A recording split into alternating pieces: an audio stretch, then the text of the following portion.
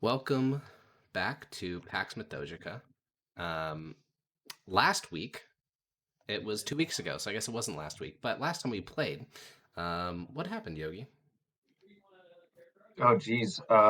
We fought some guys. I don't remember who. An ogre? Oh, ogres. We Trolls? killed the rest of the ogres. Yeah, And then we went to the third group and they were already taken out. So we said, cool, we're going to pass through to go to the next place. I think that's Yep. almost everything. almost. Condensed Yeah, into that's a few everything you were sentences. involved in. Yeah. Then the last 30 minutes, which I was double checking the VOD for other reasons, and I realized that it was an entire 30 minutes was the squirrel hide and seek game. Most of that, just convincing the squirrel to go along with the plan was like literally 30 minutes. It was wild. But I completely forgot about that. I was half asleep. That was one of the only things I remember from the session, to be honest. But yes, we are now in the city of Parla, which I think we've been to once before. It is the capital of Transatlia, which is one of the frontier provinces bordering the Deadwood. We were told that by the governor it would take a couple hours for them to meet with us, and at the end of the last session, we played through most of that time. There's like 30 minutes left, but the three of you, because Father Rixion is off doing charity and praying, because he's a very good, pious lad.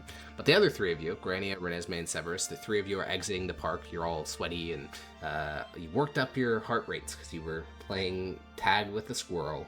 And that does remind me, I was looking up the speed of a bunch of small animals between this session and last session because I was just curious, and oh my god, those things are fast. Not just squirrels, but like bunnies and other things. Oh yeah. I'm like kind of mind Can't blown. believe Any you human. underestimate. Yeah, people are pretty slow.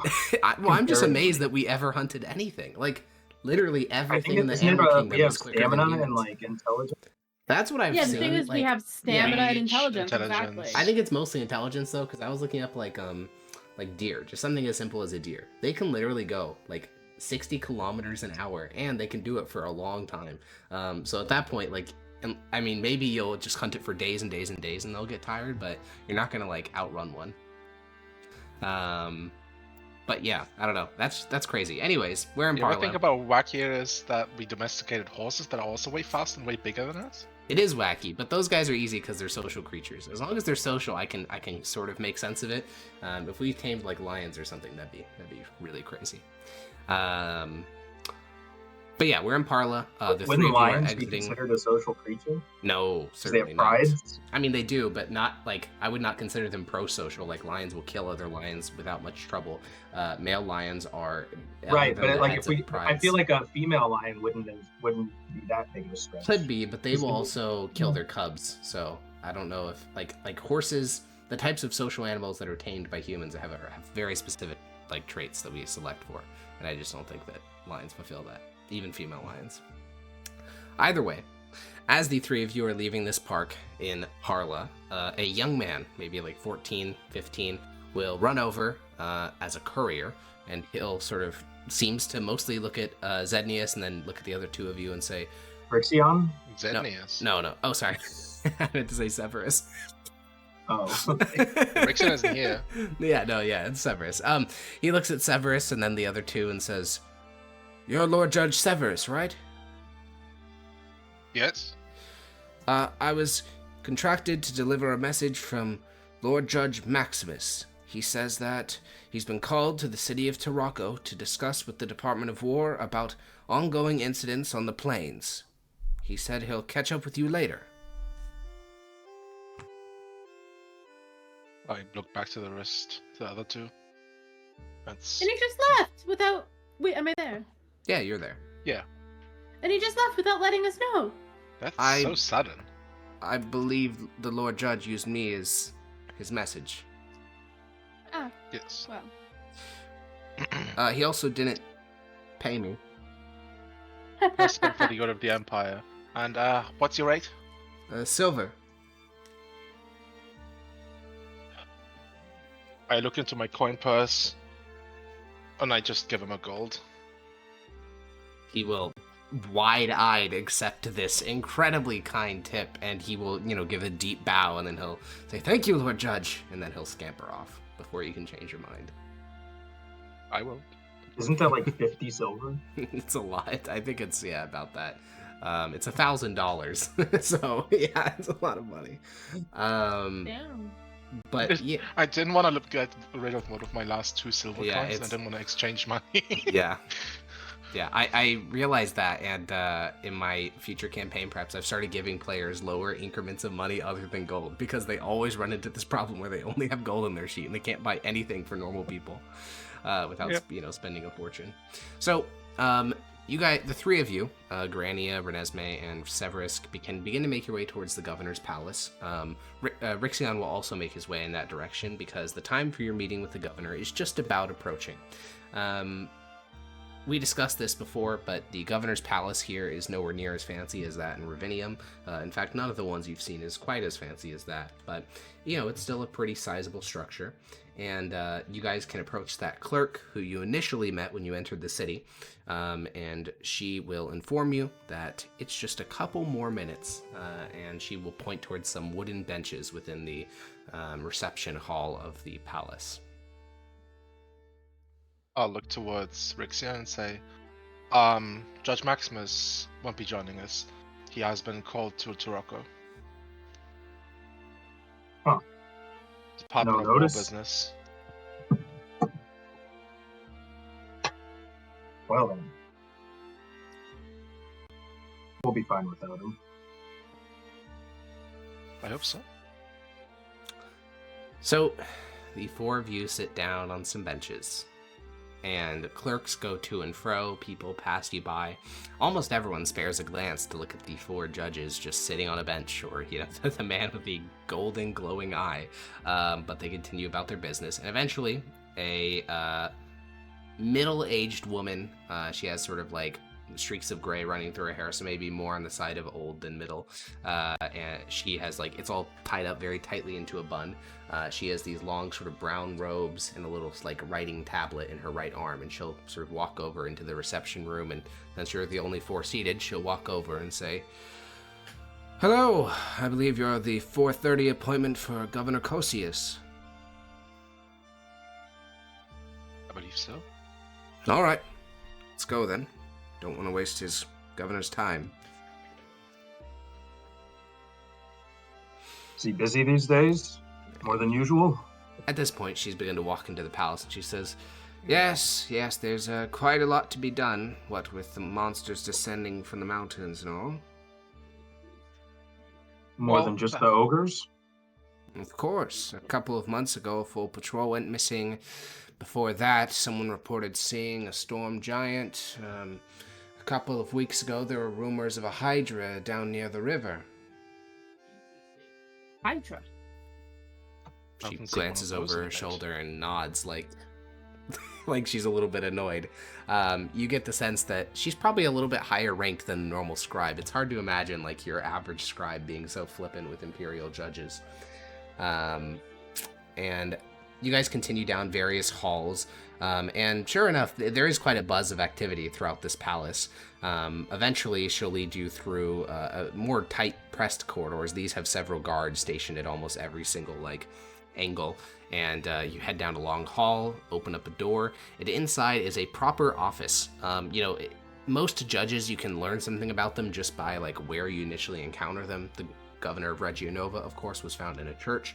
The governor of Flambian was found in this cramped, tight little office. The governor of Regia had this massive estate room.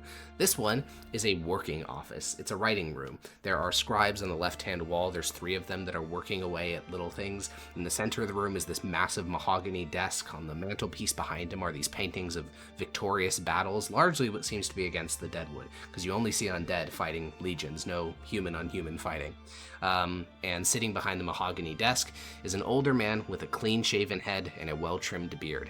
And he has little spectacles on, and he's seems to squint at a piece of paper. And as you guys enter, he'll stand up, and the scribe will walk over to stand beside him, and he'll say, Judges of the Empire, I don't think we have enough chairs for you at the moment, so I guess we'll all be standing then. I'm Governor Cosius Augustus Tiberius Arrhenia. And he extends a hand to shake. He would probably extend a hand for Rixion. Yeah, I'll shake his hand. Yeah, he'll Father shake your Rixion. hand. Yes, I know you by reputation. I'm sure you don't remember me, but when you came to this province for the Galentine War, for the last 2 months of that war, I was governor. Hmm. It's I would expect you to remember. Bona fide war hero such as yourself. Flattery. And he points towards Severus. Please, the rest of you, introduce yourselves. Severus Octavius Aulus Ignia. Ah, Clan Nice to make Ignia. your acquaintance. Yes, wonderful. Oh, look at... Renesmee de Thalja. An unusual name. You're Is it? half-elvish. Yes, I am. Yeah, I could guess. And he looks towards Really? What is Grania. it that gave it away? He looks back. Oh, well, you don't have your name. It's not properly formatted, as you know. You know, your name, mother's name, family name, clan name. Yours is a little bit different. Elves? Like half elves Yes. not have like pointy ears in your world? Some of them do, but Galadrim half-elves can vary massively. Some look exactly like Westbar half-elves, which are basically elvish, and other ones look basically exactly like humans. Plus, I have Renesmee pointy is long. ears, Yeah, long but hair I do too. have long hair. Yeah. And then lastly, he'll look at Grania. He'll hold out her hand to shake his hand, He will shake your hand, and then look at you. and she'll try to spell out Grania sign language. Her name is Grania. Ah, he looks over at his scribe and says, Domina, you can understand that, right? She gives a nod. Says, perfect. Well, if she says anything, please speak up, translate for her. Don't need to rely on her fellow judges to do so. Well, fair warning, I heard that you were coming, so I was reading through every letter and missive I received in the last couple months to see if there could be anything for you, because, I'll be honest, if you'd originally arrived, I would have told you that most of it's just clerical work, and unless you'd like to, roll up your sleeves and get your hands in some ink, I'm not sure how much work there'd be for you, but I think I found something that could suit your, more violent uses. But... Seems to have been reports of monsters descending upon this province recently. Yes, but all such things have been taken care of. The Hydra to the north has been dealt with by a Imperial sentry. The, he looks over at Domina, and Domina says, perhaps you're thinking of the giant that was spotted? And the governor nods and says, yes, of course, the giant. The giant was written off as a farmer's imagination. The giant was reported 500 feet tall. No one else in the 60-man village saw it, so I believe that, well, the fellow may have just been having a rough day. Either way, any confirmed reports of... Granny's gonna sign so the Hydra was real. Domino will translate, sort of interrupting the governor, and he'll look over at... He'll first look over at his scribe, and then he'll look at you after he realizes, and he says, yes, it was a green, quite small, sad little thing. Maybe, he sort of reaches his arms, like, above his head, and puts it at about 7 feet tall.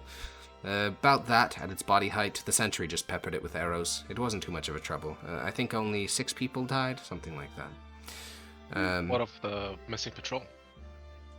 Oh, that's a matter for the Department of War, because that patrol went missing in the lower parts of the mountains, not in my province. Let those bureaucrats in Mythos deal with that particular issue. Either way, I did find something for you, but before we dive into that, he seems like he had some big speech prepared, but he just sort of pauses and says, alright, I'm not very good at this whole politicking thing, so I'm going to speak plainly to you. My relationship with the Department of Faith isn't very good. I think that after the whole, I think they've done some things with my province I don't appreciate. They think that I'm a secularist and don't want to help the church as much as I should, but you're representatives of the Department of Faith. So, could I perhaps show you around the city? Show you some of the good things that I'm doing with all that money the Department of Faith gives me, and when you get back to Mythos, you put a word in with me, with your superior? Oh, I don't see why not. I mean, as if you show us As long around as- and you've been doing good work. Of I've will course. already support taken healing. I've already taken like a look around the city and the churches and stuff. Does it seem like he's neglecting those things? No, actually, when you guys first arrived to Parla, one of the things I mentioned is that it has a large number of churches for its size. It also has a massive number of public housing because the city has been basically inundated with swarms of refugees from the Galentine War and other conflicts along the Deadwood frontier.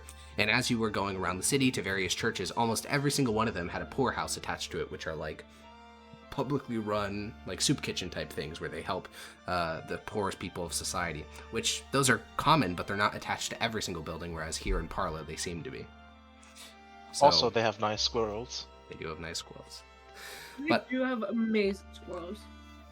But yeah, the governor said that, you said that. Then the governor will say, well, perfect. Then obviously I don't really have the time in my schedule to do the tour myself, but my scribe here, Domina, has been with me ever since the start of my career, and I'm sure that she can tell you all about the things that we've achieved. I'll be working late tonight, so after your tour is finished, you can come here and we can talk about that one little pesky problem that you can deal with. He said he was governor 2 months before something ended. How The long Galentine does War. that? Yeah. So how long does that mean that she's been with him if she was there from the start? Well, he said the start of his political career, and he's in like his 60s, so Oh, probably and like he's- 30 years, 40 years maybe. And he wouldn't have started his political career as the governor. Impossible, So- yeah, he would have started Quaestor. Am I getting any sorts of vibes that they're maybe having an affair with each other? They do seem friendly, but they could just be friends. Roll Yeah, I an know, insight it's just check. like- Yeah, No, roll an but you insight can check. feel Yeah, roll- an affair. No, I mean, She's what I'm been hit- feeling, I what don't I'm know, feeling I'm is that, just getting the is that he's vibe. like her puppet. That's what I'm feeling. Oh, well, roll I'm an insight feeling check. that We'll see she what is invite. his puppet. Yeah. His cock puppet. Boom. Stop. Yeah, with the 14, I think you get the sense that, you know, they're very familiar with each other, but they're not like, there's no like lingering touches, there's no like longing gazes. It does seem to be a strictly professional relationship. Okay, no affection either side. Either that could be Does it intentional seem though. like They could she respects intentionally. him? It feels to me like she doesn't. She's a 'cause bit she, snippet. Like she's a bit cut, snippy. cut him off to like sign and like yeah. Yeah. All of that's that what- is true. That was my immediate thought. She thinks she's like slightly higher above authority because she's sleeping with the governor. That was my immediate thought. But maybe I'm just sexist. Whatever. Well, it is true that she is a bit snippy for her rank, which is chief scribe, which is not like some high. It's not a rank at all. It's like not a big deal. But either way, But she might also just be busy and seems- annoying. Is it weird that she would just be this rank over like 60, not 60 years? no, but as a scribe, this is the 40 highest years you of will ever working with get. him. Yeah, this is Okay. the highest you'll ever get as a scribe. They're kind of lower on the That's totem fucked pole. up. But more so feels like just because how close they are, this is how they act. Could be that, yeah. Who knows? Or they could be very good at concealing, you know, their physical touch for private room. They keep that away from the public. Either way, the governor will sit back down. They genuinely do seem to be inundated with work, and unlike the governor of Flamium, that isn't because they have like a horrible organization system. They just have a lot of paperwork, and so Chief Scribe Domina will put down her writing tablet, put away the pen that she was using, and she'll guide you guys out of the palace, you know, going back around that long labyrinth of corridors. She says nothing as you're doing the walk until you enter into the like waiting room of the palace, and she'll turn around and say, all right, well, I believe the governor had 3 separate projects he'd like to show you. Those would be the almshouse of St. Vesnia, the new dome for the Church of Eternal Light, and the Inquisitor's quarters attached to the Shrine of St. Vectius. Do you have a preference? Could you write those words out? I just want to put them in my notes, but those are very long words. Yeah, there's the poorhouse of St. Vesnia. There is the Inquisitor's barracks. The Shrine of St. Vestius. And That's there, over the Eternal Light. yes, and then there is the new dome on the, I think I said temple because that's what it's supposed to be. Temple of Eternal Light. Thank you so much. You're welcome. Grania's gonna raise her hand. Yeah, she'll look at you. She'll sign. Where did you learn? For a while I worked in the city of Nauseus, and since we get a large number of people coming from the wars, there are a large number of children with disabilities, unable to speak, some unable to hear. Imperial Sign Language is their only way of communicating. Satisfied with that answer. And she'll look at the rest of you. So, where would you like to start? I'd like to see Where the do you poorhouse. reckon? Sure. All right, poorhouse it is. And What time of day is it? it's 4:30 in the evening. 4:30? Yeah. Yeah. Now it's probably around 5. The sun is starting to go down, and you guys head out to a carriage that has already been pulled up in front of the palace. It's not some super fancy one, but it'll do. And you guys get inside, and as you're rattling across the city, Domina here will begin to just talk about what the governor has done since he took charge. I'm not going to monologue the whole thing, but the summary is that the governor took charge about 3.5 years ago, just as the Galentine War was wrapping up, and the province was real bad, especially the southern frontier. There was no such thing as like villages in the southern part of the province. They had been annihilated by the war, and since he is not a member of one of the big clans, he's a member of the relatively small clan of Arenia. He had a really hard time getting funding for anything, so he tried to make these sort of deals with the Department of Coin and the Department of Faith. He'd give them more control in his province in exchange for money to do all these projects that he wanted to get done. And so they expected large amounts of influence in the province, which after a couple years, after he dealt with the immediate crises, he did not like giving over that influence anymore. He wanted to reclaim his province, and he owed these guys a lot of money. So he's in sort of a rock and a tough place where he doesn't want them dictating policy, and he also doesn't have the money to pay them back. And like, she'll give a specific example, as you guys are passing by a massive church complex. It's near the center of the city, and she'll sort of, gesture a thumb at it as you guys are passing by it. And that monstrosity structure there is one of the reasons why the governor wishes to reduce his relationship with your Department of Faith.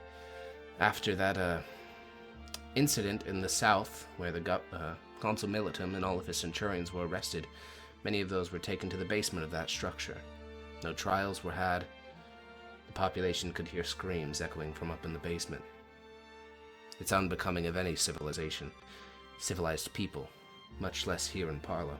We're supposed to be a center of culture, not torture. I'm sorry, didn't he say he wanted to improve relations with our department? She looks over. Yes, and I think any relationship is built on a solid foundation of honesty. And I speak honestly when I say the governor has no problem with the Department of Faith, but he also isn't a fan of their methods of extracting information. How do you know that there were no trials held? We live in the city.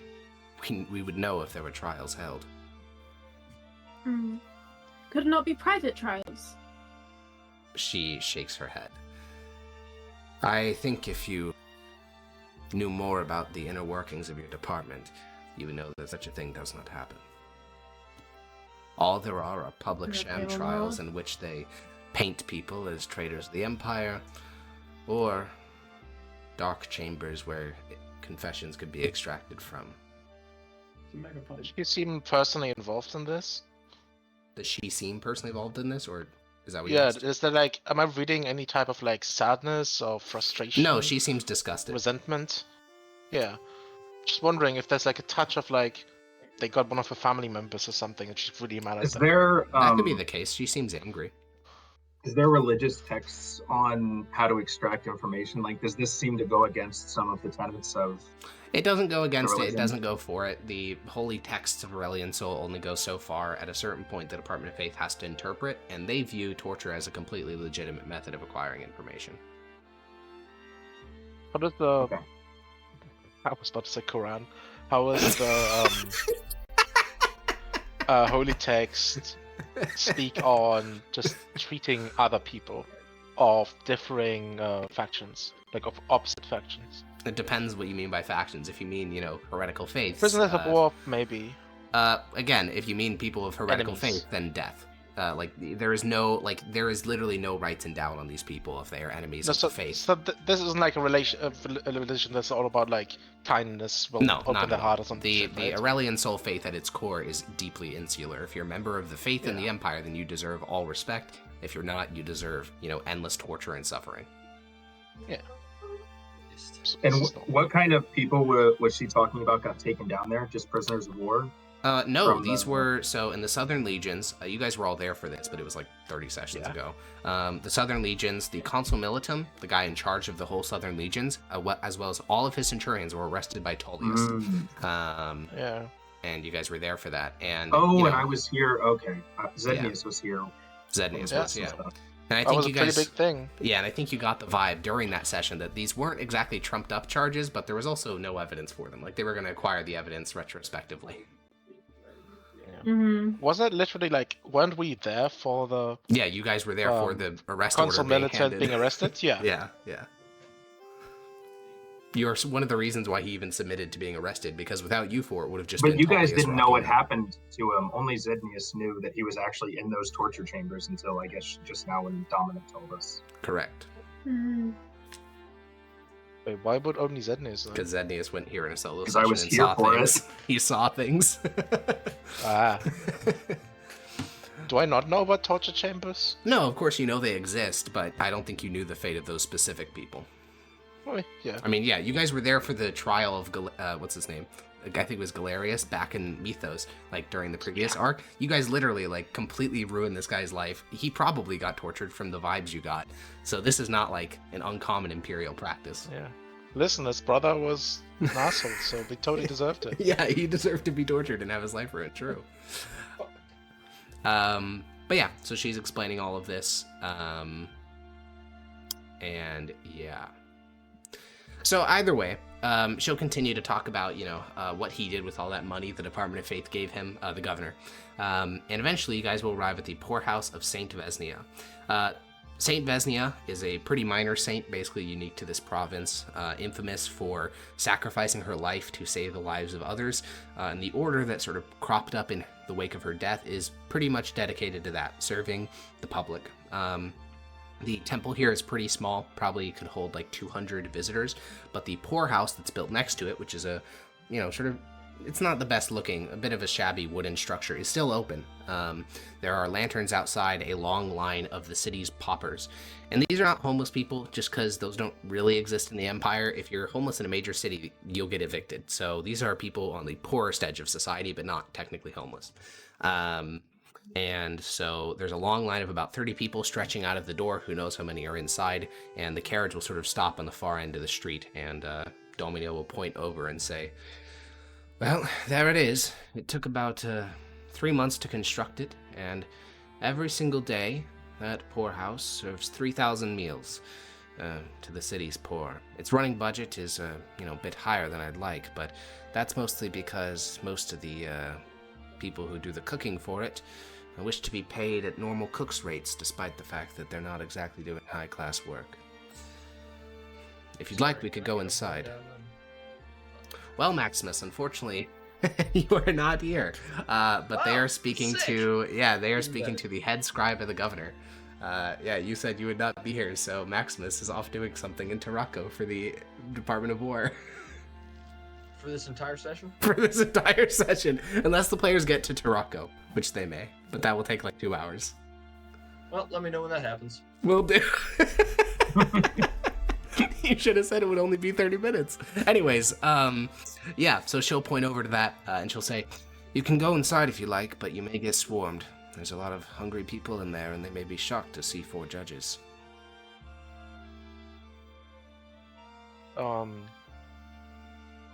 What would they... Wait, we're at the Inquisitor's Barracks? No. You guys are at Oh, the poorhouse of Saint Vesnia. We've made it to the poorhouse. Mhm. How And comes she thinks- that? She thinks we'll get swarmed if we go in there. Yeah. Because we're so notable? Probably or not the rich, exact or- implication. Likely that, yeah.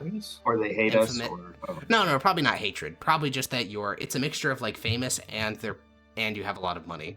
Yeah. And a lot of power, so And that, yeah. kind of intimidating. Yeah. But Um, she'll look at the four of you. I assume there's many. From what I can tell, there's many of these poor houses across the entire city, right? There are 6 of them. This is the largest, though.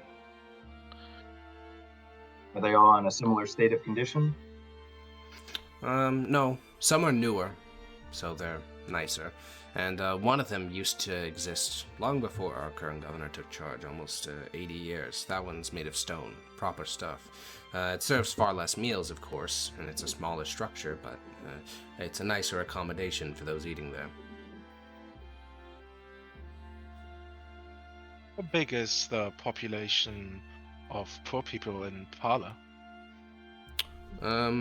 Well, demographics such as those are hard, but currently we define poverty in the city as those who make less than 2 copper pieces a day, and that population is currently around 4,800 people. And what's the entire population of Parla? Around 16,500. Ah, that's about a quarter. Yes, and back when the governor took over, it was nearly half. That's quite the achievement. She nods. She seems proud. What other programs or institutions do you have in place to help the impoverished? Well, in the wake of the Galentine War, there are, of course, the apartment buildings that were built. Many of those we've had to tear down and rebuild since that period. They were fire hazards, as we unfortunately learned when one of them burned down. But I believe it last was 1,000 of those amongst poverty still live in structures that are more flammable than we would like, but the rest have been moved to more permanent residences. These are provided, of course, free, though the funds to pay for them entirely comes from the Department of Coin. If we were forced to pay for all this on our own, the city would have been bankrupt within a couple of months. I understand. There was also an attempt at making a retraining program, teaching them crafting arts and things such as that, but the guilds entirely resisted that until once again we brought in the Department of Coin to force them to work with us. I see. Father Ixion, do you think the church might have, or the Department of Faith might have some leeway for programs to help the impoverished get into a state where they can be more productive citizens? Is that something that falls within their guidelines? It certainly can. I don't know how much Father Ixion knows about it. He's more on the stabby, preaching murder. Yeah, I'm more on the front line. But aren't the poorhouses connected to a bunch of the temples? Isn't that what? The poorhouses are exclusively paid for by the Department of Faith. Yeah. Yeah, I see. I thought feel it like said Department of Coin. No. That's what the like jobs program and the Department of Faith is houses. doing, it's part. Yeah. Of Yeah. this. The jobs program and houses are Department of Coin. The poorhouses are paid for by the Department of Faith. Were these people displaced? The head scribe will give a nod. Yes, almost the entirety of the population that arrived here was either from Regia Nova or the southern part of Transatlia during the Galentine War. In recent years, we've gotten a couple hundred from the plains, mostly from the allied principalities of Malopolski and Slasky.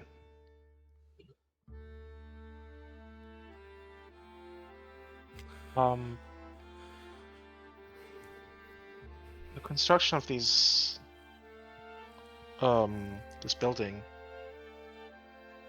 who was it done by? Contractors in the Carpenters Guild. Are there any dead slaves in Parla? Of course. Though, since we don't have a very, there's no agriculture here in the city, they primarily work at the factories owned by, landlords producing textiles and things such as that.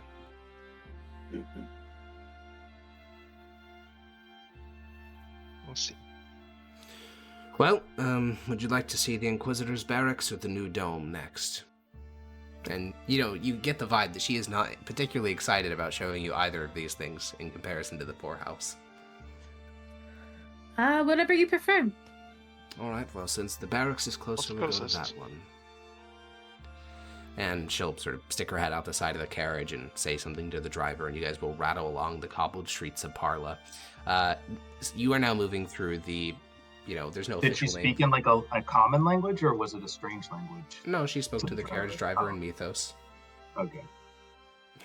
I don't know. No, I don't I love trust it. this No, lady, I love it. man. Yeah, I love your guys' paranoia. Yeah, you guys rattle down the streets and you head into one of the poor, who knows if it's an official district, but it feels like one because all the structures here look almost identical. They're these, 2-story wooden apartment buildings with a central stairwell. And the, head scribe will point out the window and say, those are the newer structures we built for those moving into the city. You'll notice the central stairwells. We used to give the unit separate stairwells, but that was what led to the vulnerability to fire. They used to give who's separate The units, the different, it used to be that each apartment would have its own stairwell leading down to ground level, but now they all have like a unified stairwell that's made out of stone. Yeah, that's Oh, okay. way more efficient. And you guys rattle along this long street. These apartments seem to be like not just apartments where different families live separately, but almost like communal. Like in some of the open spaces between apartments, you can see the signs of like campfires that are actively being used. The signs of like sort of just communal living areas. People don't just limit themselves to the apartments, but sort of spread into the spaces between them.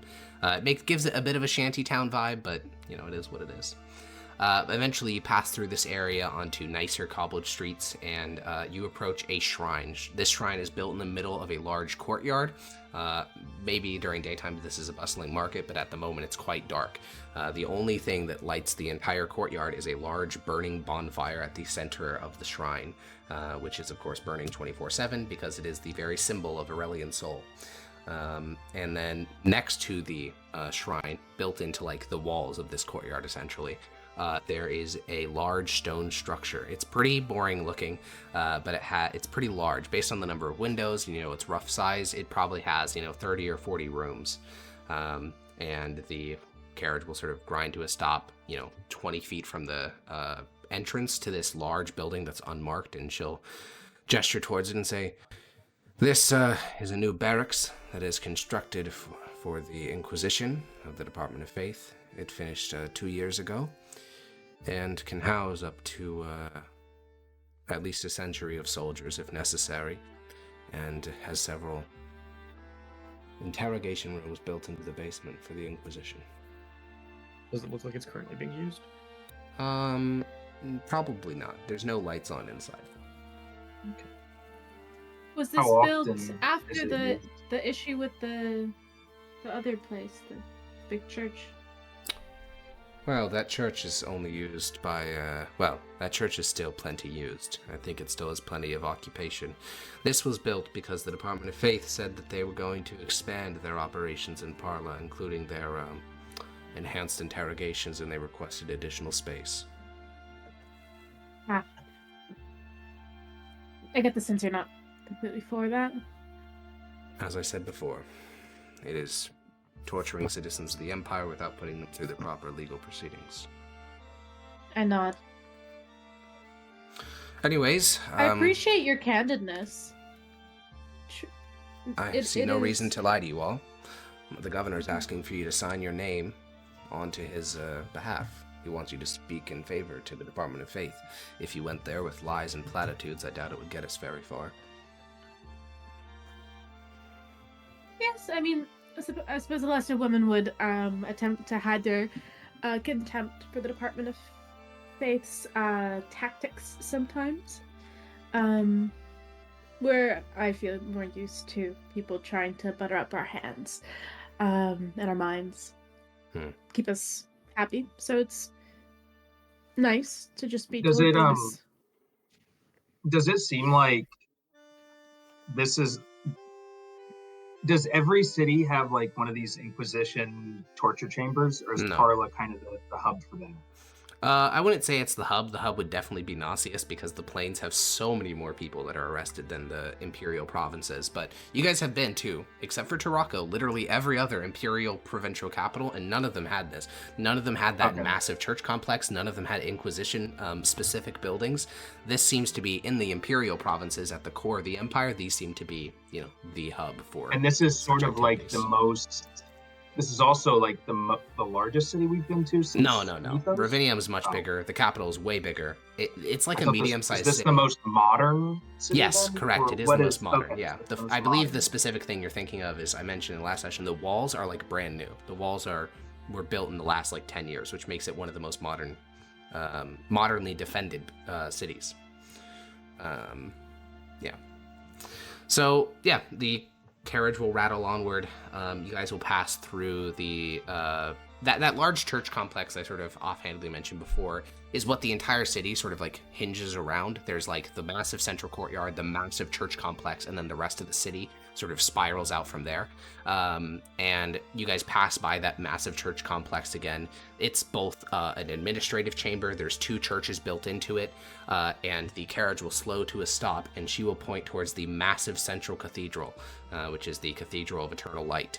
And at the very top, there's this massive dome. And even though it's nighttime, even from this distance, you can tell that the dome is plated with mithril, and it engraved into these large mithril tablets that form the dome are images of the Galentine War. It's hard to see just because, it's nighttime and there's not like special illumination given to it, but mithril has a very, very slight glow on its own. So you're able to make out, the vague images of what the dome depicts. Is it artistic or is it utility? It's very because artistic. It feels like last time, I feel like you were saying most of the temples are just like practical. Correct, or, yeah. like, Most of the temples here are practical. The older temples. But this one is seemingly more artistic. Well, just the dome is. The rest of the temple is mostly utilitarian. Who financed this? She looks over and says, "This was raised by senators of the city. They saw that the Department of Faith was giving so much to them, so they put together money over the course of the last 4 years. The governor matched their contribution, and there you go. It was made by the finest dwarven craftsmen of Parla, Tarako, Ravinium, and Flamium working in tandem over the course of the last year or so. The dome was finally lowered about 3 weeks ago." It must have It is been beautiful. immensely expensive. She nods to both Renesmee and Severus. It is beautiful, it is expensive. What is the dome covering? What's the point of this dome? It's just a temple? Yeah, it's the roof of the building. That's what the dome Got is. it. It's the roof of the structure. Good meant that, the most classical dome structure in real life would be like the Hagia Sophia. It is the building. And so this dome, the dome of the Eternal Cathedral of Eternal Light, has been basically plated with mithril and then, carved. Yeah, she doesn't seem super thrilled about it, but, she acknowledges that it was very expensive. And then she'll, lean out the window and tell the carriage driver to return to the governor's palace. And as you guys are returning, she'll say, I think the governor will speak more about it, but we did a bit of reading about your superior in the Department of Faith and learned that he was recently promoted to consul. So if you put in a good word with him, it would go very far in increasing our funding from the Department of Faith. The governor has made one public condemnation of the Department of Faith's tactics, and they cut our funding by nearly half. So, if even a when was portion this? of that, When did he make the statement? December of last year, shortly after the Consul Militum of the South and all of his centurions were arrested. What was the comment exactly? He stated that the Department of Faith should spend more time fighting the enemies of the Empire instead of forging enemies from loyal men.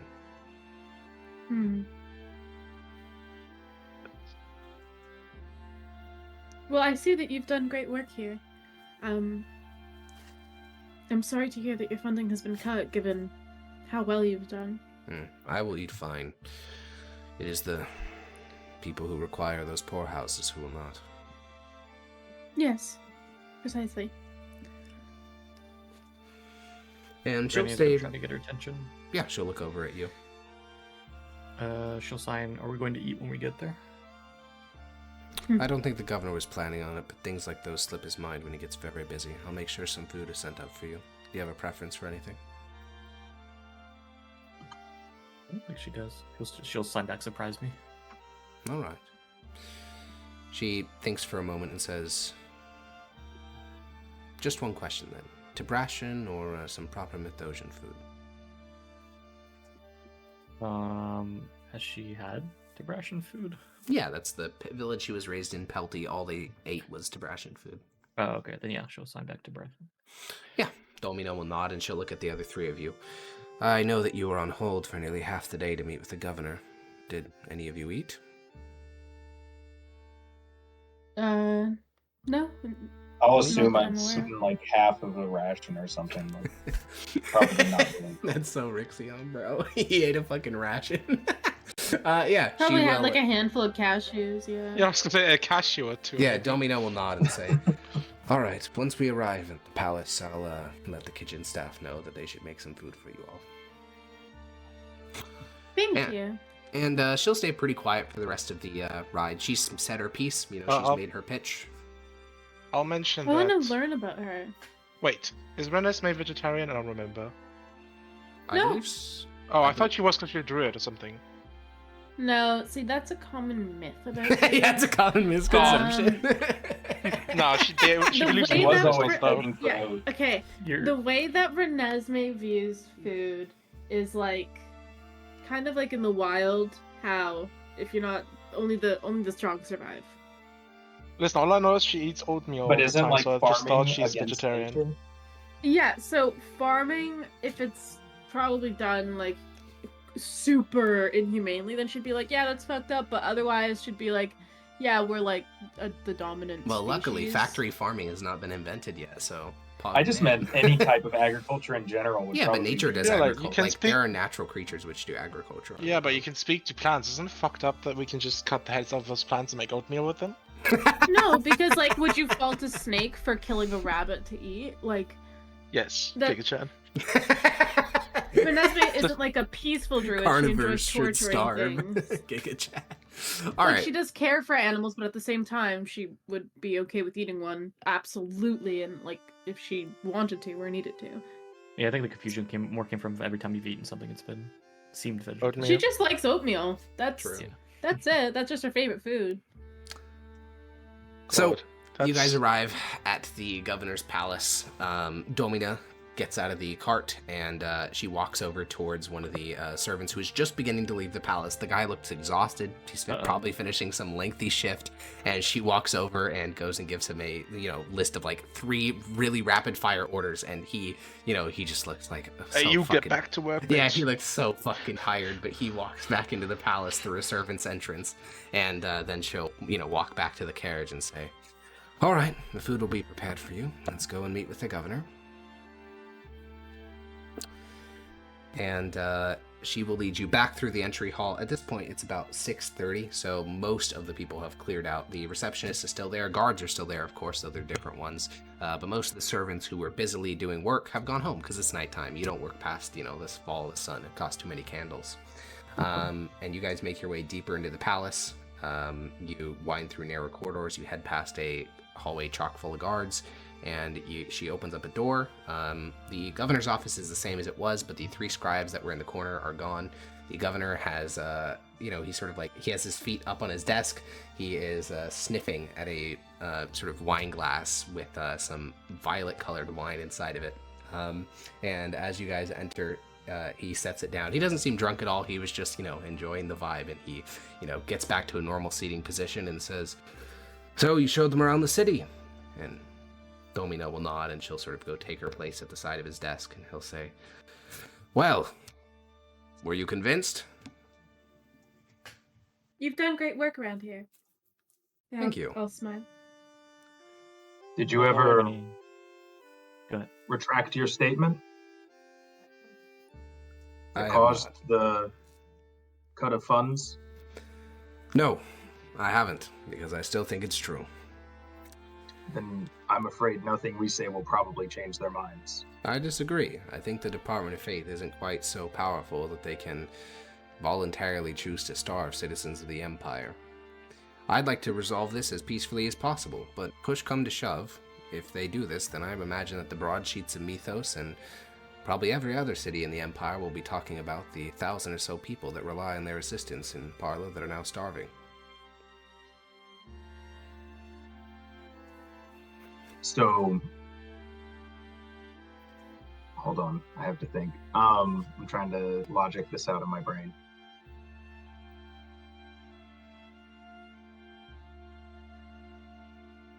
He's logicking. So you expect the Department of Faith to assist you, or you will starve your people and make it look like their fault? Starve my people?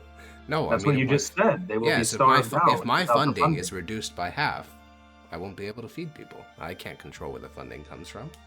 You can control a retraction of your statement, a condemnation of the traitors, an apology. I'm sure that would relieve their funding. Yes, but I also don't intend to kowtow to the Department of Faith's torture of... He sort of trails off. I don't want to relitigate this argument. I already had it with the ecclesiarch of this city. To put it You plainly... did say that you don't have much control of the funding, but I did notice a gigantic mithril dome that apparently you funded. The of the entire Mithril Senate Dome zone. was an attempt to improve relations between me and the Department of Faith, soothing over their ego, as it were, and the ecclesiarch seemed to appreciate it quite a bit, but it wasn't enough to sway his decision.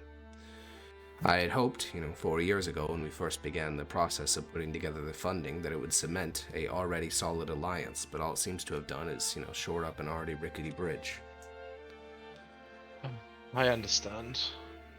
The contention is a simple one. They wish to torture people in the depths of my city, bring people from all across the Empire, break their souls and their minds, and then parade them in front of the people of my city as traitors to the Empire.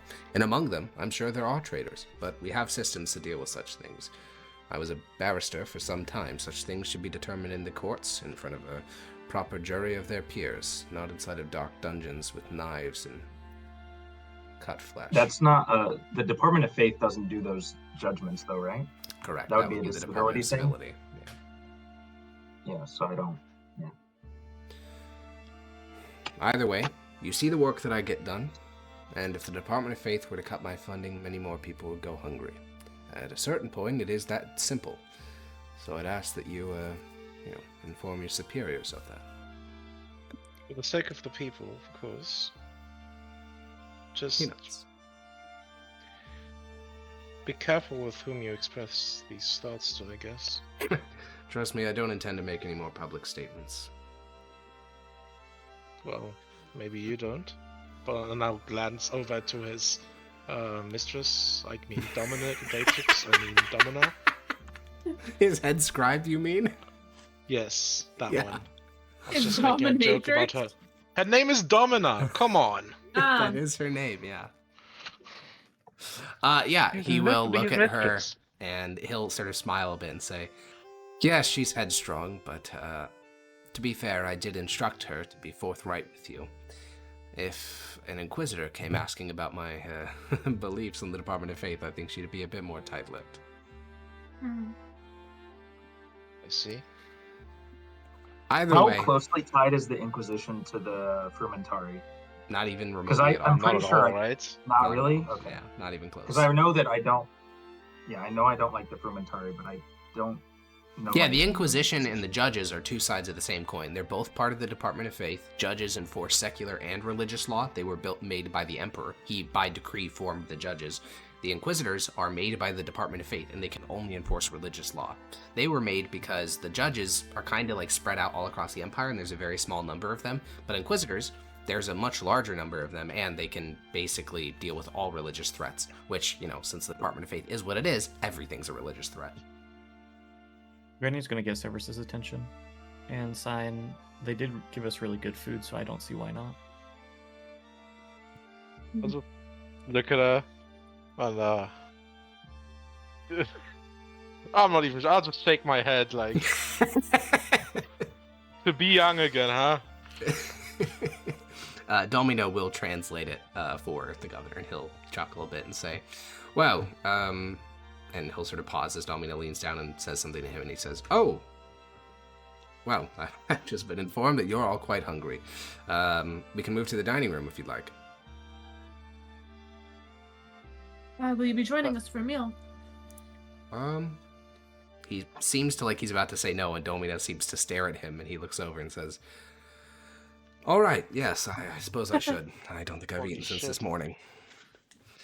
All right, well, let's go. And he'll stand up and, lead the way over to the door. Now that he's standing, you get a bit more of, his physicality. You saw it a bit before, but he's tall, he's very skinny, bald head, well-trimmed beard, with lots of white running through it. He's probably on the older side for a governor. And he'll open up the large door. Instantly, 4 guards that were out in the hall will sort of get to attention, and as he walks down the hall, they'll fall into position behind all of you guys. And he'll walk not too far to a set of double doors, which he'll open, since Domino already gave the instructions. Basically half the table has food on it, and the other half is being delivered. This includes wines and beers and ales. There is, unfortunately, there's not going to be oatmeal because it wasn't specifically requested, but there is a whole feast of Tibrashan food as well as Mithdosian food, just for an idea of what's different. Tibrashan food includes oat pancakes. It includes a lot of hearty, rugged food. A lot of vegetables. Common a lot of sauerkraut would be a type of Tibrashan food. Most Mithdosian food is heavily spiced and very heavily sauced, like fish just coated in fish sauce, or rice cracker cakes that are once again coated in sauce or spices. Mithosians love their sauce and spice. And the 4 guards will sort of take positions in the corner of the room. The governor will sit down at the head of the table. The head scribe will sit down to the side of him.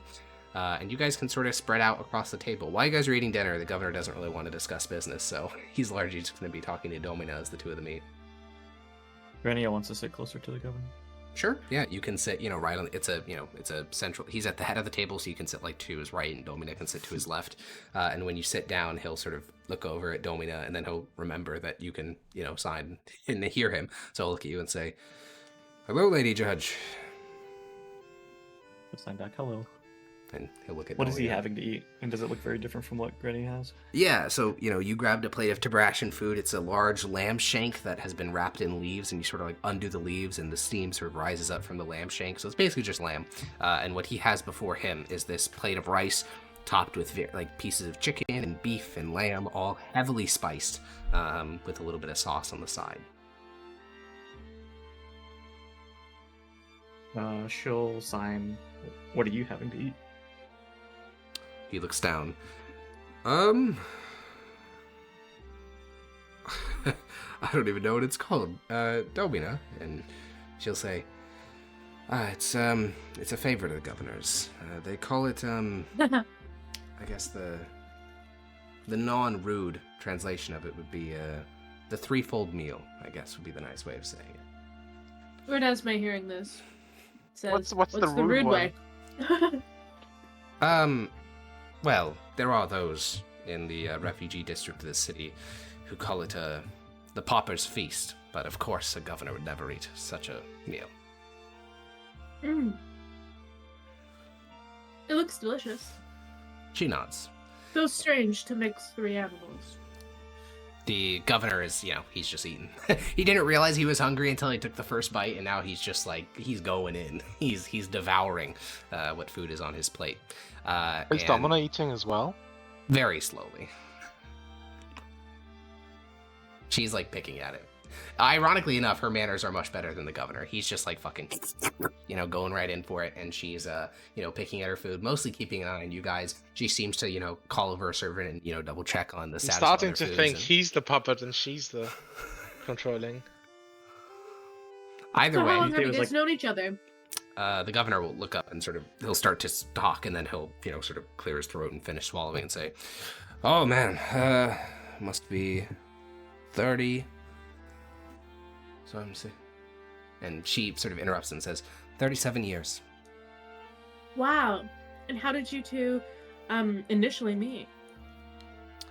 We went to a symposium together in the city of Mythos. He was just getting out of his time in the Legion, and he was studying political theory. And Right, you is followed that him throughout glint in his career. eyes? She nods. Wow. How did that Marco. work? Yeah. It was that glint in her eyes. Uh, Hint. there was Insight check. there was certainly a romanticism when she referred to his time in the Legion. Not so much the symposium, but when she talked about his time in the Legion, she seemed to get a little bit starry-eyed. Just a little bit. Hmm. Oh. But he fell off. So, It's all been downhill from then, man. Peach, you asked a question. And how did that work out? You following him through his career and The building your own governor, career alongside him. the governor sort of pokes his head up to say something, but his mouth is full, so she looks at him with like an expression of like, "What are you about to do? Like, what are you what are you doing?" And then he goes back to finish chewing his food, and she looks over and says, "Well, it's gone quite well. I was able to be there for his time as Quaestor, as Aedile. I was able to be a paralegal during his time as a praetor. I've gotten to see much of Mythdosia that I wouldn't have seen otherwise. Elsewise, I likely would have been confined to some basement within Mythos, copying sheet after sheet until my hands were arthritic and I died." Well, then it's a good thing you guys found each other. She nods. Is it impossible? I don't know how like Valorous society is, but is it impossible for her to have ever achieved like a political role like as a governor? Well, yeah, or anything importantly, like this that? is Mythdosia, not, Valorous as a whole. There are kingdoms where women can achieve great status and prestige, but in Mythdosia specifically, the role of non-magical women is very specifically lined out in the religious doctrine. There is only one, female great saint, and her great, achievement in life was committing suicide because she dishonored her husband. So the role of women in the Mythosian Empire specifically, and mostly within the Aurelian Soul Faith, is to support men, is to do, menial tasks that are viewed as beneath them, which is like writing and things like that, or like some scientific work is also put into that bucket.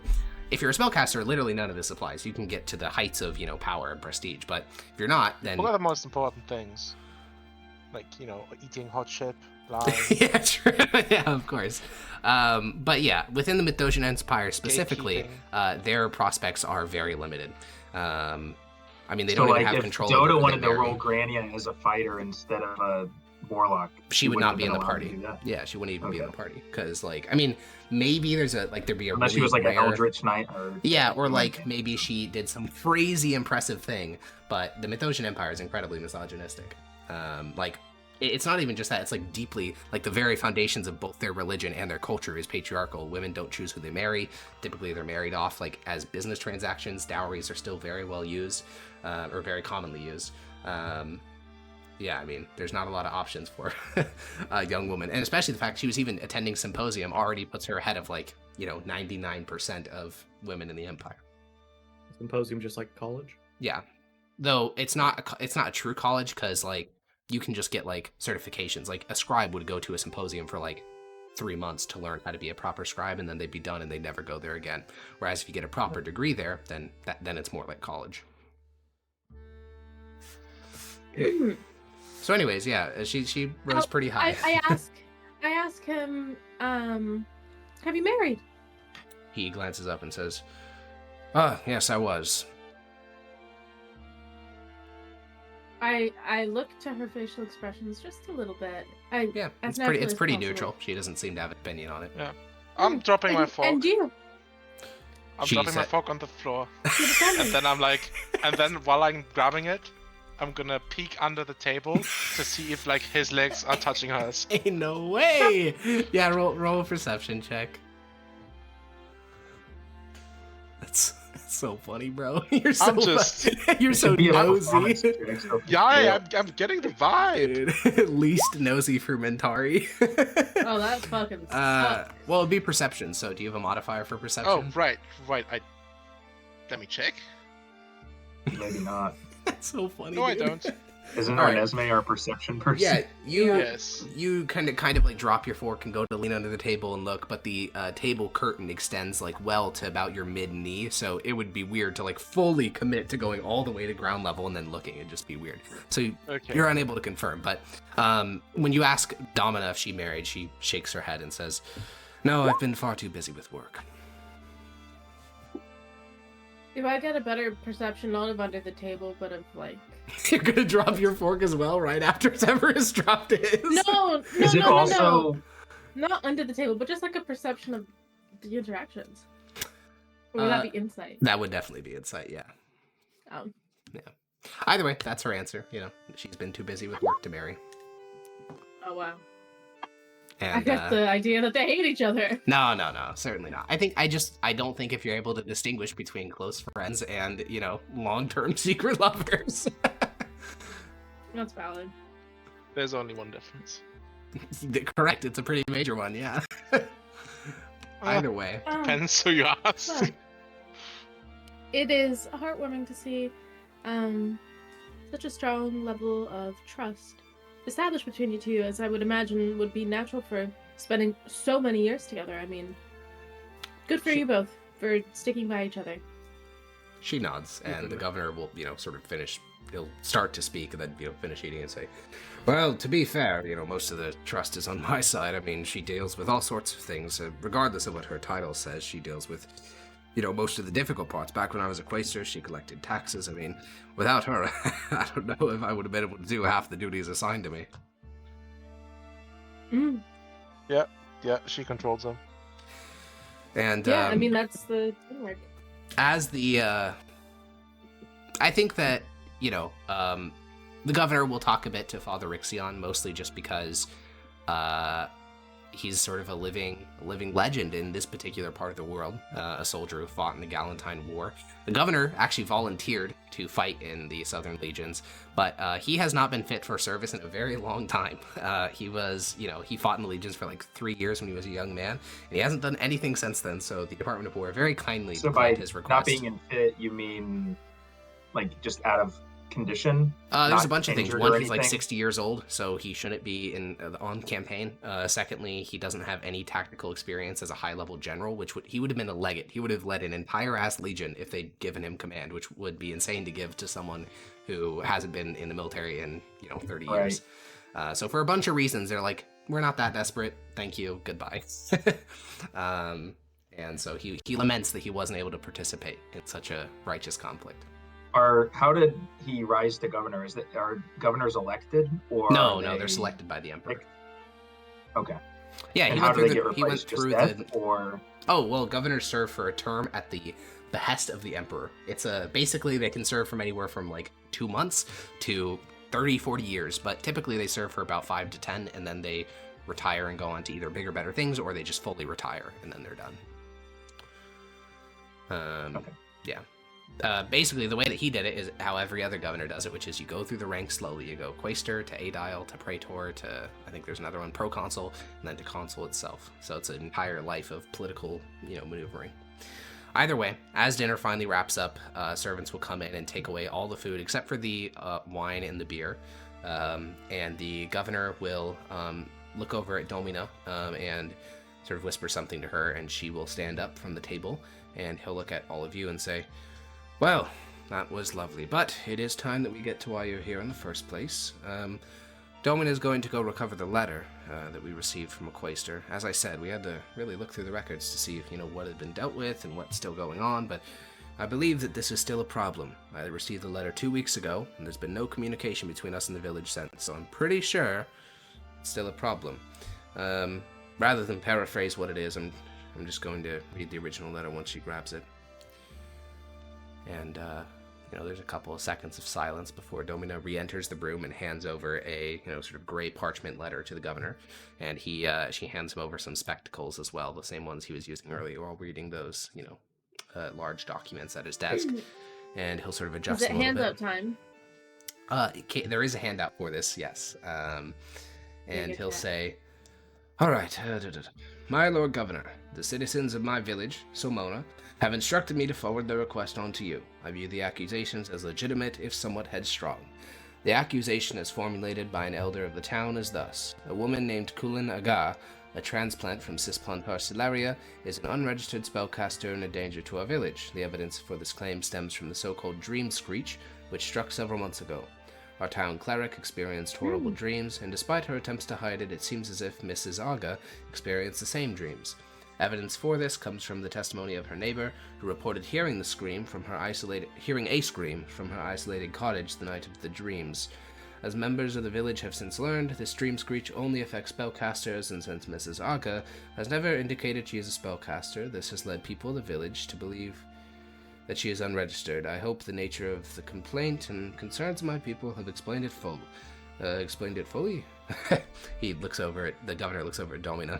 I believe our Questo friend may have put a misspell. Either way, they of course request an inquisitor to deal with this threat, but I have no such preference. I believe a contubernium will do just as well. Your obedient servant, Titus Decus Gnaeus Bologna. I forwarded What is a concubernium? A contubernium is a group of 7 soldiers of the legions. So, is he suggesting that someone would go in there and kill her? Yes. Okay. Sorry, I was just not Or, understanding. at least apprehend her and, take her in for questioning. Yeah, confirm that Gotcha. she's registered and all that. But I forwarded this request onto the local Department of Faith at the Cathedral of Eternal Light. Sorry, it's been a long day. And they have not responded in 2 weeks. I suspect it has to do with our somewhat shaky relations. So, they called for an inquisitor. They get a group of 4 judges. I'm sure they'll be thrilled to see you. So, What? where is this village located? It's to the north of here somewhere. And he sort of thinks for a moment, and Domina speaks up and says, it's to the north of here along the Loracon River. It should be less than a day's travel.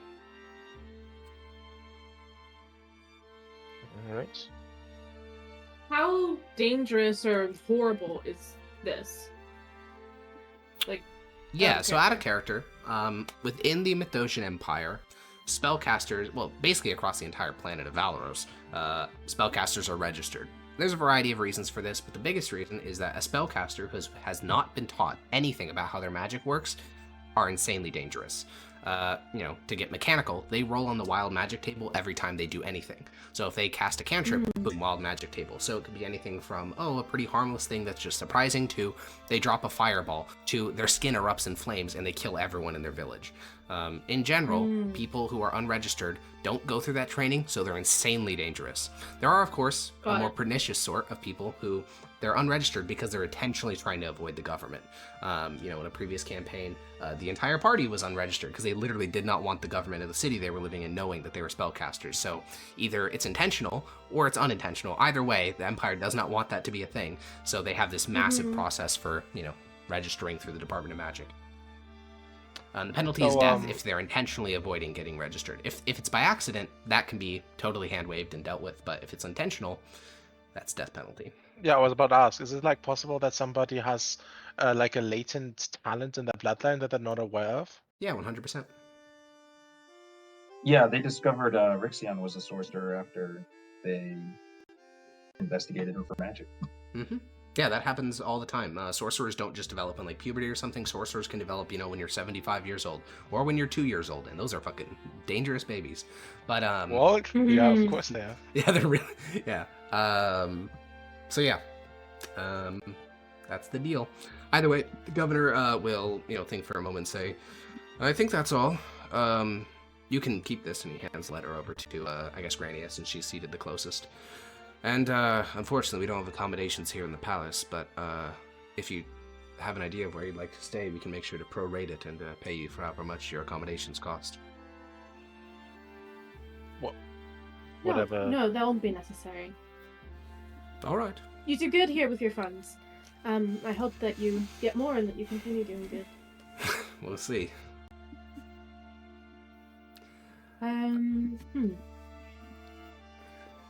It's quite late, isn't it? Yeah.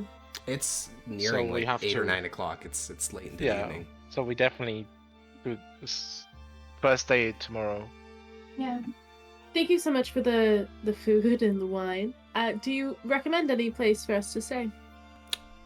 I must be entirely honest. I have never one stayed at any of the city's establishments. He looks I over look at over Domina. to his yeah, Domina. Yeah, you both look over to her at the same time, and Domina says, "Yes, there's an inn that's quite favored amongst the senators of the city. It's named the White Iris. It costs a gold a night, but if you're only staying here for this evening, then it would be a nice change of pace from the road, I'm sure." That's Anything less steep. I prohibitively don't think expensive. that we care too much about staying in luxury. We're used to, well, camping out in tents. Well, if you'd really like to camp out in a tent, there's always the fields surrounding the city.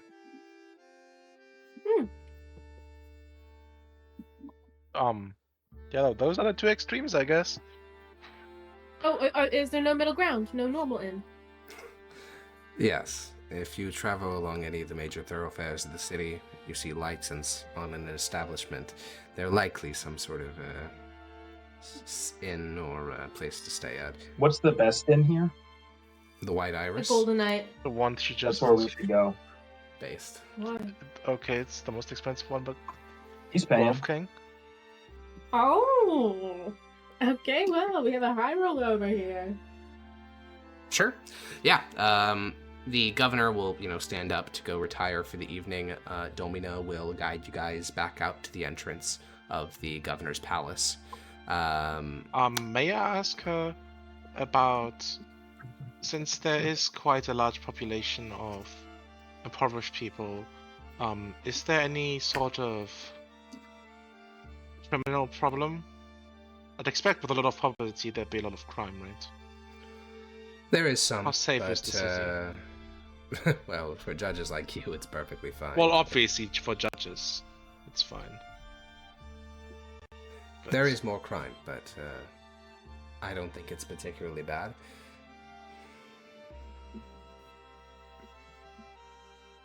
Alright. Yeah, she doesn't seem to elaborate much on that point. Before, she had all sorts of statistics on, how much things cost and how many people are fed with certain amounts of money. But now it's just like, it's fine. Uh-oh. But Found it!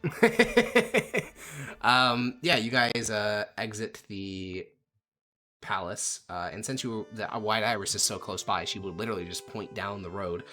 It's like 6 buildings down to the left, and then boom, right there.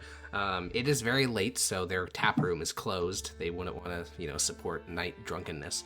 So is their restaurant, but their rooms are still open. So the 4 of you can make your way over to that inn, all bedraggled, and there is a young man dressed very nicely who's the clerk. And if one of you would like to move 4 gold from your sheet, you'll be more than welcome into the establishment. Well, Father Ixion offered to pay, so thanks, he? Father Ixion. I didn't. No, I didn't. I I think don't he was think saying he that the did. governor had offered to pay and that you guys were just going to do this on the governor's dime, which is fine. Oh, okay. That's I so guess. rude. Yeah, but he offered it, so it's his fault. Sure. So, you guys hand over 4 gold. You are led to 4 separate, very nice bedrooms with nice plush beds and, goose feather pillows and all the works. And you guys can get some sleep. Your bellies are full. I don't think any of you would drink, so you're just got some nice full bellies and you're warm under the covers and you get some sleep in a defensive city that you don't have to worry about getting, attacked by ogres or some shit while you're sleeping. That's a welcome relief. Yeah. Alrighty. That evening passes without incident. We are on to the 21st of May. Summer's approaching in Mithdosica. Woo. Yikes. Yikes. Wait, how hot does it get in summer, actually? How hard is what? How hot does it get in summer in Doja? Alright, let me do my mental translation to Celsius. In parts of the country, it would get up to like 32°C. It's That's awful. pretty hot. Yeah, it is very hot. It's very Not Mediterranean. excruciating, but like very hot. Yeah, parts of the country vary. Like the coast, Flamium, Ravinium, Regia, the parts that border the Hammersfall are much cooler. But like Mythos or Transatlia, or where you guys are, Transatlia, get very, very hot. Luckily, you guys don't need to work out in the fields, so hoggers. The following morning, you guys wake up. there is already just like a nice little morning pick-me-up, which is essentially just a little shot of coffee, since they can't do espresso, but a little shot of coffee, as well as a little piece of chocolate out in front of each of your rooms as you wake up in the morning. If you would like, you Chocolate can... is like immensely expensive, right? Incredibly so, yeah. If you'd like, you can indulge in the breakfast offered to you by the White Iris, or you can just start getting moving on the road. Did they have like a, like a baggie for the road type thing? Would you like to request one? Yes. Yeah, they don't normally do it, but since you're paying them $1,000 a night, they will make one for you. It'll essentially just be a sandwich wrapped in like, leaves, but it's not bad at all. It's not bad. It's not crazy good because it's just a sandwich, and the rest of their stuff isn't portable, but it's better than nothing. So yeah, you guys all head downstairs. Your horses were interned at the stables of the White Iris, so Nami got the royal treatment. A question for you. Do you think I we hope could they take had a pause pee break? massages. Yes, we can take a quick 5-minute break. This is a good a good time. All right. Good time. Okay. We'll be back in 5 minutes. Welcome back to Pax Mithdosica. We are leaving the wonderful city of Parla and heading out to the open road. We got a bit of a journey ahead of us. I'm not going to move to the world map because it literally is like 10 miles northward. It's really not that far. It would have been half a day on foot just because there's a hill range in the way. But on horseback, you can get there lickety-split. So, there is one question I have before we do the day's travel. You guys want to go through the hilly range, or do you want to go around? The only thing it's going to cost you is like an extra hour if you go around it, whereas going through it, you may encounter more of those things that are coming down from the mountains. What I do you say guys through the think? hills. If we Okay. encounter any monsters, then we'll just be doing our traditional job, I guess. Yeah, like Okay. better us encountering it than people that can't defend themselves. That is fair Yeah. and true. You guys exit Parla, and you head northwestward into the foothills. You pass through a pretty wooded area on an imperial byway, and eventually you begin to head through these little hilltop communities. A lot of them seem to be in the process of building fortifications. Feels like way too fancy of a word, but they're building like little palisade walls and watchtowers, and not like the whole town's doing this, but they seem to know that like, oh shit, things are coming down from the mountains. We probably don't want to be, the next like statistic or whatever when that happens. So they're doing limited preparations. And when they see judges, it seems to, embolden the spirits of a lot of these people because like, oh shit, we're not just going to die horribly. There's at least people trying to protect us. No one goes to openly speak with you guys, but there is that general vibe as you pass through. That'd be 8 villages as you pass through the hills. Eventually, pretty steeply actually, there's a series of switchbacks to descend from this hilly range to the flat floodplain of the Loricon River. The Loricon River is a pretty minor one. It doesn't have like a big cultural influence in Mythdosia. There are a couple that do, rivers that is, like the Pontar or the Maggiore or the Sedan River, but the Loricon is just sort of, it's a river. It's not particularly big either. And as you guys descend from the hills on those switchbacks, you get this moment where the trees sort of open up because you've descended a little bit from the foothills, but you haven't quite gotten to ground level yet. So you can basically see the next 3 miles to the river's edge. So to your left, you see the mountains, then the river, sort of wide descending from the mountains. And then along the river bank on the northern side, which is Transatlia, and here on the southern side, which is Transatlia, a number of these little small river communities. They're all very quaint, aka very tiny. Most of them are built right along the river's edge. Some are built a bit further back on stilts because the river does flood pretty regularly. And there are no signs to go by. So within just your immediate view on the southern part of the river, you guys can see 3 small little fishing villages, or riverside villages. One to the north, which is directly in front of you. One to the west, which is, sort of in the below the mountains, and then one to your east, which is like 4 or 5 miles away. And I don't think you know which one of these is Solmona, because again, lack of signs.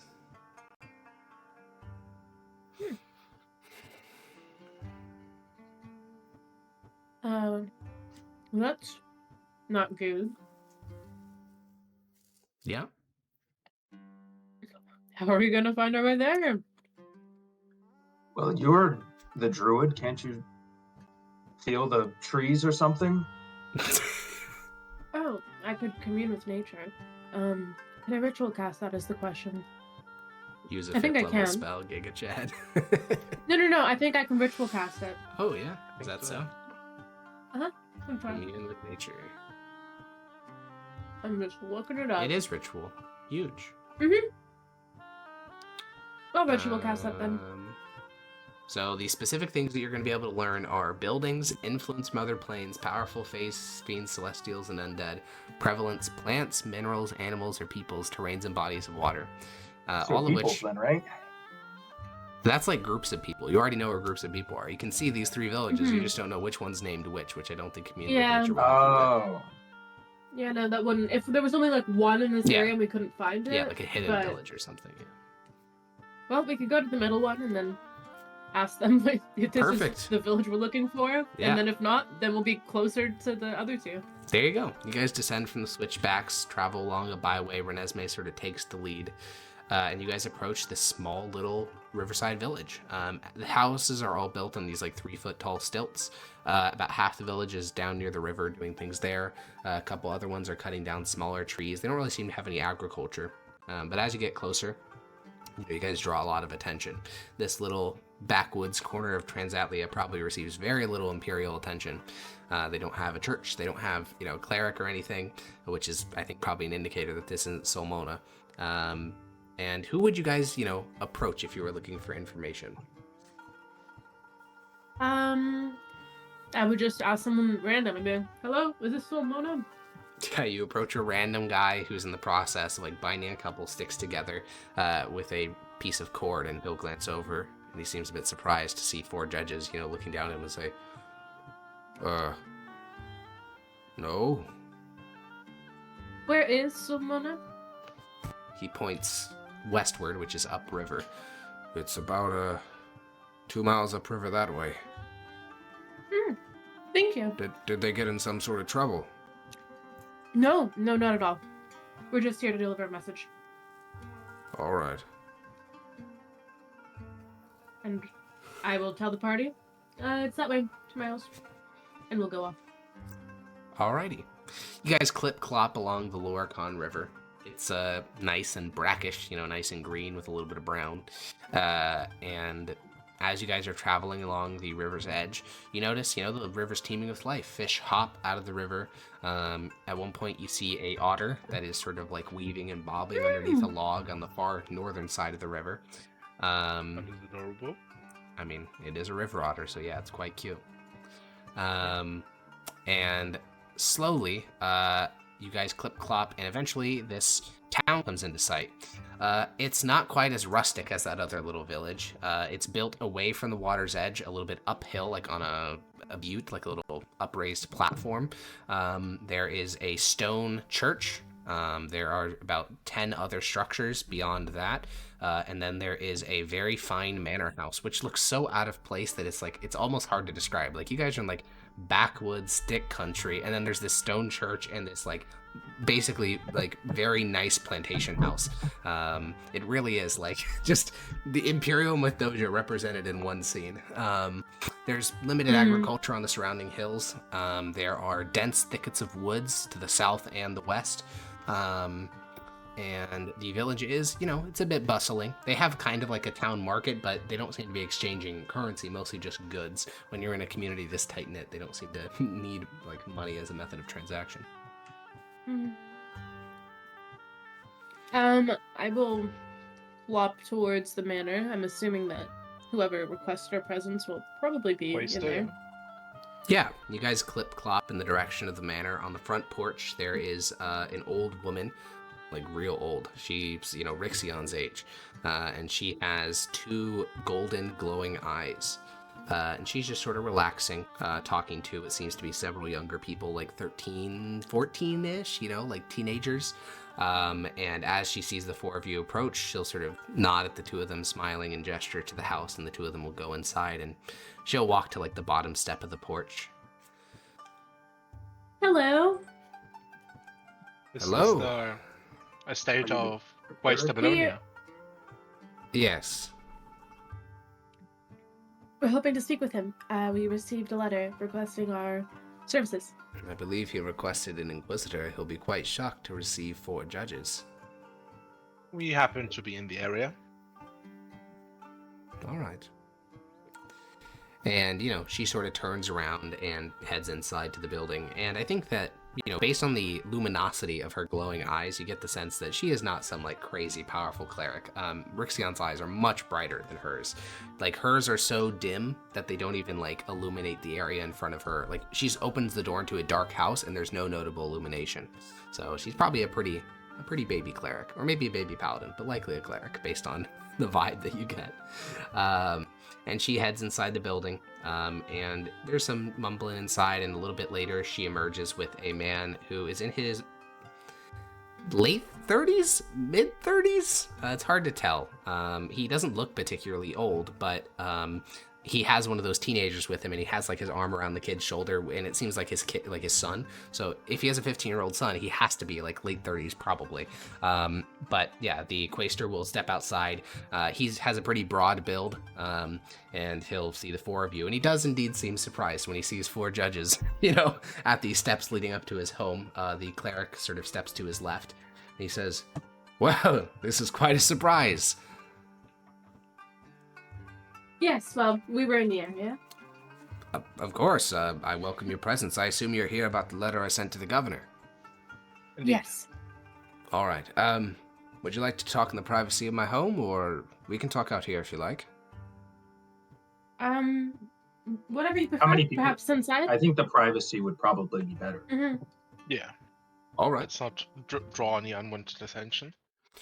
Yeah, you guys will dismount from your horses, tie them up to the posts in front of the home, and head inside. And the Quaestor sort of shoos his son inside. And over the course of the next minute, you guys head up the steps and head into what is a sort of resting room.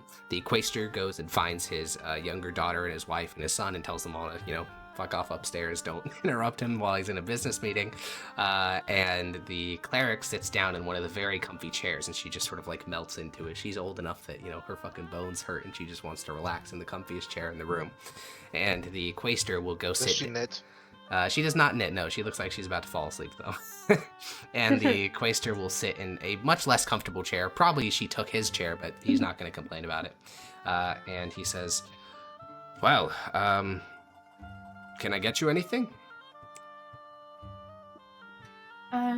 No. That's Is that your quite mother? right. No, he looks over and that's Mother Marion. She's our town's cleric. Oh. And Wonderful. Mother Marion I sort saw- of furrows her brow a little bit at being referred to as a mom. My apologies. I clerics, just saw how close you required seem to with be the celibate? children. No, they're not required to. Well, actually, kind of. It depends what order you join. Some orders require strict celibacy, others don't. But she could have become a cleric. Yeah, after absolutely. It's having not children. unreasonable, Oh, but yeah, she does totally. seem annoyed by it. Yeah. Well, yeah, she was probably, just a regular person before she became a cleric, right? Mm-hmm. And she'll say, "Am I really starting to get that old that you think he could be my son? He must be, 40? And the Quaestor gives a slow, somber nod. No, He looks- he looks so young. He does look young. I could have sworn he was in his early 30s if it wasn't for his son being that old. And mind you, I asked if you were his mother, not grandmother. Ha! If I was his grandmother, I'd be dead by now. Maybe, but maybe he also came back. Ah. Very, She very just funny, so remains pouting. Could you tell us more about...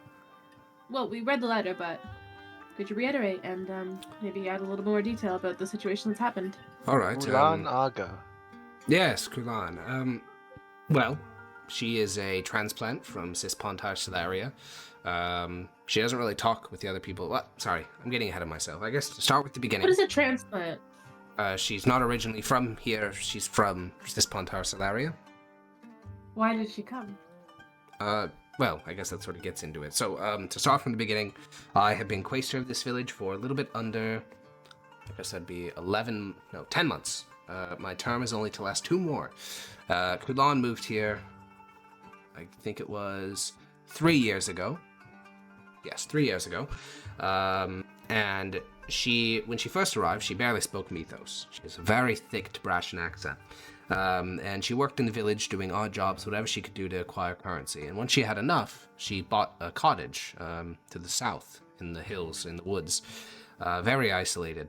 And she only comes to town to trade what little she forages or hunts to get other goods like, cheeses and things she can't produce on her own. So she's not very social with the rest of the town, but, more power to her. That's your Mythosian rights. But a couple of months ago, another member of our village, Anticia Blandia Gaius, she was returning from a long walk that she had taken in the woods, and this walk took her past Aga's home. And she heard a scream from inside, so she rushed to the door, and Aga, after a couple of moments, answered it. And Aga said that she had had horrible dreams, but she, just sort of waved off Anticia, and Anticia returned to town. Anticia is the one who connected the dots. She learned that the psychic screech, the dream screech, whatever you wish to call it, had happened the same night that Aga had bad dreams, and it only affected spellcasters. The only other person in the village that was affected was Mother Marion here. So, the town came to me with a petition a couple of weeks ago and said that I should go request an inquisitor to investigate Kulan Aga, and, since I won't be here much longer and I'd like everything in this village to be taken care of by the time my term as Quaestor comes to end, I called for an inquisitor to come investigate Aga and just clear up any, misgivings. If she is an unregistered spellcaster, for her to be dealt with. Father Rixian is considered an inquisitor, no? I believe he is a judge. Used to be? No. Not even before? No, I was a pastor before, and then I just kind of got promoted into judge eventually. Oh, okay. He's a day 1 judge, for real. Have there been any strange magical misdoings around the town, or is this the only kind of indicating? That's evidence? it. Unless you believe in, farmer superstition. They now that they believe that Kulan may be a witch of some sort, they blame all sorts of things. A woman in the village had a very tragic miscarriage a couple of months ago. There was a failure of crops last season. About 1/10 of the yield was ruined. The river flooded a month earlier than it was supposed to last year. Everything that has gone bad, they blame on Kulan retroactively. But as I said in my letter, I'd like to be very clear that I don't co-sign any of these accusations. I'm just passing along the requests of my constituency. Well, Understood. Well, it'll be fine. We have somebody among us who speaks Tabrashan, right? And don't look to Grania? Or at least understands? Should, but it's not on my sheet. I don't think you do speak Tabrashan. What? I thought you literally from the Tabrashan. She is from Plains. Tabrash, but I don't think she would speak I did. Tabrashan. I speak Tabrashan. W. Rixian does. W. Oh, Yeah, I was cool. kind of just like the hermit of Healthy until Mythosia took me in. So I don't think I should learn the language. Oh, Yeah. that makes sense. Well, Yeah, we Yeah. can speak with her. Oh, I speak Sebastian too. I would imagine most of am I you the would, only yeah. one who doesn't? I think Jesus. Maximus even speaks it if he were here. Well, yeah. I speak Sinvalid and Mythos. Yeah, you guys can cut Rixian out with your Sinvalin, like we Yeah. used to do to Maximus. Tabrashan is like the True. second language of the Empire, so it's pretty well spoken. Yeah, and if she has any hidden magical stuff, we'll be sure to find anything about that. Yep, the Quaestor will not. Do you have any? What is her personality like? I feel like if 4 judges showed up at her door, it Well, would I've be never quite spoken to her. overwhelming.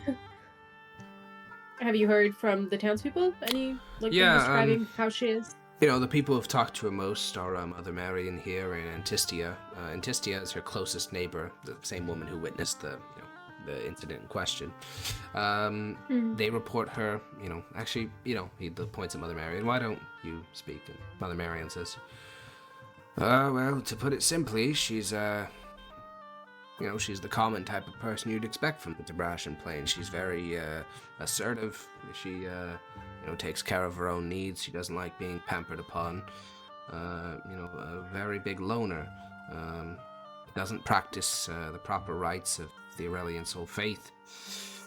What you'd expect from someone from the plains. I have a question, Harkon. Yeah. When Granny was found out to be an unregistered spellcaster, was it an Inquisitor? No, it was a spellcaster from the Department of Magic. Okay. Did it ever seem like she was going to be treated in a negative way for being an unregistered spellcaster, or is it just... The Department of There's no Magic way to never tell refers them, people to the Inquisition. They always just deal with it internally. It's if you get discovered by a Inquisitor alone, that's when the Inquisitors will kill you. But the Department of Magic doesn't want to waste arcane resources. They'll just get you into the system and force you to serve the state. Okay. Well, also, it didn't seem like you were actively trying to hide it, right? Like, this woman. No, it was like an ignorance thing. Yeah, not it was kind of that, necessarily- yeah. Yeah, she's I mean, definitely not hiding that familiar in her hair. Yeah. Either way, the Department of Magic is way more chill about it than Faith, as always. As with almost everything, the Department of Faith is, the most zealous, righteous, fanatical, whatever you want to use. That is. Zealous, yeah. There you go. Thank you. Granny is going to pull on Renesmee's cloak then. And Yes, sign, if she is a spellcaster, Pacentia may be able to help her. Pacentia is the little fey thing on her Person that shoulder, took- yes? No. The person that took me in. We don't know anything about the little faith thing. How- officially, right? So- Yeah. Yeah, how would Pacentia help is what I signed back. She Well, only we'll get just into the looks like she's system. thinking about it for a moment and then just say, she helped me, so I think she could help other people. Could you speak with her? Pacentia? I don't remember where she was. Or where is she? That's fine. I think that the last time you spoke to her, she was in Nauseous, serving the Department of War. I'll sign back Nauseous. I'll nod my head and be like, magic caster in danger. You signed back Magic Caster in danger. Yeah, I think that the magic caster here is in danger. No. If she is one. The Equator has been watching, all this fucking signed communication. He says, is there something that your friend would like to share? He's Oh just no, curious We're about just- this I'm- case. yes, and I'm just catching her up as well. So she's deaf. No, just Mute. has trouble That's keeping up stupid. sometimes. All right. And she's a judge? Yes. Yes, she's incredibly intelligent. Just Great. audio processing is a little bit slow, and obviously she can't speak as well. But I mean, if she wasn't a great judge, she wouldn't be among us. Alrighty. That's So Granny will where's sign your back. house exactly? Yeah, I'm just gonna sign that back. Basically, like, we should go at once then. Mhm.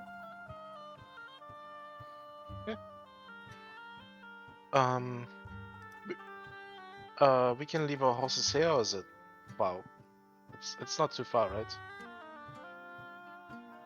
Are you asking the Quaestor? Yeah. Yeah, he'll nod and say, yes, it's about a mile and a half walk. There's no trail to it. Actually, I think I should probably go grab Antistia. She could guide you directly to the cottage. I mean, you're not going to get lost. The woods aren't that big, but, it would save you some time. Yeah, sure. All right. If she doesn't mind. I'm sure she doesn't. She has a lot of spare time these days. Who's Antistia? Antistia is the woman who witnessed the scream. She's just a random, woman from the village. Seems a bit nosy.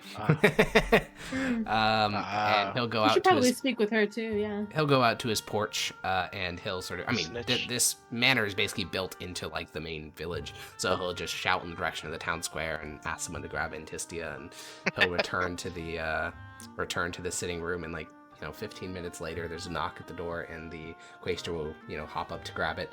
And in comes in a woman. She looks like mid-40s. She's a bit on the chunkier side, which is rare in Mithdosica. And she will, give a curtsy to each one of you judges. And the Quaestor will say, this is Antistia Blandia Gaius. She was the witness of the Aga's dream. She's also her closest neighbor. I believe I said that before, and she can take you to the shack. I assume you wouldn't mind that. Antistia, nods. She seems a bit overwhelmed. And the Quaestor says, well, I hope that we can deal with this efficiently and with as minimal damage to the village as possible. Is there anything else you can need from me? No, I don't believe so. Wonderful. Well then, good luck. Thank you. Antistia. Antistia? She looks at you and says, oh, Antistia. Antistia. Would you mind telling us your kind of perspective on what happened? Let's walk and talk. Yeah. Sorry, I assume we were walking. Oh yeah. The four of you can follow her out of the Quaestor's manor, and make your way southward. It's it's gonna be a bit of a hike, so you guys got plenty of time. And you can walk side by side with her. She's kind of slow, she's on the older side. And she'll say, well, I was walking through the woods, and it started raining, and I was walking near Aga's home, her cottage, and I heard a scream, and I got really concerned, so I went to her door and I started knocking to ask if she was okay. And she just threw open the door. She looked furious for no reason, and she said that she just had some terrible dreams, and she didn't want to talk to anyone about it, much less me. She's just so rude. And I sort of wrote it off until Mother Marion told us in the community more about that dreams that came through a couple of months ago, and I put one and two together. And I told some of the other townsfolk, and then we all brought it to the Quaestor. These dreams, Mother Marian said that they had been frequent, or just the one time? No, just that one time. I'm sure you judges, you're from, you know much more. But what I've heard is that She's talking about that one special dream like a while ago, right? Mm-hmm. Yeah. Does this line up with the timeline at all? You haven't asked her when the dream happened, so yeah, it easily could have. When did this happen? Oh, several months ago. So it could line up, right? But what I've heard is that only people who have the power to spellcast got this dream. And, she had terrible dreams the same night. And she's never said she could spellcast, so, I think she's a witch. That's one possibility of many. Yeah. Grandier will sign. She may just not know it, that she's has magic. That's another possibility. Mm-hmm. The lady judge here just said that it's possible that she even has some latent magical powers that she isn't even aware of herself. Oh, I doubt that. Why? Well, she just doesn't seem like the type. The type to... Well, she's always, scowling at other people and being all, mean and stuff. And she doesn't look all that special. I doubt the Aurelian soul would ever bless her, and I'm sure she isn't some noble. She definitely doesn't seem like one.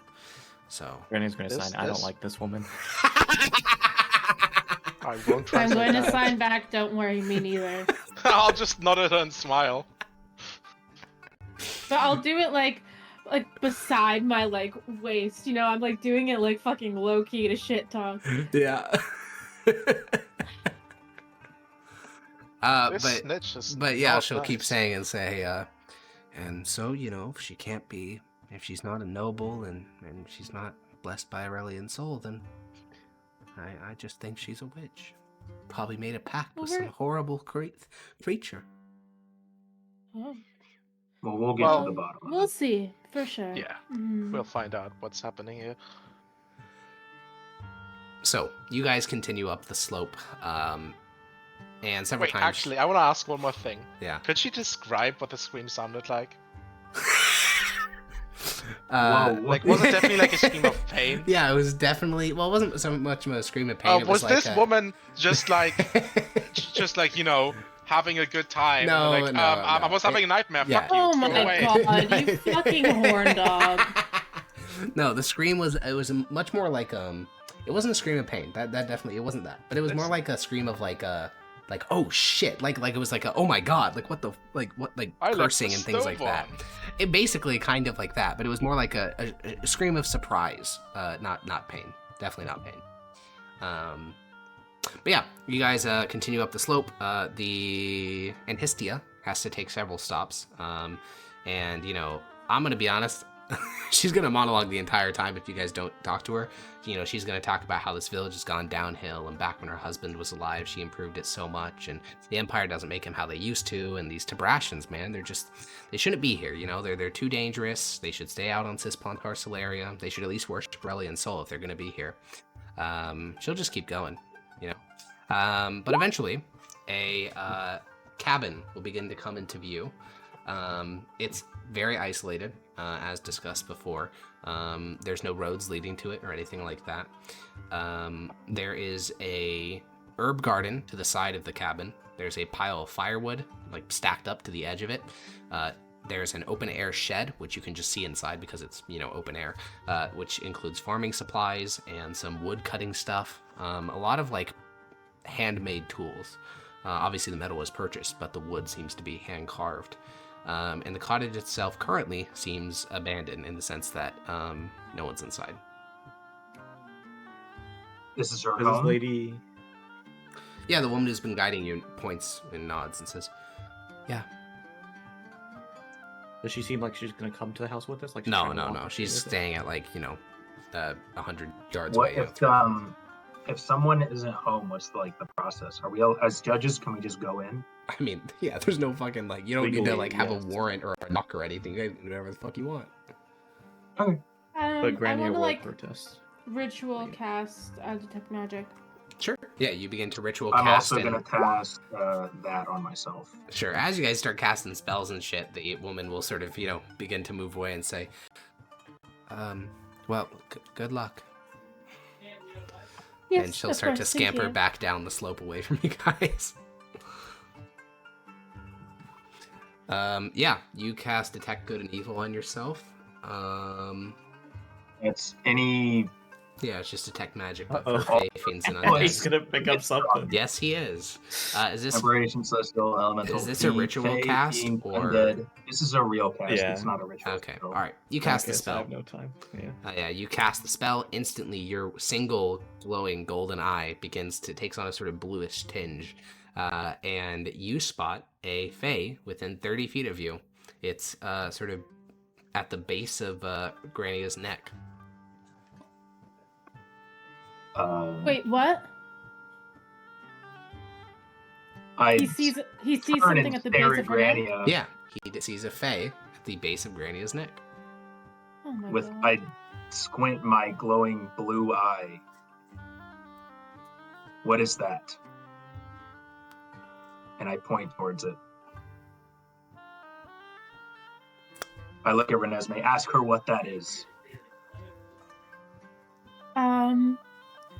I look at Grania and I sign. He sees something. Wants to know what it is. She'll sign back. Sees what? And right Also, there, does Father this set off any Rixion. signs? Yeah, correct. Yeah, for Father. the Yeah. fluttering one. Yeah, Father Father Rixion. Rixion, Right what as is- you say that, you see it disappears. Father Rixion, Do she I wants know to what know it- what you see. It just disappeared. Do I know what type it is? Nope. Oh, I mean it's Fae, Okay. but other than that, no. But that's what I meant. Did I know it was a Fae? Oh yes, yeah, 100%. You know where it's located. You know what type of creature it is. It's a Fae. It was at the base of her neck, and then it boop disappeared when you said what is that? Rixion?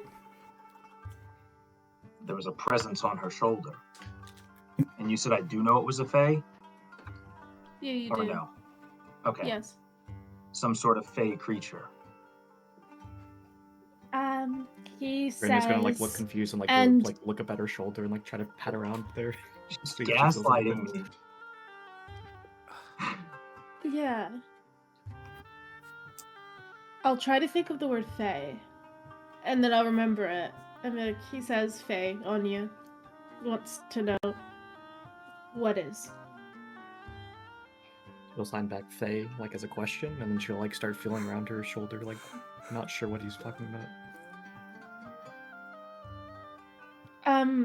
I don't think that she knows. She's confused. Was there a presence on her? And I guess, I mean, like, I don't believe her, but I mean, like, for sense of clarity, I guess an insight. Sure. Or- Yeah, roll a deception Or, check. or are Granny. you Let's just see how saying good. you just, Yeah. oh, no. Damn. Well, It's joke. we'll see. I mean, Grania could lie. She's got some charisma I- to her. If I roll, I'm pretty sure not 20, because if it meets, does he beat? Or does it just Well, not roll? if it, yeah, we'll get to there when we get there. Wow. Oh Okay. my Well, Dota, I will leave this up to you. You got a natural 1. He got a 24.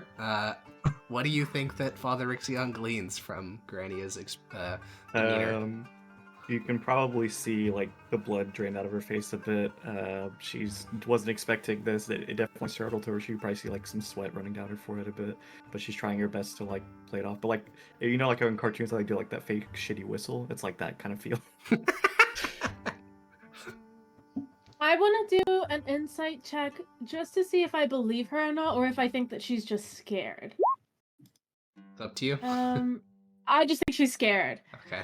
I'm like, because I It did badly definitely in my is a insight. bit of fear, and this has to do with her experience with Tullius. Oh yeah. Yeah, true. if I rolled well, I would try to cover for her with like something else, but I truly believe that like she's just acting weird because she's scared. Oh my, there must be. Where did you say you were some sort from, of- Grania? She'll sign Pelty. Is that by the Feywood at all? You wouldn't know where it is. Yeah, it's a, Oh, it's a place I've not heard of. yeah, it's a It's like a shithole shitty little Tabrashan village, yeah. It's all right, Rixian. I'm sure that whatever it is, we can detect it and cleanse We can it. go over Maybe it later. it's I've only got 10 minutes. Let's go do what we have to do. We can come back to this. sure. And as I walk up there, as like the last bit of it, I'll be looking at Grania and just trying to figure out in my head, like, how could there have been a fae that attached to her? Is she being cursed by a fae? Like, what's going on? Did a fae steal her voice? Like, what the fuck? Yeah. Yeah. That was a close one. She doesn't think that Grania would be friends with a fae just like casually and not ever mention it, but Yeah. She has shown some worried. signs, like how she, I believe you saw her speak Sylvan whenever we just, let that dryad free. Correct. yes. I also remember giving her something to eat, and she gave the rest to the fluttering one just in her hair. And I was Yeah, like, she what? did stick some food in She her definitely hair. just put a pastry in her hair. He also, I don't know if Rixion's seen it, but I know that Zednia saw her shoot Eldritch Blast from her shoulder. Yeah. Yeah. Yeah, Rixian and I has not think seen there it. was one other time that either Severus or I saw that too. Zednius like heard the whisper of the fluttering one whenever they cast a spell. Oh, I remember that. Yeah, I think it was Severus because he was like right next to you or something. Yeah. Yeah. Either way, Brixion wasn't there for that, luckily. So you guys approach this cottage with detect magic. Okay, just real quick. Detect evil and good does not detect anything within this shack or in the vicinity, just to cover that base. Okay, Detect so magic. nothing's consecrated / desecrated. Correct. Is it because of how thick the wall is, though? No. It's like it's just a normal log cabin, so there's no windows. Would so you a- just, Oh, like, okay. yeah, the whole thing's detectable. Would like a shrine be something that would have been consecrated or desecrated? Because that's Only what if I it's was for a kind of god. like. Okay, that's what I was thinking of looking for with. Yeah, this, like a finding demon a shrine would likely be consecrated ground, or like a Okay. a graveyard of risen zombies or whatever would be desecrated. Because then that's like that's a easy let's kill her. Yeah, super easy. Renesmee, you detect something as you Yes. approach this cottage. Ooh. Okay, real quick, to talk about how the spell Detect Magic normally works. You see an object, it has a colorful aura around it, and based on the color of that aura, you can interpret the school of magic that it's associated with. Some things have no school, they just Mhm. are. What you see now You see green lines zipping through the air. You see auras on practically everything which appear and then fade away. You see this sort of like curtain of light which appears and then fades away. It's like a fucking, carnival light show directly in front of you when you look at this shack. And it's not just the shack. The entire area around it seems to be afflicted by this wild, strange magic. Interesting. I'm seeing magic, but all over the area, not just in the shack, but in the environment here. And the lady is not here at all. Yeah. You haven't gone to the inside of the shack, but there's no window, so you can just see inside, and she's not in there. And I assume that because, I don't know if this is how it works, but detect magic, can you detect a magical person? Because they do, if you look at them, have If someone has a magical item on them, you can, but not if they are just capable of casting magic. Also, But if I am face to Enchanted face currently. with a magic caster, I could see a faint aura, just not through things. No. I don't think so, right? I think with No? detect magic, you would only see like an aura that they actually have present, like a paladin's aura or a cleric's aura. There are some very, Yeah. as a general rule, spellcasters are not visible. There's a bunch of exceptions to that, but in general, like if you look at Father Rixion, What about a sorcerer's No, he has a blood? paladin thing. No, Sorcerer Blood. Oh, that's actually a perfect example. Severus doesn't glow magic even though he is a spellcaster. Sorcerers don't glow magic even though they're spellcasters. Like their blood doesn't Well, glow. I'm Or not you're- a sorcerer. I know, you're a arcane trickster, but you don't glow even though you can't. But like cast none of spells. us glow besides Got me when she looks around because No. Only a Grania Grania would is a also glow. warlock. Yeah, Grania would also Oh, glow. really? Yeah. Oh. But it's a very, very faint. Interesting. Well, I will go up to the door and twist the handle. Yeah, very it opens slowly. up. Inside, as you can see through the window, to the left there's a desk which has sheets of writing. There's a bed to the left which has sheets of writing spread across it. The writing is utter gibberish. To the right there's a larder, and it's closed. And then in the the final corner, sort of isolated on its own, there's a lonesome lumen shuttle with bolts of cloth sort of next to it. What is that? A lumen shuttle is something for basically turning fibers of garbage into cloth. Basically, it's like turning like strings of cotton and wool and other stuff like that into bolts of cloth that are usable. Oh, I'm gonna look at the writing and then just look at Severus and be like, you would know, is this some sort of code or is it actually as Yeah, I'm looking at that as stupid well. as it seems? Yeah, you give it a read. To break it down real quick, it's clearly the Tabrashan alphabet, which makes it easier to, parse. It's not Mythos. And you start to read it, and, of anyone in the party, I know don't the speak most. Russian. Oh, okay, well, you recognize the Tabrashan alphabet and can't read a single word of it.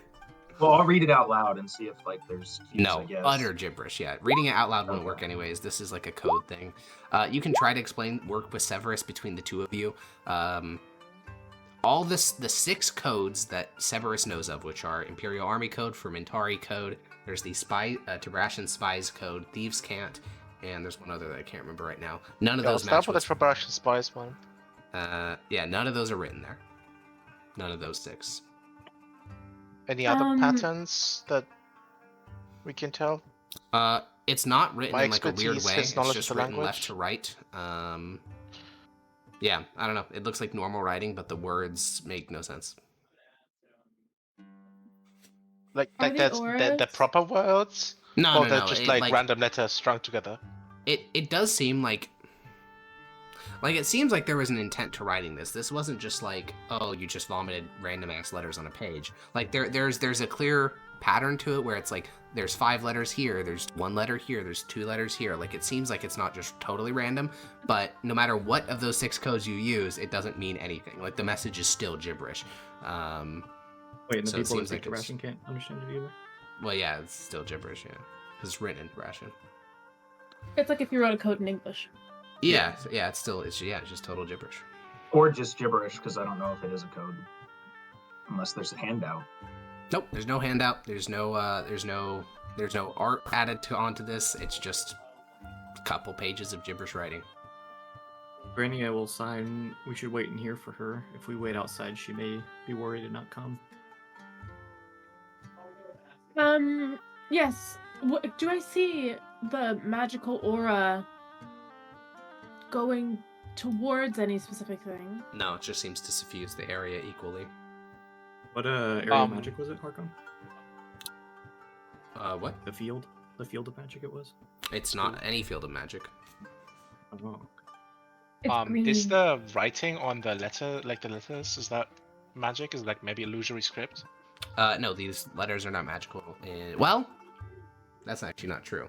These pages are suffused. Like when you look at the Renesmee, all these random effects which seem to suffuse the area seem even more so on these pages. Like whatever magic is afflicting this area is also afflicting these papers to a pretty concentrated extent. I'm gonna start slowly identifying them. Yeah. Okay. I'm going to actually ritual cast Commune with Nature to see if there's the presence of any. I'll put the description. Yeah. Well, yeah. Which of the things are you trying to look for based on the Commune with Nature spell? 1 second. Are I you familiar enough with am. Arcane to recognize that, or no? Recognize what? Arcane ink on these pages, or is it just? Oh, it's not. Yeah, it's not arcane. I'm familiar with Arcane Ink. I would have noticed that. I want to tell if there's the presence of any powerful celestials, fae, fiends, elementals. Oh yeah, there's etc. powerful Fae right next to you. Other No. planes. There is no influence. Well, I don't know. I don't think it's an influence of another plane, but I mean, it kind of is. I don't know. It's like the undead influence Well, from the Deadwood, or Yeah, is it okay, like far yeah. away? So there's no powerful Fae fiends and undead or elementals. That one's easy. That's a no-go. There's none of those. Technically, I guess the way you would phrase it would be there is influence from the realm of souls, which is where gods and the spirits of the dead go. Yeah, Oh, is I guess that is. Is it Does it feel possible like a she's dead strong then? Should we look presence? for her? What was the other thing you asked, Peach? Do I feel a strong presence?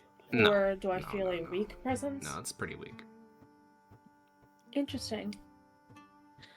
Well, I can tell you that there's no influence from celestials, fae, fiends, elementals, or undead right now. And I'll reassuringly put my hand on Granny's shoulder and be like, which is good news for you, Granny, as well. Whatever it was that popped up disappeared. Perhaps there's a fae or something playing tricks on this area. This magic is so chaotic. Do you think it could be linked to the Dryads back on the island? No, I'm saying perhaps in this area, like the wild magic that I'm seeing with Detect Magic is all around the environment here, and as we were walking up, Father Vixian sensed a fae, and I can see that there's no fae presence now, but perhaps there's a fae that's influencing the magic here.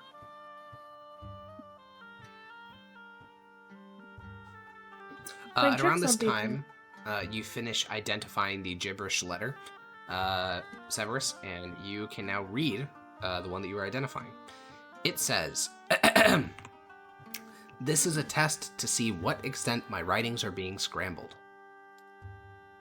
Wait, how is identified? Just straight up going through the illusion or whatever? It's not an illusion. How does the magic identify through the letter? So the way what Identify does is Identify detects arcane effects that are, afflicting an object, and it tells you, the properties of the item that you are detecting. And the only thing that you can detect about this letter is that it has a property, which is the text that is actually written on it. And the actual text that is written on it is, "This is a test to see to what extent my writings are being scrambled." That's all it says. Wait, so And that's basically one there's like piece a of paper? magical aura laid upon this that you can read with Identify to extract codes, but no other way? Essentially, yeah. That's so cool. I want to analyze how the fuck she did this as I start identifying the next two pages. Importantly, Yeah, no spell came associated with this. Like, when you identified this piece of paper, you didn't learn what spell is afflicting it. You didn't learn, what type of magic is doing this. You have no idea how this is happening, but you do get the actual original text that was written on the sheet of paper. Yeah, but this is So based off the way she wrote it, it sounds like she's not doing it on purpose. It sounds like something scrambling it for her. Maybe, or maybe she's just trying to, you know, this was just a test, as she said. And next, she's gonna write something more important. Now that she knows it works. Sure, you just picked a random one from the pile. To be clear, it's not like there's a sequence to these. How did he know Oh. to identify the paper? He didn't. He just did it decided have to. an aura on it? No, Oh, okay. I mean, it kind of had an aura, but the same aura as everywhere else around this shack. Right. So he just Oh, randomly decided, let's identify. To thought- be fair, he said that the magic was specifically on the pages compared to Sure, like the it rest is a of bit the more countries in the room. concentrated, yeah. Yeah. I decided it was a good place to start as any. So you start If to we slowly identify if we the next bind page. all the pages together and he identifies the bundle, do we get all of them? No, it'd have to be page for page, I think. Identify does only work on individual objects. Yeah, that's what I'm saying. Might Make all take the a long pages time. one object. Sure, It but How if many I just pages are take there? if I take like Publish 30, the book. potions of healing and grab all of them, can I identify them all? The answer is no. How many pages? There are 8 of them, Okay. but they're all relatively short writing. Well, that's like an hour and a half, pretty much, right? Basically, yeah. Wait, what? No, sorry. 10 minutes per. Oh no, you're right. That is. Yeah. Yeah, that is an hour and a half. You're a genius. Basically. Yeah, he's Close. a genius. Granny, that- while he's doing Welcome that, back, Peach. Granny is gonna sign to Peach saying, "Should I be ready to sleep her in case she is a spellcaster?"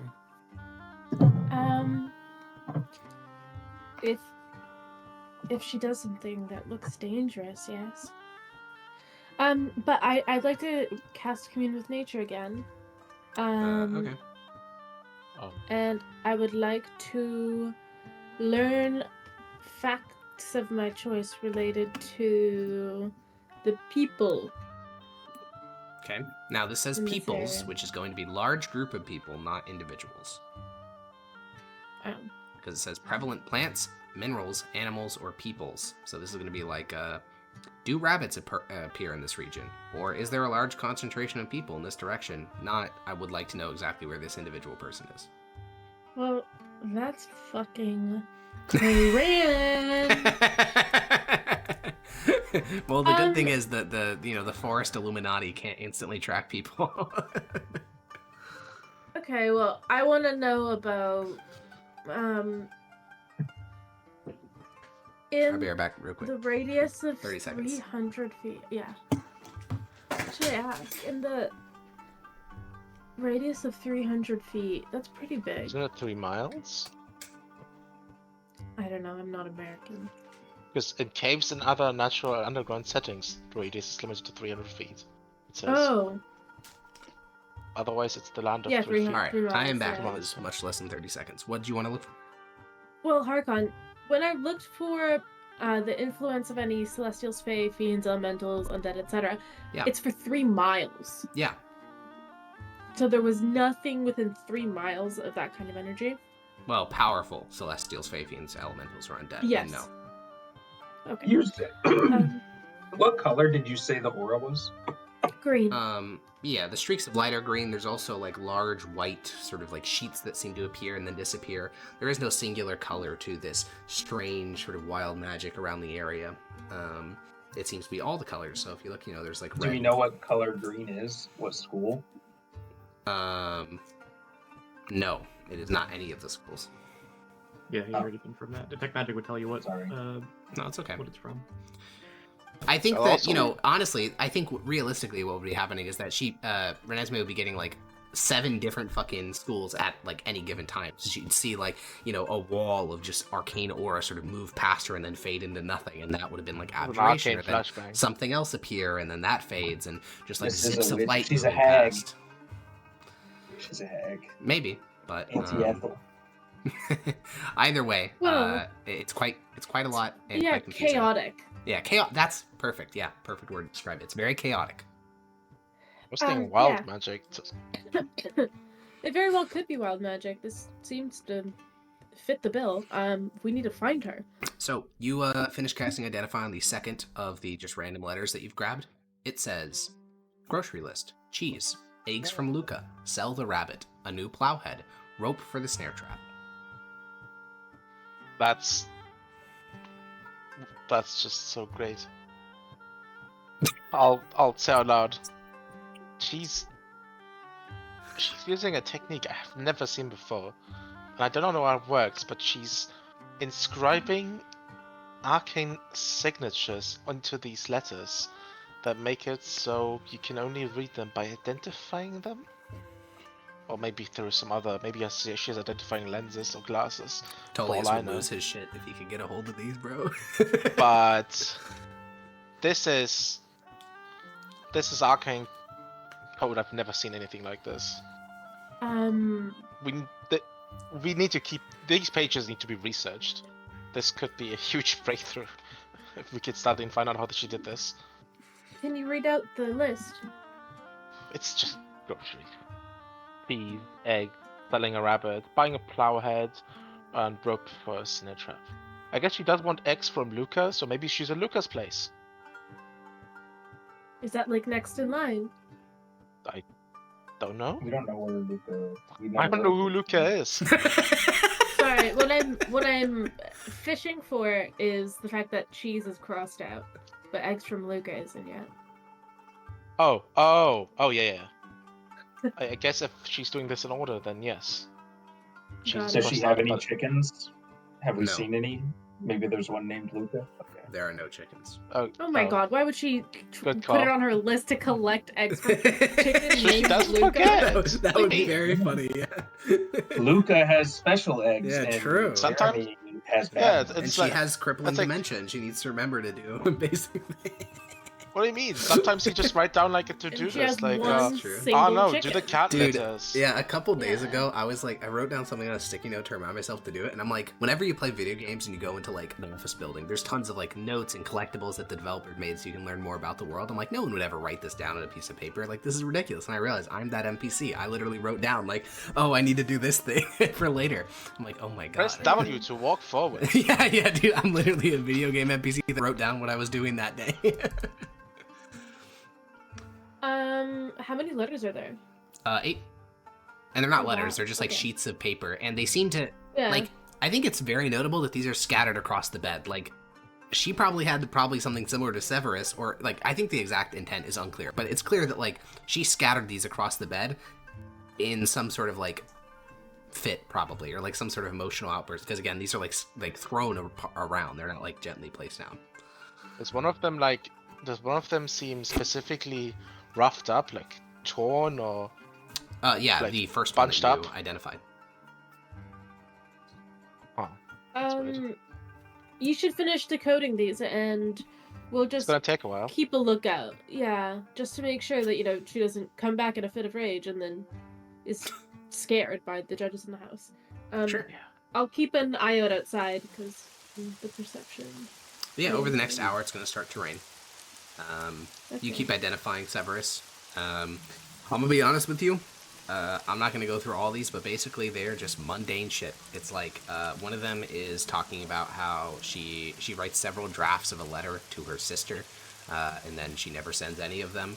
Another one of them is she's like, all right, this is page 1 of what's going to be my life story, and then she never gets past that sentence. Another one is talking about how she basically, it's like a sketch of a well that she wants to dig, which is very notable because the letter that you read, like what you can see without identify, looks like scrambled text. But when you cast identify, you can see this mental image of like this shittily drawn well and little like labels attached to it of like, oh, I want to dig this deep and put this thing here and That's stuff crazy. like that. But yeah, you can go through all these and they're all mundane. None of these I don't think are gonna glean any info. Wait. Okay, am I losing it? The grocery lists, if you take the first letter of every item, it spells Caesar. Holy shit. Do you think there's any meaning to this, or am I just losing it? The magic's gotten to you. Lurple. It's He's spelled going Lurple. schizo.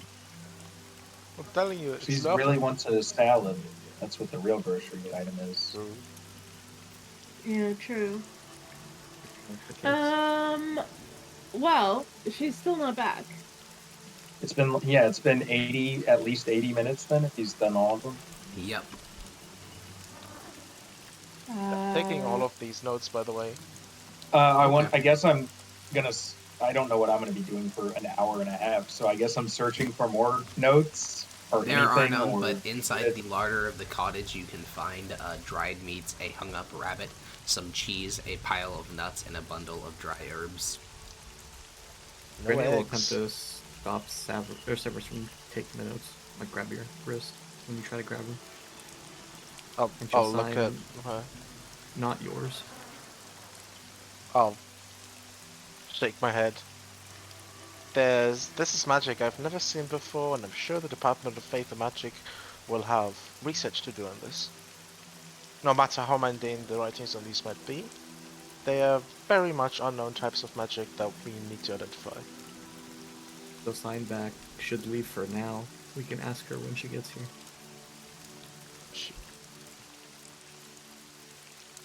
I don't want to lose these notes. This technology might be, or technique, might be terribly useful and very important. I don't want to. I'll take them with me. I'm sorry. Brutal. Granny, I will remember this. A little telltale notification pops up in the top left of the screen. Yeah.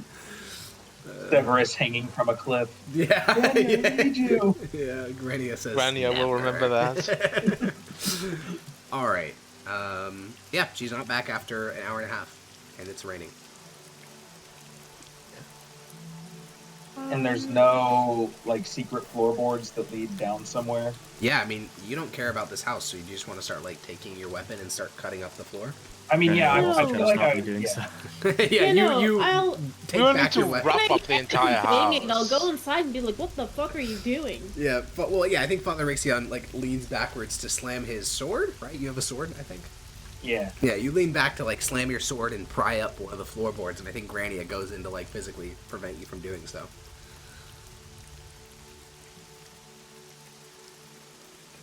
First you lied to me, now you'd stop me from doing my duty. There's no You'll- need for this. She'll put like a pout on her face and sign, even though Father Rixion can't understand, saying, "Rude, we should wait for her." Father Rexon, she's not convicted. This could be a perfectly normal woman. Just living in a magical zone. We can't go and destroy her home. And Granny will sign back, and if she is magical, and we want to help her, we don't want to be on bad terms. Yes, How do we and know Granny she's not agrees down with below me. the floors? We've been here for a long time. Surely she should be back can- by now. I don't think there's any need to destroy the floors. Yeah, it is actually raining. Is Granny there, will okay, sign is back. there a way We've been- to figure out the floor without breaking it to placate? You can knock for like Yeah. hollow rooms, right? Yes. I mean, there is a hollow underneath the floorboards, but that's just normal cabin See? construction. No, there's Oh, a hollow. sorry, you're right. You No, have you're to right. dig it out. Yeah, definitely. That's normal construction, Father Rexon. Well, how Granny else are you will, going to determine if there's stuff under there? You're being very paranoid. There's... Am I? Yes, I cast detect Nah, magic. okay, she if was all in these an are hollow, underground go vault- ahead. Full of magic. I wouldn't put Granny it will past sign that. back. We've been away from places more than 2 hours. Trying to relate it Yeah, back. she could be at a coffee shop. She could be... A coffee grocery shop in this shopping. village? I'm not even sure they have coffee. Granny will sign out or point to the rabbit and I'm sign. sure that If she hunts everyone the is rabbit, she could be eager hunting to now. serve Yes, she could be the hunting. witch of the village. We don't know that she's a witch. They I think think- she is. I And think just we should because someone check. thinks something doesn't mean that it's true. Well, why would they? Why would she be in the city being served coffee? Who's going to serve coffee to someone they think is a witch that's plagued their crops? She could be... Yes, she could be hunting. She could be... Have you This never might left be the the home for least more than 80 productive minutes? conversation we've ever had. Dude, I Yeah. just got a super vivid mental image of like a hag ordering Starbucks. Yeah, I like a Oh, pumpkin God. spice latte, Yeah, please. exactly. Oh god. Do you have any infants? Yeah, exactly. Any sheep's blood? Well, Licks her Little lips. goat's milk. it sounds like Severus and Father Rixion agree that you need to get access to the crawl space of this cabin, regardless of the method. That surely Um, exists. It definitely does exist. You can hear that it's hollow underneath the cabin. Yeah, I think checking on the crawl space is fine. I don't think we need to like actually just completely demolish a house for that. Correct. Well, you just need to I'll break leave it to open you, one board. Severus. Yeah, we can just carefully pry open one board. Sure. Yeah. Yeah, I mean, you probably don't want to use Rixion's sword. His shield would be much better. So you can, two of you together can leverage Rixion's shield, pop up one of the boards, the rusted old nails, 3 years old, but still very rusted. Nails pop up easily, and underneath, which is, the norm, there is a small crawl space. This one, you don't even know how it would be accessible. Maybe on the back of the house, there's like a little crawling area that you can enter through, but it's been converted to sort of root cellar. Down here, you can see like a pile of potatoes, a pile of ginger, mandrake, just a bunch of different roots and tubers that she collected. Is the How does she scary access witch down this? there, Father Rixon? What did you ask? Is the scary witch down there? I don't know. Use your detect magic on it. See Have what's you- down there. I- It's obviously he just- been used. You just saw what was down there, right? Yeah.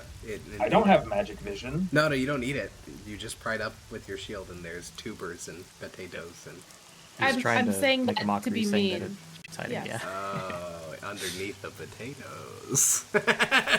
Magical Yeah, potato. actually, I think we need to dig up and uproot her entire potato garden. She might be hiding under them. She actually transfigured herself into a potato when she heard we were coming. Yes. She turned You herself should into a pick potato. each potato to make Funniest sure. Funniest shit I've ever seen. Yeah.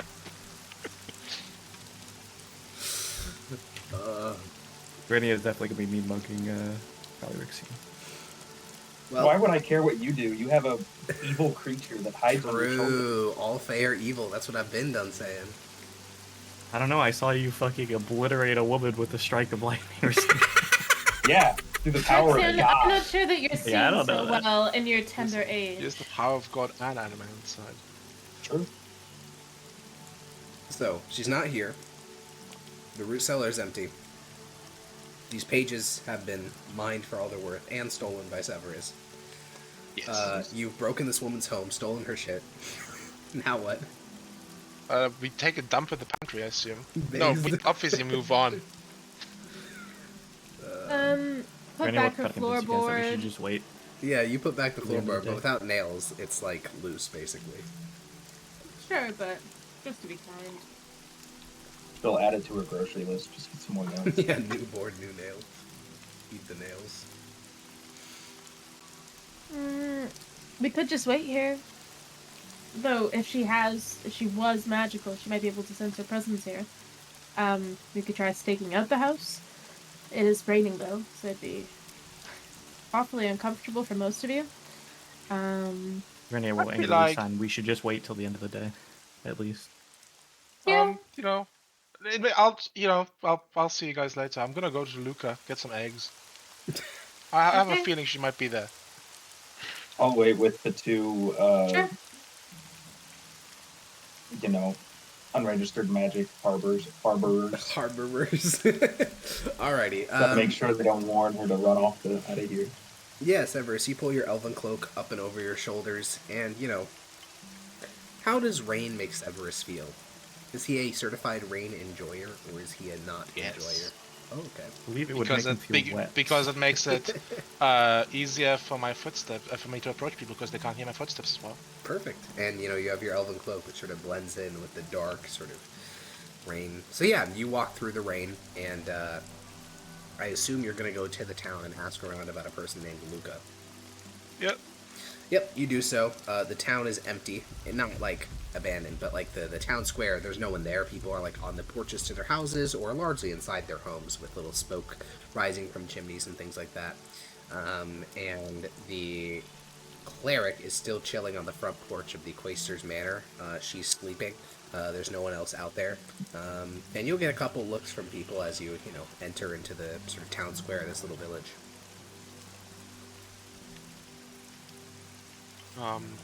Who's the closest person to me that's over, like that's an adult, so they can give me a proper That would be answer? the cleric. She's sleeping, but she is the closest. Okay. Second option. There is a man, mid-30s, chilling on his front porch, carving a pipe. Well, let's go to that man. Yeah, you walk on over, he gives you a nod, and when he sees that you're not just walking past him, but towards him, he sort of puts away his little carving knife and his carved pipe, and he puts them on the banister of his porch, and he sort of stands up and walks to the porch's edge. Sorry, I'm looking for a person called Luca. They sell eggs, apparently. Ah, do you mean, what's that fella's name? Titius Luca? Possible, I'm not from here. I mean, there's only 3 people in town with chicken coops, the Quaestor, Titius Luca, and, Pentistia, and, yeah. Vicious Luca will be. Where can I find them? He points across the town square to a shack that's a bit closer to the river. There's a little chicken coop attached to the side of the building. There's smoke rising from the chimney, but no one's like on the front porch. Have you seen Kulanaga today? No. That's all. Thanks. He nods and goes to sit back down and continue whittling away at his pipe. Time to go to Lucas.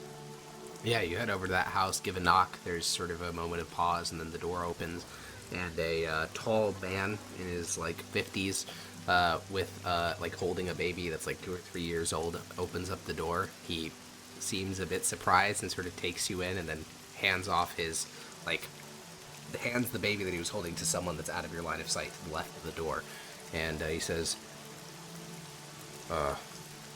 "Hi." Oh, hello. Are you Titius Luca? Yeah. Has Kulanaga been here today? No, I haven't seen her since the accusations.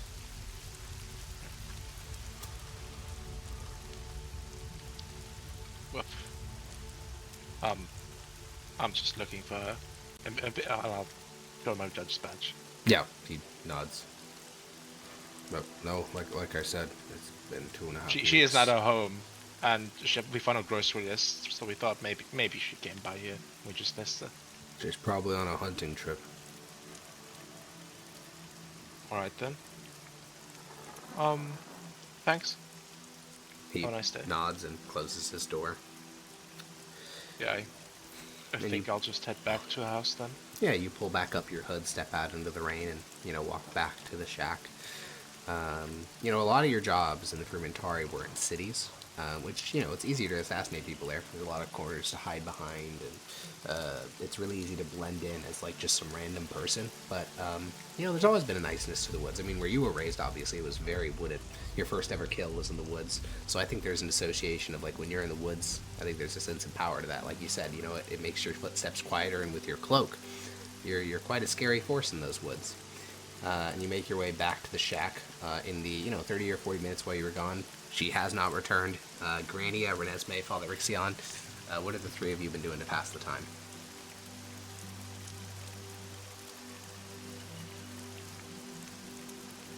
What time is it? Well, you guys got here bright and early in the morning. Then take you like an hour, and then it's like 1 in the afternoon.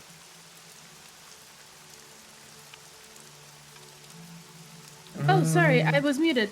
I think that I would be mocking Father Rickson in sign language. That's fucked up. I would be That's really fucked up.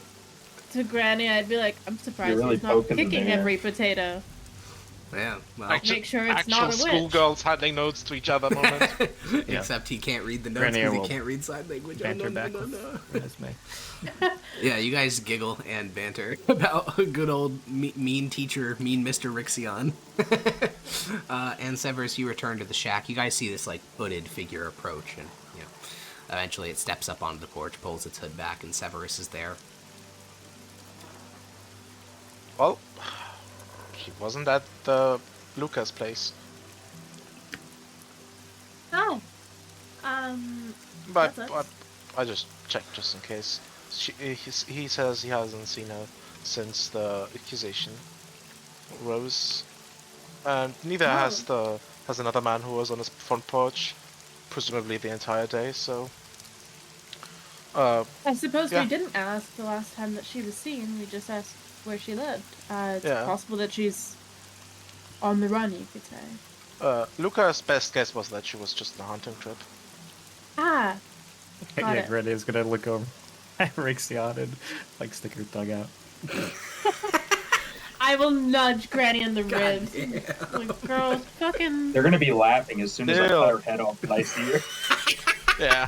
Fucking divine smite and explode. Yeah, you fucking burning bright burn all but one of your constitution just to smite her instantly. Yeah, it's like that one scene in The Boys where everybody's head explodes. It's Oh that's yeah, what's yeah, happening. yeah. Well, she could be on a hunting trip. I suppose that's true. Do you guys want to live in her house until she gets back, or go out try and find her? Granny will sign. It doesn't seem like most of the people know her well enough to know where she'd be, where she normally hunts. So I say wait. Yeah, just combing through the Yeah. woods, we might give a proper scare, and if she's dangerous, she might know these woods better than us. So probably be our best. Well, Just she wait looks here. it, but she definitely does. Okay. Yeah, you guys wait. At a certain point, you're going to start getting hungry. Father Rixion, I believe all the rations were being carried by Maximus and his horse. No, I Oh. should have some on my sheets. Let's see. Oh, no. How much do you have? Oh no. We're actually starving. I've got 10 rations. Okay, all right. So do you share your rations amongst the gigglers, those who have been quite literally pointing and laughing at you for the last fucking hour? Yeah, that's fine. I'm not gonna I- starve them like That's the fair, governor that's of the fair. inner I'm city. eating my I'm not- breakfast sandwich from the hotel. Oh yeah, true. You ate that this morning. This is like dinner. So yeah, you guys all eat the rations handed out by Father Rixion. He has slightly different rations to Maximus. He has church rations rather than legionary rations. But they're good. They're tasty. I mean, not really, but it's better than starving. Christ. Yeah. And you guys just chill there. Evening comes. You guys get nice and sleepy. There's one bed, but I think you guys have bedrolls. Your horses are still back in town at the governor's manor. They will be taken care of, but do you want to bring them up here to the shack?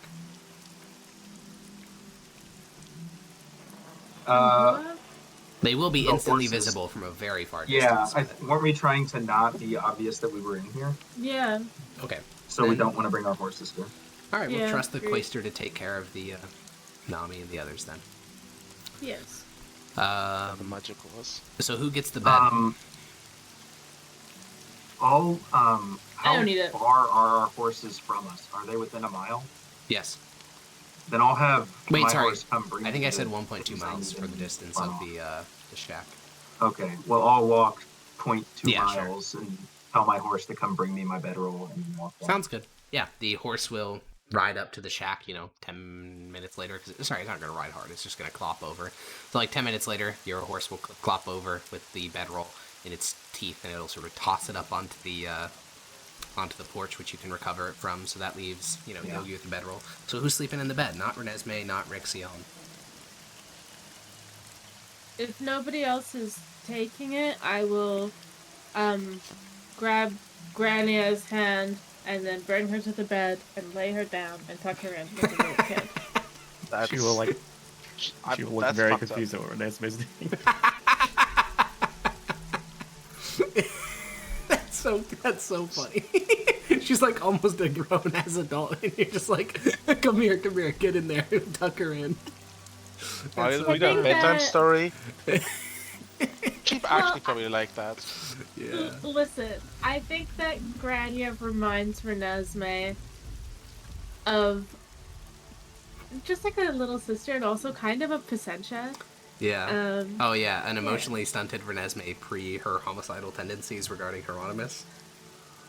yeah, but also her friend that she got kidnapped Yeah, with Pecentia. yeah, I remember her. I'm now realizing I'd that like- those your friend, childhood friend, and Grania's mentor Yes. have the same name. Yeah, but because of that, Pecentia, I'm imagining, when we got kidnapped, she probably went fucking mute Yeah. and, was quiet or whatever. She probably reminds me a little of her, like a little do sisterly, you remember what happened terrified. to Pecentia? Yeah. Oh yeah. Okay. Yeah. I just wanted I to don't clarify. Which is why, yeah, of course. But like, having like a little like Yeah. child reminding me for some reason, Greta reminds me. She has like childlike energy. Yeah, she Um, does. Yeah. Would you like? Echo says he doesn't remember, which is understandable because I think it was in a solo session. I only vaguely remember. What exactly did happen to Pecentia, that childhood friend of yours? She got totally fucking murdered by the our captors Necromortis? in Necromortis. Dragon's Keep. Yeah, the Necromortis. She was taken out of a jail cell once, and then I never saw her again. It's like, not, I guess I didn't see Yeah, her that's what I body, recall. but- I recalled it being implied, but you never knew exactly what happened. You just saw what happened to other Yeah. people that they took. Yeah. Exactly. Like, I was walking by a room that had its door open, and there was this, like, blue fungus that was, like, growing out of every single orifice. Like, their slightly ajar, like, mouth, and out of their eye sockets, their ears, and they were, like, embedded into the wall with this fungus. And in my head, in that moment, I was like, oh my god, what did they do to Placentia? So you That's tell kind of Granny what a stayed in wonderful my head. bedtime stories. No, I wouldn't. No, try. I know. I wouldn't know. try. I know. So once You- I knew this girl. And she had this wonderful day. And honestly, So- even Creek, the like the little color blue? Faith thing I was friends with, Yeah. kind of gives me similar energy. That's fair. Granny, yeah. Yeah, she I had haven't, that like, like put it wily trickster together, energy. yeah. Exactly. Yeah, you tuck her in. She just is confused, but it sounds like she doesn't, resist. So, yeah, you guys all get cozy in this shack. Casting a tiny hut. Okay. It doesn't leak, the shack that... Oh, actually, you probably don't want to do that because it's opaque, so you wouldn't be able to hear her coming. Doesn't the tiny Opaque hut is contain visual. sound and... No, it contains sound within it, but we can still hear stuff outside of it. Is that real? I mean, As far I'll as I'm post aware. it, but I'm pretty sure opaque is like visual. No, I know. not Opaque audio. is visual. No, I know. sorry. Opaque is visual, but I thought it also I'm so secondarily... No, yeah. I thought it secondarily did audio stuff. I don't think so. Night creatures can fit inside...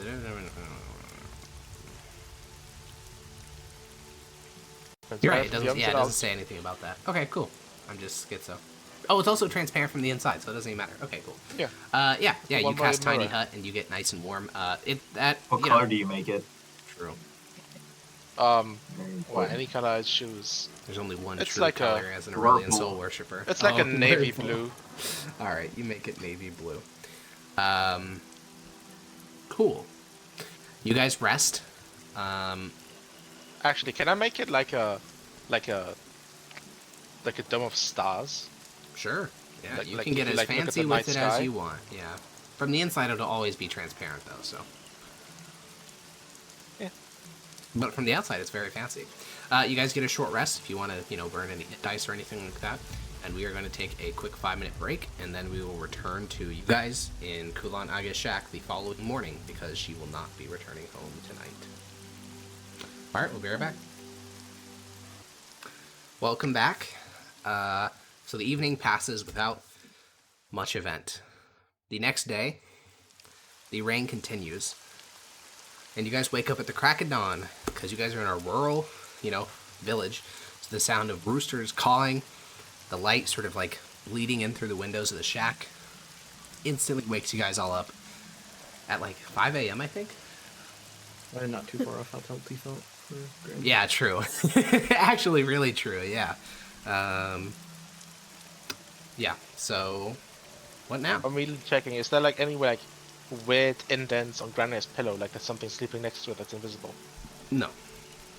Okay. I gotta check. No, yeah, feel free to keep asking.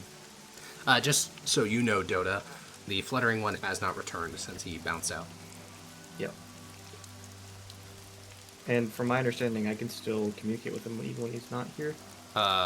No, you cannot telepathically communicate with him when he's not there. He can return at will, though, and you do not need him to be on this plane to cast magic. What? So, Also, can I force him to come back? yes. Okay, just can't communicate. Okay. So, How does casting magic work? what do you mean? Oh, said because he does That the... purple component. I forgot you're not a normal warlock. Never mind, he does have to be here for you to cast spells. Okay. I forgot you weren't... Yeah. Whoops. Whoopsie-doopsie. Troll face. So, What do you mean by normal warlock? I have Pact of the Chain, if that's what you're asking. no, I mean normal warlocks who don't need, their familiar to say their verbal components don't need their familiar to be present for them to cast spells. Oh, right. But if somehow the fluttering one dies in combat and you have to resummon him, you are like actually so fucked. Because you can't do the verbal components. So anyways, it's 6:30 in the morning, and it's raining. What now? Breakfast time? Okay. We eating more rations, or are we eating, Yeah, some there's cheese tubers and everything. some rabbit? Yeah. Some mandrake. Is mandrake even something you actually eat? I don't know. Probably not. No, I think it's poisonous. For actual taste. So are we pilfering the cupboard, or are we eating rations? Rations, I rations. think. Or running into town, right? Someone could make a town run. True. So our plan is to but wait we here can- until she comes back? Rania will Breakfast sign bagels. that she shouldn't be. I wouldn't assume she'd be gone for more than 2 days. So if she's not here by later this afternoon, then she's not coming back. Is what she'll say, or sign. Get to me. Yeah. All right. Yeah, these are like the last batch of our rations. We'll have to buy some more in town before we go on the next trek. I can just go grab some food in town and get us breakfast. So that we don't run out of rations. Perfect. Alrighty.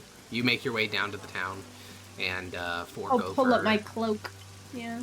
Yeah, you fork over 4 silver for a full day's, complement of food for all 4 of you, so we don't consume any rations or her food. Do you have 4 silver on you? Indeed, I Perfect. do. I will take that off my sheet. Here you go. And you return back to the shack, and you guys have a lot of time to pass. So, what are we doing today? Obviously we're chilling in the cabin, but how are we passing the time? I think that Renesmee is just gonna go around town asking people if they've seen her. If other Yeah. people are just like chilling in the house, then like there's no need for her. She'll go there to have lunch. She'll go back to have dinner. But Yeah, you can spend the day in the village asking around. You get, there's only like 10 homes plus the church plus the manor. And you get pretty universal answers. Nope, haven't seen her in 2.5 weeks from everyone. 2.5 weeks. From my just knowledge of hunting expeditions, is that like a normal amount of time to be going for a hunting It'd be expedition? pretty much on the longer side, but it wouldn't be impossible. There are trappers who go into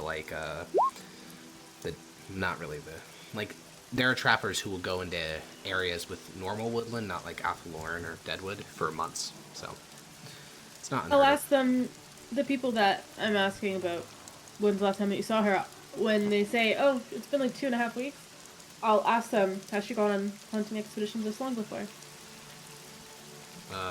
Yeah, she's been gone for up to 3 or 4 months at a time. Oh, wow. Okay. Jesus. So, I guess we don't know that info until she comes back and tells us. Yeah. Yeah, a little bit before noon, you return back to the cabin, and you share this. In the meantime, in the early morning for the first 5 hours of the day, Rixion, what are you doing to pass the time? I'm finding the comfiest piece of furniture. The bed. The bed. Well, like to sit down and read. I'm not gonna lay down. Okay, well, there are no chairs in the house, so... the Got bed no will have- chairs? Nope. What?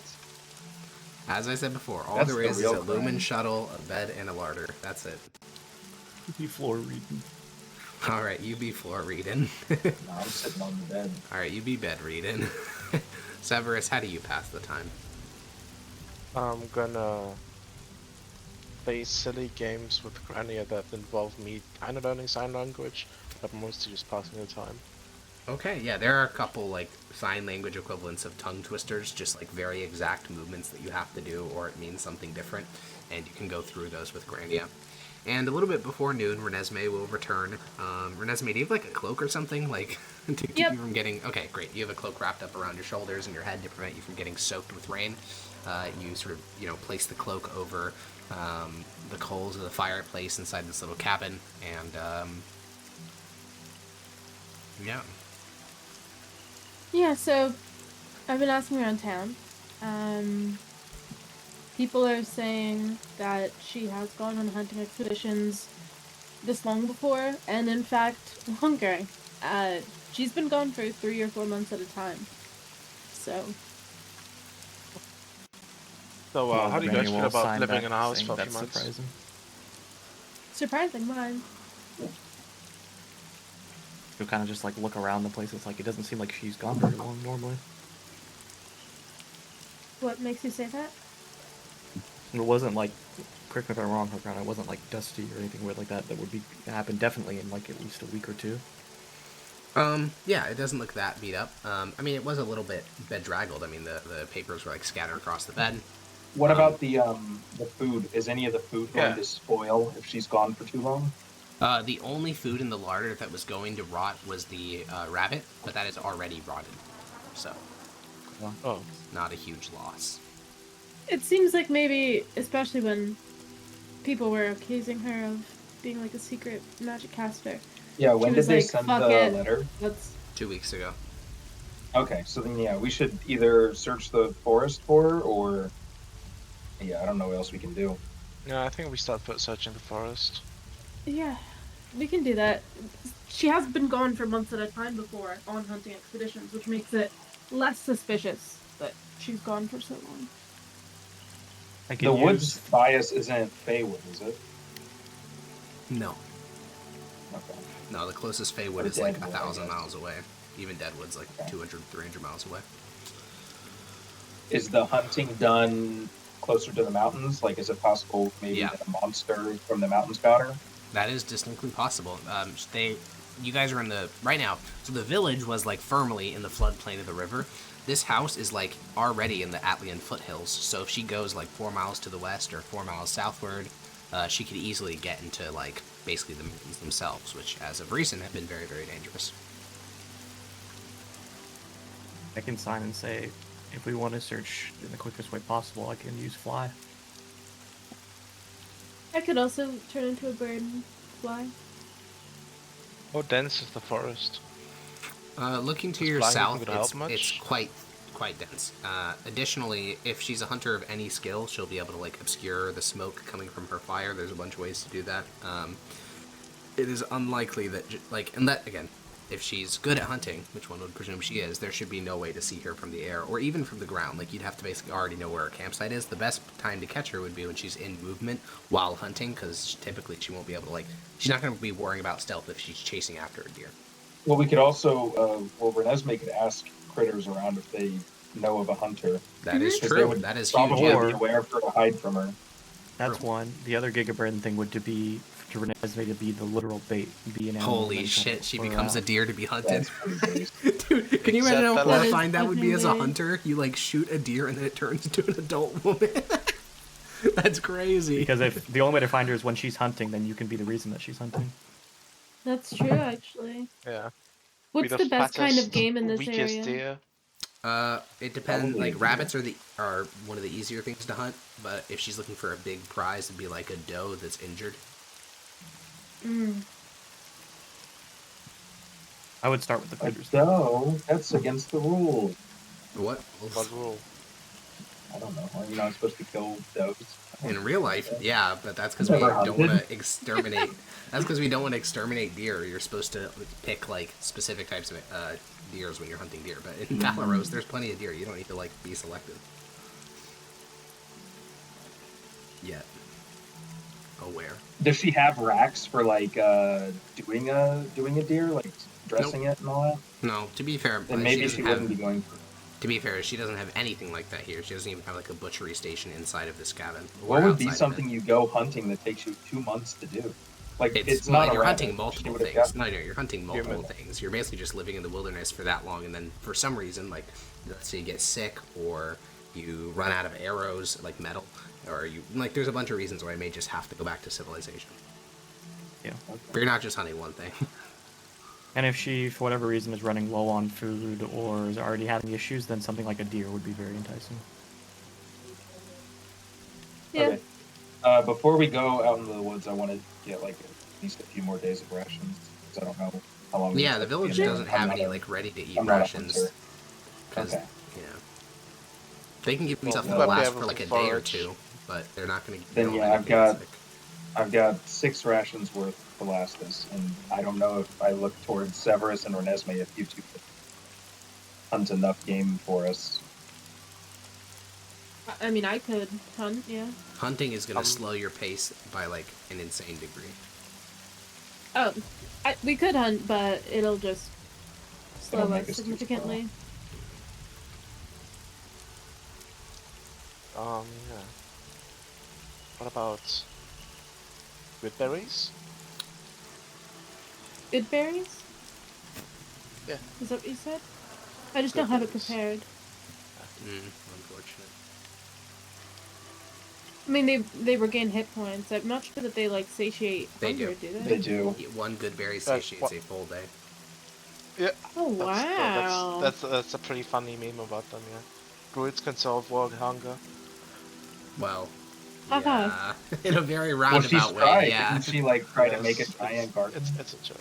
Yeah, but no, yeah, Like, they have the plant growth spell. I mean, plant growth is literally critical to like the agriculture infrastructure of all of Valeros. So W for druids. Okay, cool. Let's go get rations then. What's the problem with that? Well, this city doesn't have any. They don't That's have the any. problem. Oh, Correct. You guys could go back to Parla and Well- get some, but How far is Parla? A day?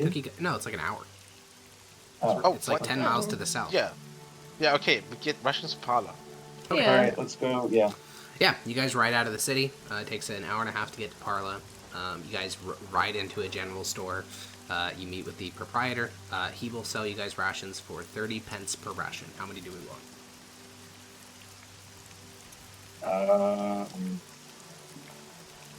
10, 20. How long do we think? I look around because I'm not a woodsman. I don't know the answer out of character, but in character, what would I say, Archon? Because I would probably know in character. I mean, it depends. Like, it depends how quickly How you long find are her. we Maybe you gonna find- dedicate to this before we say, not worth it, let's move on? Yeah. I'm asking.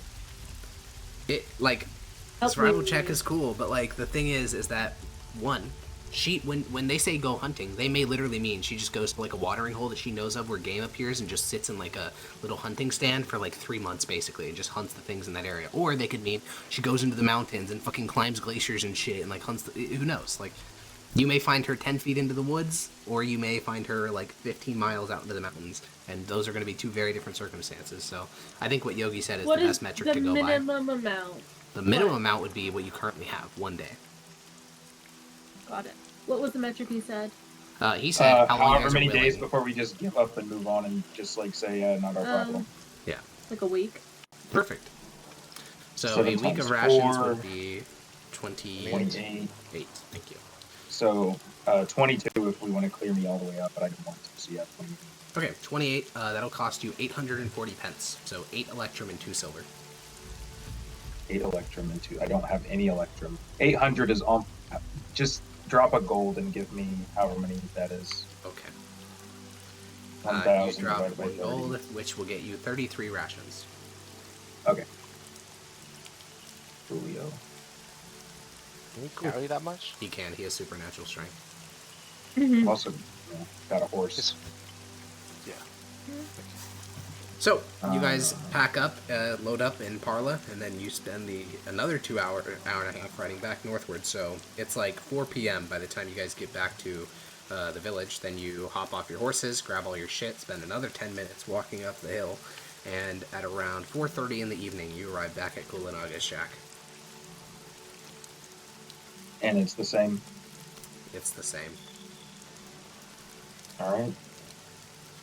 Off into the woods we go. Guess we're going there. Alrighty. Wait, before we go, there will probably be fights because there are probably monsters in the woods. Are we prepped for that? Are we okay? Yes. I'm just Yeah. okay. I guess, is there a different horse that I could take? If not, that's fine. I don't Nope. mind. But I don't think any of you are Okay. taking horses. Yeah. If we're going to the woods, it's not going to be very easy to take it, and it's going to give Yeah. too many signs if she is hunting in that area. that's true. Yeah. Dense woods. What do you guys plan on doing for sleep? Should you have bought a tent when we were in Parla? Bedrolls. I think Tiny Hut I was have the a go-to. bedroll.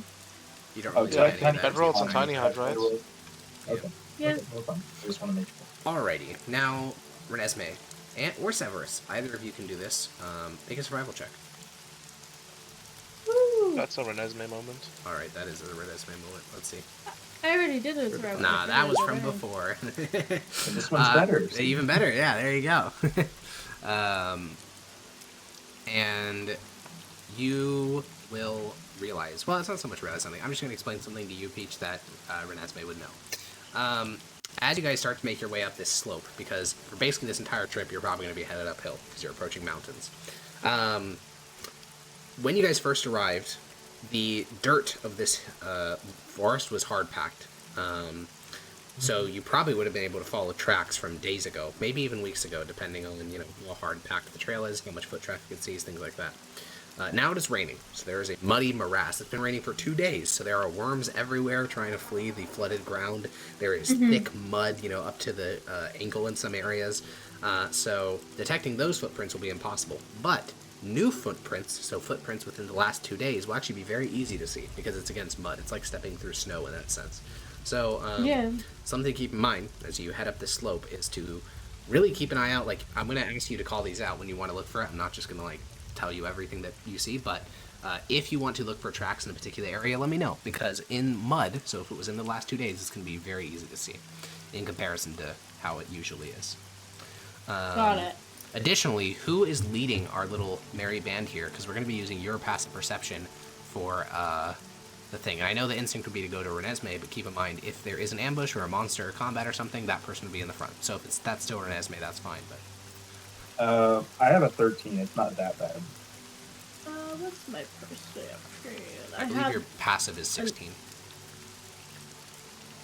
Yeah, it might be You could always wild best for shape. me. Yeah. True, she is very tanky. Actually, with Wild Shape, she's the tankiest one in the whole party. By HP, anyways. Yeah. Okay, then we have Renesmee in the front. Oh, I was wrong. You have a passive perception of 18, not 16. Jesus. So what do we want our marching order to be? We have Renesmee in the front. I'll play Father Rixion, and then Severus than me. I guess. Okay. That'll work. Alrighty. The four of you begin to march up. Oh yeah. Father Rixion, could you carry my bedroll for me? Otherwise I'd be encumbered. Okay.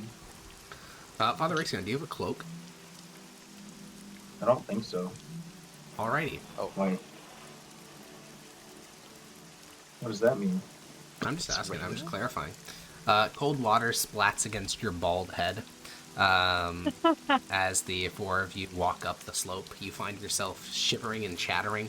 Despite the divine health that flows through your veins, so you can't get sick. It's impossible for you to get a cold. It's still cold, like physically cold. And it sucks. So the four of you continue to track up this hill. And as you are doing so, Renesmee, with your 18 passive perception, you notice that you had thought that you were walking randomly, like you had just picked a point and walked straight up.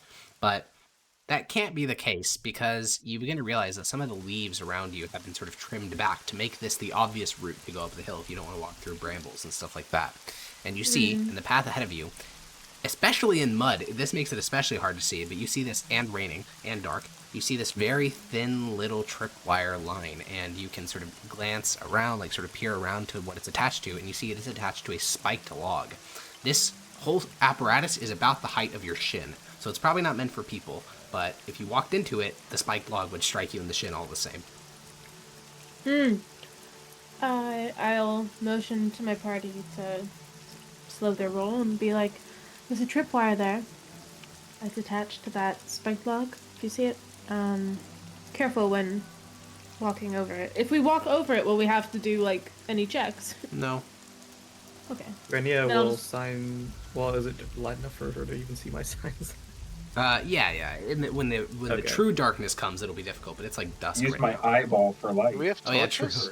I don't think so, no. We do. I have I have 4 produced- torches. Oh, okay. Flame. Rixion does. We have I will candles, so, sign. She must come and check these traps if it's meant for animals. We could wait here if we wanted to, or we could keep going. Maybe. I think we keep going. Alright. Yeah, let's keep going and see if we see any tracks. I look for tracks in this area. Alright, perception check. Yeah, good catch, Renesmee. Did not want my Wait a ankles second. destroyed. It's a perception. Perception. Ooh. Yeah, you look around the surrounding area, and unfortunately, the area, you guys just walked through this, so it's all muddied. Rixion is a big fucking boy, so his big old footprints splattered mud all over the area. So there probably were other tracks, but they've since been covered up by splattered bits of mud, and your teammates not being very discreet in their movements. Granny, a little sign we can check at the next trap we find. Yeah, and I'll tell the other people in our party, try to walk in a straight line in the person's footprints ahead of you, so that we can track more easily. Yeah. And then I'm just blaming it on them.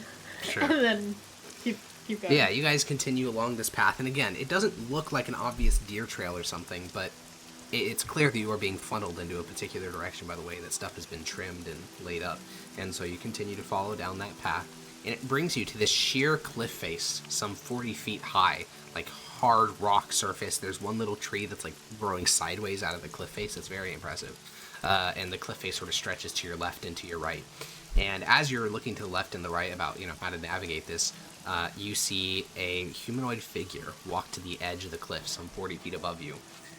You can't make out much of the details other than the silhouette of someone wearing a cloak, and you hear a voice sort of carry down from the top of the cliff. What doing are you here? In Tabrashan? What? That was are you no, here? it's in Mythos, and it's incredibly Broken accented. Yeah, it's really accented Mythos. Granny is going to get Severus' attention since he's the closest and sign the word sleep ? I'll shake my head.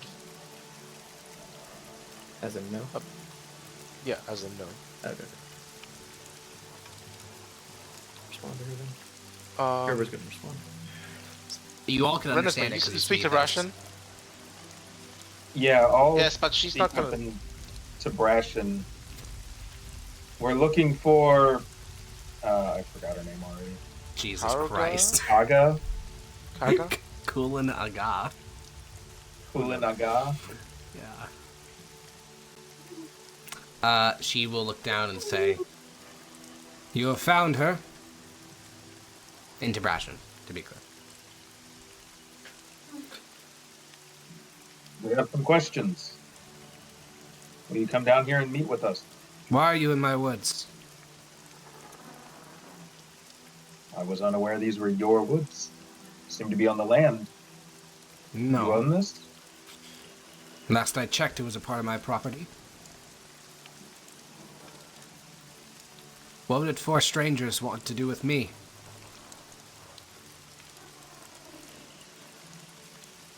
Is it? How would she prove that this is her property? Is there a deed? Do you think she's carrying a deed in the fucking rain in the middle of the woods? Yeah, exactly. So why do I? Yeah, I mean, I don't care. She can't produce anything. Father Rixion does speak to Ration, yes. That's how they're communicating. So if you can't speak to Ration, you're not hearing this. She does. She does. I think only me and her. I also think that. Yeah, I understand.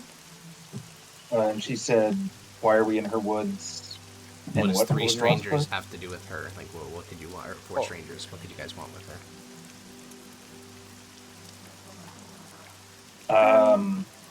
We understand that there have been weird things happening. We're, just trying to figure out what's going on. Talk to the other townsfolk. I have nothing to say to you. we have. I'd ask you talked to the other stop townsfolk. trespassing. They've accused you of being a witch. We just want to speak with you. Ridiculous. And she walks away from the edge of the cliff.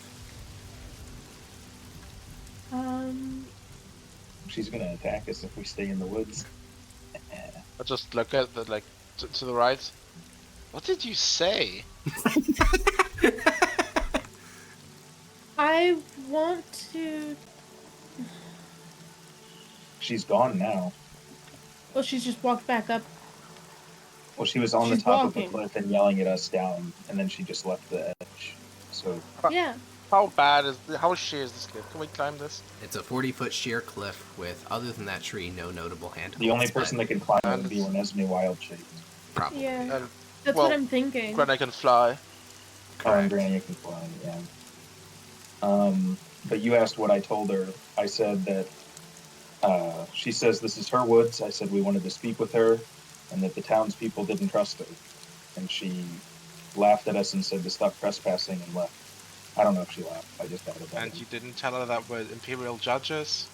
I did So not. we have the authority to trespass? No, I don't know that that approach would be I received don't think very she'd well. care. Severus, it could I part get of the her pieces duty? of paper that she wrote out that were flipped? Um, Or one of them. what for? It's over. I want to bring it up to her and just show her that we see it. Oh, in that case, take Grania with you. I will, but I just want one of the pieces of paper. Yeah, I can sure. cast Go fly on the on grocery 3 list. people, by the way. Right, on 3 people. Wait, we can all go.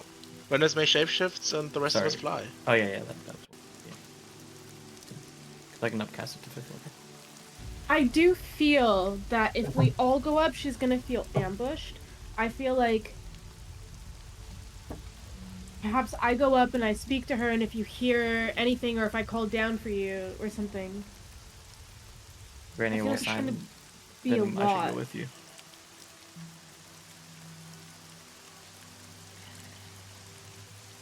I feel Yeah. like one shapeshifting person is also gonna be, pretty spooky. Yes, but less spooky than all of us all of a sudden, boom, 5 people outnumbering you. Yeah, sure. I'll give her the grocery list. Sure. Knock yourself out. But don't actually. I have thunderclap, so if you hear a clap of thunder, What if she stops you from casting spells? then if you hear a scream, Granny will sign. I think I should come with you. 2's safer than 1. Well then, shh, I don't know what you're Sure. saying, but I feel like we all should go. Yeah, I feel like At least up the cliff. like if you're flying up with her, then might as well all of us. yeah, And I then I'm think the just longer gonna we're go talking alone. here, the further she might be getting away. Yeah, I'm just gonna turn into a bird.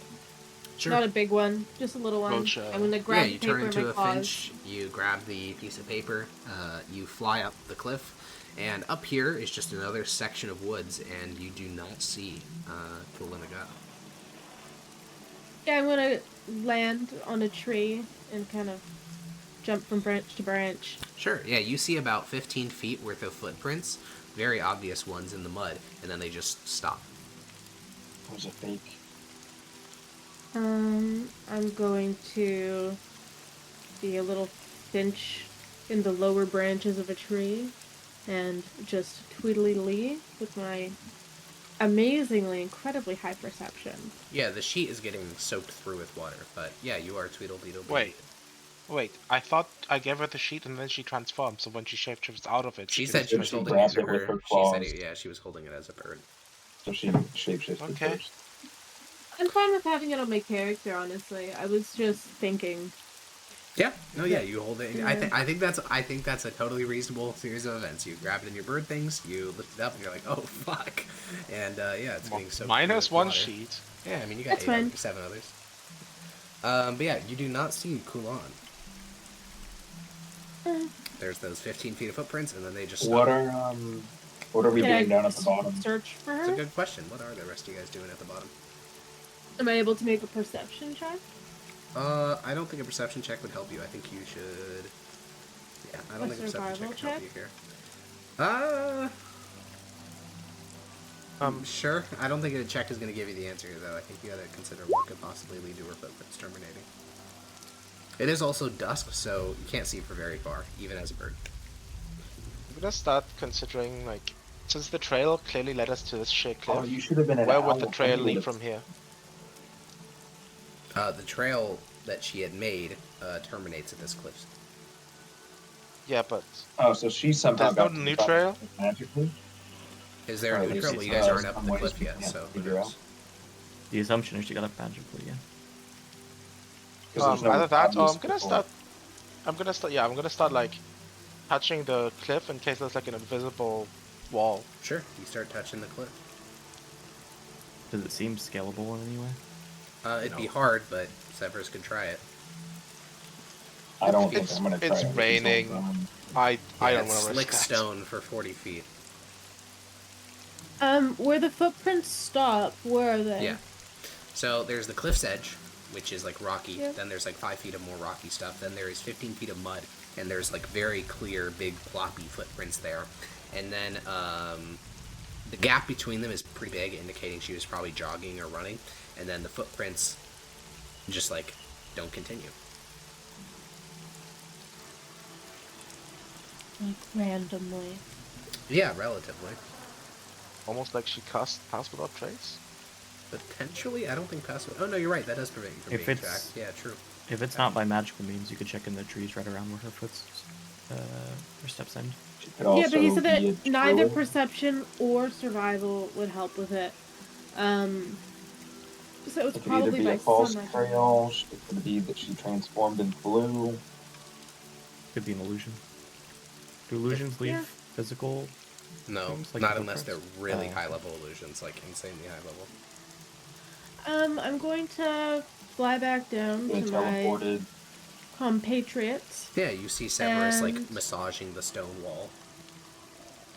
I'm not massaging it, I'm not just like tapping it, like Yeah. going up and down the side of the cliff. See if Sounds there's a like lot a like hidden massaging, but passage. okay. I'm going to fly onto Caressing, his some would say. shoulder and flop the sopping wet paper into his hands, and then I'm gonna go tweet. I'm gonna look. Is this page a paper even remotely salvageable? No, I'm the just ink gonna is give her a already, sour melted look. off the page. Yeah, I'm just gonna like give her a sour look as I crumple it up and put it into my pocket. I'm gonna peck him. Damn. Rude.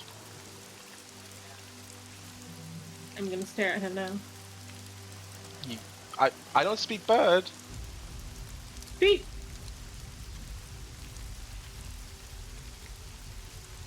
Um, I still don't. I'm gonna fly over to Grania. I'm gonna land on her. Tweet. Rennie is gonna assign. Should we go with our original plan to ask the creatures around here? Renesmee, I'm if going you to want us nod to my little bird head. Base. I was gonna say 1 tweet for yes, 2 tweets for no. Yes. I'll nod my little bird head. And then I will go tweet. Should we fly up the cliff? Tweet, tweet. Should we just like search here at the bottom of the cliff? Tweet.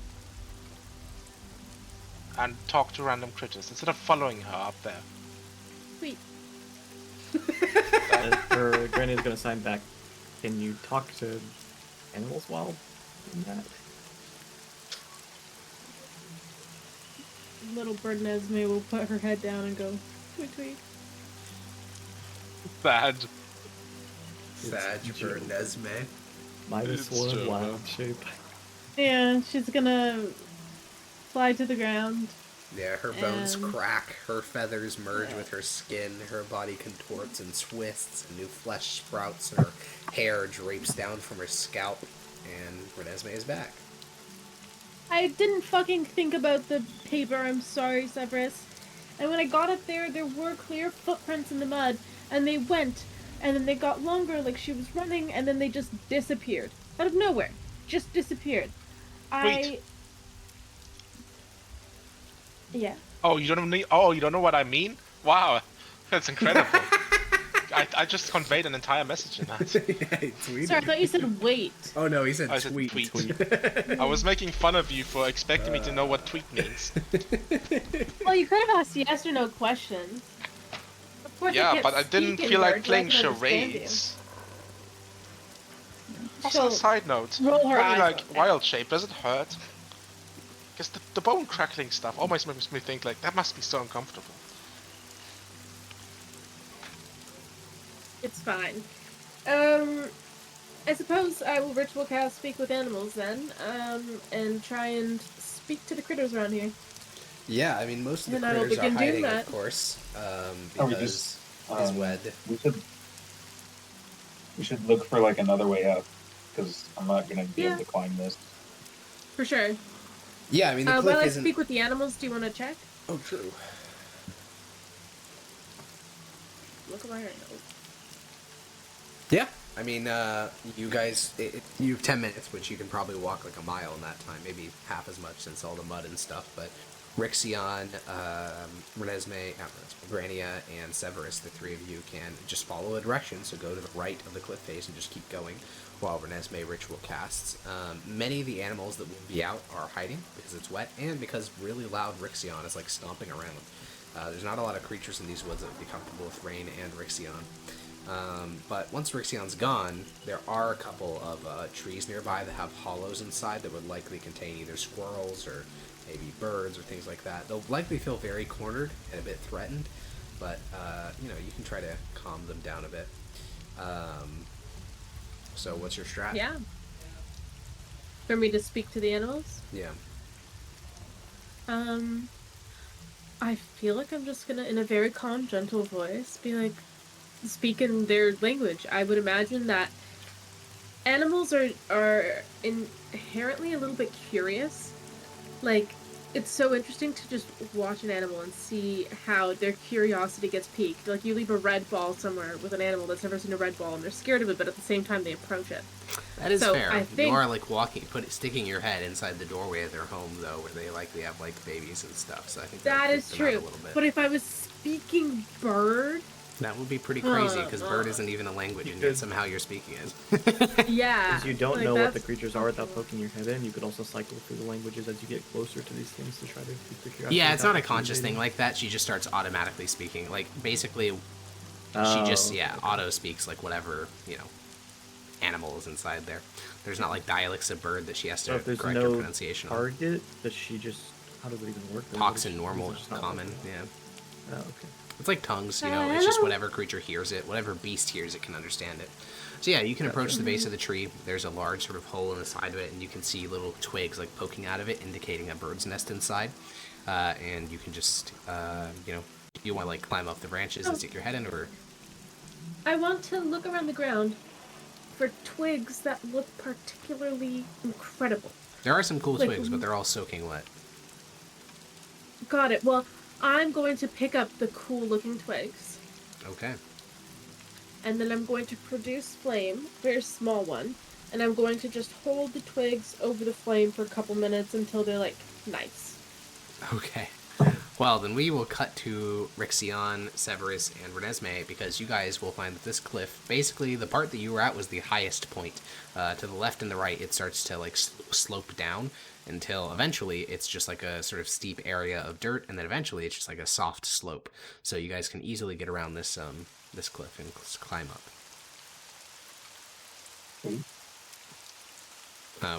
What now? Now that you've gotten over the cliff? Let's go to where Renesmee is, but actually on the cliff. Yeah, I see what you're saying. Okay. Then Renesmee, you will, speak up to this little bird hollow, and after gathering a nice, dry, fanciful twig. Yes. I will, go as close as I can to the hole in the tree, and I will say, in bird, excuse me, I'd like to speak to you, and I have a twig that I'd like to offer. And I will blue hold jay up the will little twig. hop to the entrance of the hole and sort of like cock its head and look at you. I will, with one hand, very slowly bring the twig up and outstretch so that I can grab it without, being worried about me. Yeah, the blue jay will look at it for a couple of seconds and then quickly, rush its beak forward, grab the twig, and pull it inside of the hollow of the tree. It's a good twig. I could get you some more. I would just like to speak with you. It's hard to make out the darkness of the hollow, but you hear some noises and the noise of a baby bird just and after 15 seconds or something, the blue jay returns back to the entrance of the hollow and sort of cocks its head again. Hi. I'm wondering, well, can you speak to me? Yes? Oh, hi. Nice to meet you. I'm Esme, and I am willing to offer you worms or twigs in exchange for your time speaking with me. Yes? I'm looking for a woman. She's a hunter, very bad woman, but we're trying to find her. We're humans, so we're not too great at it. Have you seen a woman out here? Yes. Where? He seems to, like, gesture his beak in your direction. Oh, is there another woman other than me? A different woman out here that you see? Yes! Where? It sort of pokes its nose a little bit outside of the hollow and gestures towards the cliffside, and you can see Rixion, Grania, and Sever sort of picking their way through some foliage over in the direction of the top of the cliff. And the blue jay seems to point its beak somewhere in the direction of Grania. Could really get a description of the lady based off of how we saw her, right? Yeah, we did see her. It was dark. Cloaked. We know she was cloaked. Yeah. Well, there was another woman here. She's been here before. I think that she hunts in this area for other critters. She has a cloak on. I believe that you said that she has black hair, right, Hargon? I don't think I mentioned her hair color, to be honest. Oh. Yeah, she has a cloak on. She's been here before, probably many times. Yes. You know where she is? Yes. Where? The beak seems to point. Basically, if you took a straight line from the bird's beak, it would take you past those footprints and just continue in that direction. Do you know exactly where she is, or just the direction? The bird seems unsure of how to answer. Do you know where she hides? No. You just know that she goes there. Yes. Do you ever see her disappear? No. Do you ever see her go inside something, like a house or a cave? No. Is there anything else you can tell me about the woman? Anywhere else she goes? No. Okay. Would you like worms or twigs? I heard you have a baby in there. Yes. Worm? Yes. Twig. Yes. Okay. I'll get you a worm and a twig. Yeah, you descend from the lower branches of the tree, go to the ground. Both are very easy to find, and you can deliver a worm into the gullet of the bird. And yeah, you can see the rest of your companions are now at about the same spot you were when you were a finch. Got it. Once I'm done delivering my end of the bargain to the bird, I will jog up to my compatriots up there. Yeah, you jog the long way around the cliff, return back to the top. Severus, you would have like 20 minutes with this scene of the 15, muddy footprints. Though by now they're already starting to wash out because of the continuing tide of rain. Is there anything you want to do while you're waiting for Renesmee?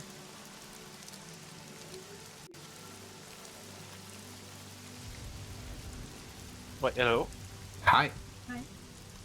I'll just keep a lookout for traps or people sneaking up on us. Okay. All right, you keep a lookout. No such people try to sneak up. No traps are in the immediate vicinity. Then Renesmee jogs over. At this point, regardless of cloaks, all of you guys are getting soaked. It just is what it is. There's no way to avoid it. Tonight's gonna fucking suck when you're trying to sleep. Am I able to commune with nature here and see if I can sense any, dugout places in the earth? I believe terrain is specifically included. First one. Yeah, so you can absolutely ask for caves, if you'd like. We're not moving much more for this day, right? Probably. There's probably 2 hours left Moving- of daylight. Yeah. Oh, is that? I thought that's like basically dark already. It's dusk. It's dusk. It's not fully nighttime. It won't fall down Okay. until 8 o'clock, and it's like 6:30 right now. Yeah, I'll look Alright. for terrain, not necessarily just caves, but like if someone like this is such a poor example, but like dug a hole under a tree Sure. or Yeah, I get what you're saying. Hidey holes. yeah, hidey holes. I'm yeah. gonna be honest. This is gonna be overwhelming. So I like So Renesmee walks over to a tree, Oh my plants god. her hand firmly against the trunk, and you speak to Close nature, my eyes. that great Yeah. spirit of nature that you connected to through the old man of the mountain, and you ask, "Are there any hidey holes?" And you receive literally within 3 miles, thousands of locations. You get tiny little hovels that like badgers have dug, moles underneath the earth, little things inside of trees, little rocks underneath of which are open spaces which in live bugs and beetles and things like that. And I think your brain starts to filter and say, whoa, thank you, but can I get bigger things, please? Like maybe human-sized? And boom, there's still hundreds. And you say, okay, Yeah. maybe ones that have had any sort of occupation in the last, distant length of time. And that narrows it down a lot because most of these things have never been utilized, but they could be. And eventually, you narrow it down to up the hill, about a mile walk. There is a large cave. And nature's feeling about this cave is one of remorse. Because once there was something very potent of nature within that cave that is there no longer. Like very potent like magically or very potent like naturally. Naturally. Got I'll it. leave you to interpret what that means. A unicorn. Interesting. When I close my eyes and I imagine this cave, what do I see and feel in the cave? The cave is pretty large. It is like 70 feet deep, 80 feet, 90 feet wide. There's like a piece of water in the back of it. I think beyond that is the most detail you're going to get about it. Got it. It's the largest, hidey place within the immediate vicinity.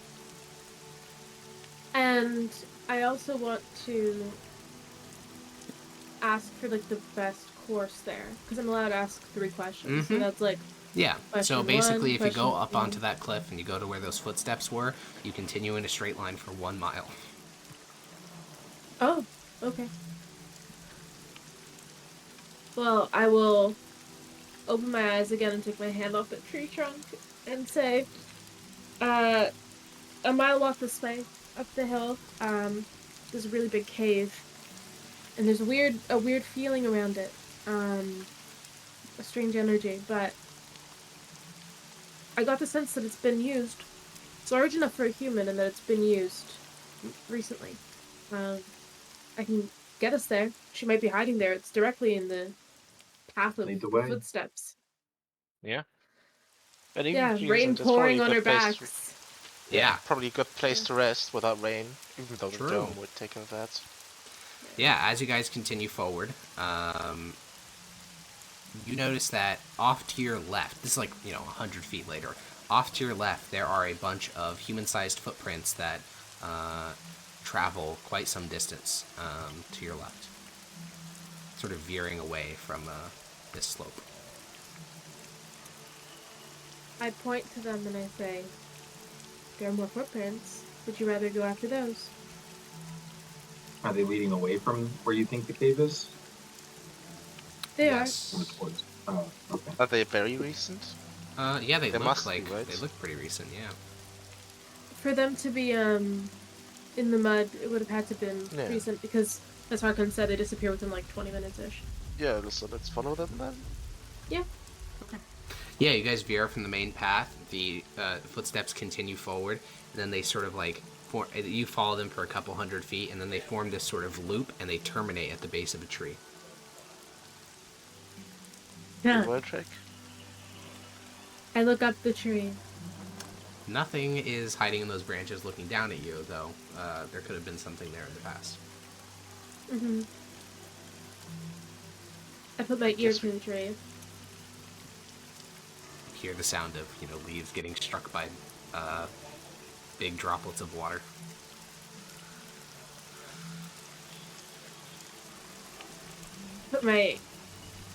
I knock on the tree, like the wood of it.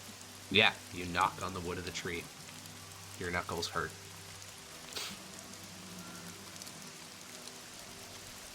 It could be a druid, I suppose.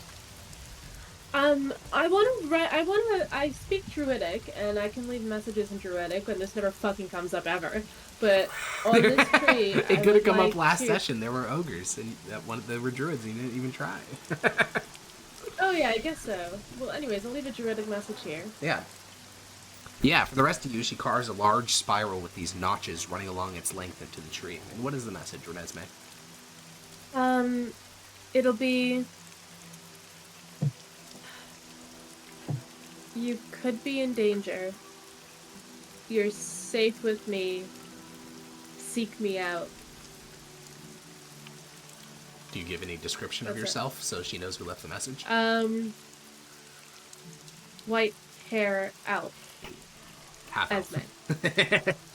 Yeah. You leave that message. I think if there's a white-haired elf, she'd be horrified. But yeah, you leave the message of a half elf. And now where? I suppose we The cave? go to the cave, yes. Yeah, you guys leave this path behind and begin to make your way along that path. And the tree line starts to get really sparse the higher you head up, because you were actually headed on a pretty steep slope. And over the course of the next quarter mile, the trees around you get thinner and thinner and thinner until you guys reach a bald slope. And if it weren't so late in the evening, you probably would be able to see all the way up to the top of this hill. But as it is, you're just sort of trudging upward through the vague darkness. Only Renesmee knows that you're actually getting closer to the cave. For the rest of you, it just feels like you're walking on a random hillside, one of those steep grassy ones. And slowly, the cave comes into view. Now, you do not see fire, you don't see smoke, but you do smell smoke as you get within about 20 feet of the cave entrance. And that is around where, Rixion's eyes start making the entrance fill with light, and the rest of you can actually spot this thing that you've been walking to this whole time. There might be someone in there. We'll see. Careful. Hopefully. Hopefully, indeed. I continue walking up towards it. Sure. Yeah, you approach the Traps. entrance of the cave. Father Rixion and Severus follow behind you. Rania pulling up the rear. And is there light in here now? It is pitch black inside this cave, other than the light generated from Rixion's eye, which is functionally a torch, so it lights the entryway. There's no sound from inside either. I'd like to produce flame in my hand just to have something mobile with me. Yeah. I'll light a torch with her flame and then hand it to Severus. Cool. Thanks. Is the smell of smoke getting stronger in here? Yeah. There is definitely a campfire in here relatively recently. Oh, but it's been snuffed out. Do we see any embers, the last of the embers? Yeah, squinting into the darkness, you do see a very, very faint red glow, but weirdly enough, it's at head level. So either there's a slope in the back there, or something weird's happening.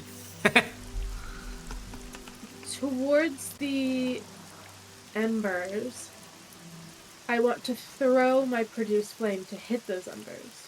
Okay, yeah, you throw it, and for a brief moment you see this flash of a cave. Near the back right edge, there's this sort of upraised stone platform. It's not a platform, but it's a stone upraised area of the cave on which there is a bedroll that is currently rolled up, a campfire that had been fully put out, surrounded by a ring of stones. There is 2 large piles of what looks to be hay or some sort of plant matter, and then, all of it goes dark again as the flames fade. And you hear a voice from deeper... Basically, you guys are still standing in the entrance, so you hear a voice from deeper in the cave and into Brashen say, "I told you to stop trespassing." Oh. We found you. Why do you say trespassing? This is my land. I want to speak in Druidic and say, can you understand me? There's a couple moments pass, and then she says into Brashen, "What are you saying?" Never mind, I thought that you might be a druid. I'm not a spellcaster, I told you that. We're not here to harm you. We just have to speak with you. Well, we're speaking right now, aren't we? Why was your home Yeah. littered in magic? I don't know what you're talking about.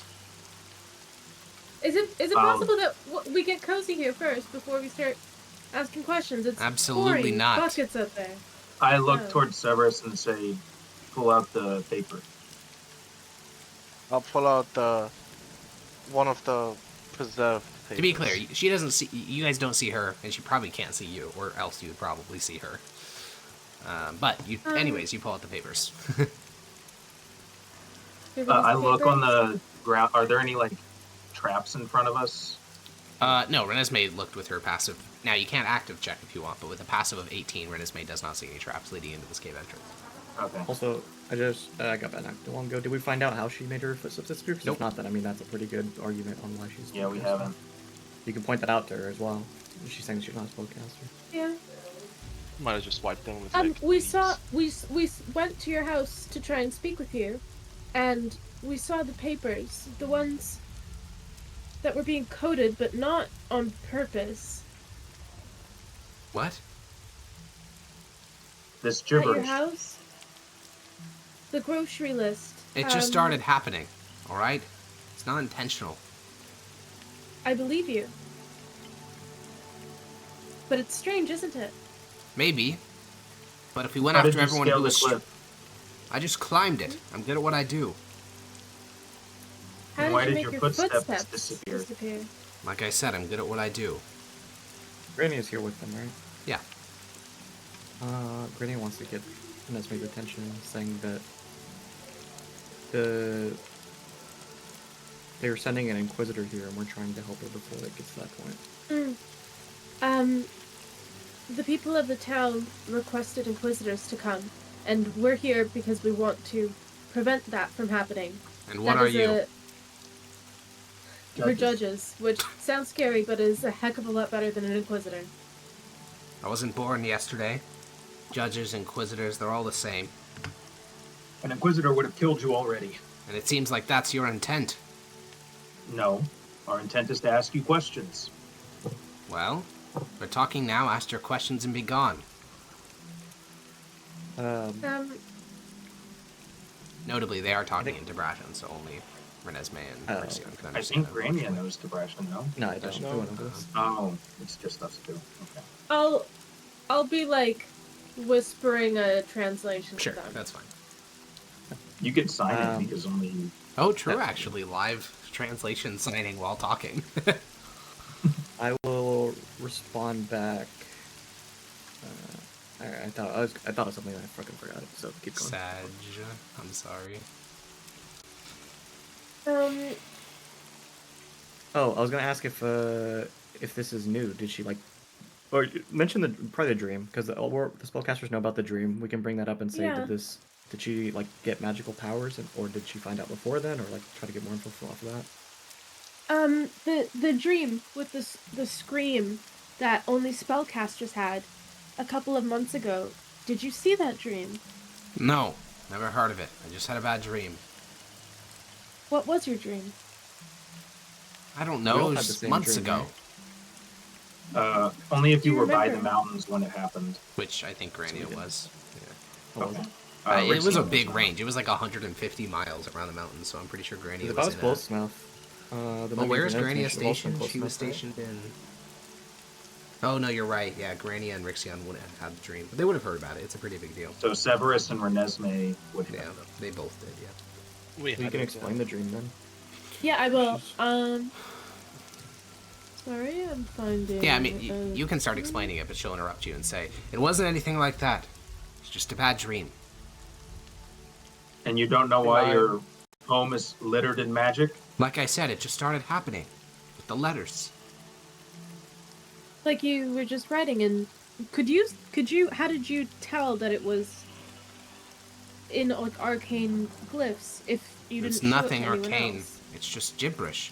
I tried to show the grocery list to one of the townsfolk, and he said that he couldn't read it. Could you read your own list? Of course I can. and it was normal He to could read you. it. Well, then I guess nothing's wrong, and that townsfolk person is just crazy. Oh no, it was No. definitely weird. Gibberish. Well, then either way, it's nothing I did intentionally. We're not Granny will accusing you of sign. If you have intentionally magic doing effects, that. we need to know what they are. I don't have any magic. Perhaps there's a cure. You do. Well, not Your necessarily home is pure, full but of if you had glittered in magic, you would just be taught how to wield it responsibly. Yes, you Mythosians are very good at kindly teaching people things. Listen, this magic is incredibly dangerous. If you don't allow us to register as a spellcaster and get properly taught, we're gonna have to detain you and you'll likely be tortured and executed. If you go along with it, you might even get to become a judge like these two weirdos. It's good to see you talk properly like Mythosians. When you had come here pretending that you were going to help me, I was confused. But now you speak how all Mythosians do. Of torture, of death, of punishment, of execution.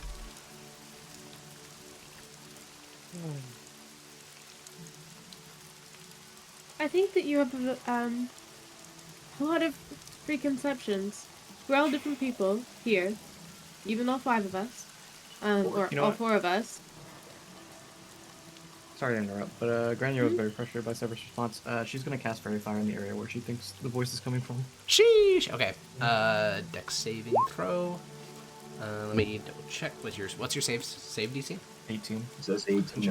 Okay, then you can't see her because she is behind a stone pillar, but you will see the glow, like, around the area because, you know, it glows. That's what Fairy Fire does.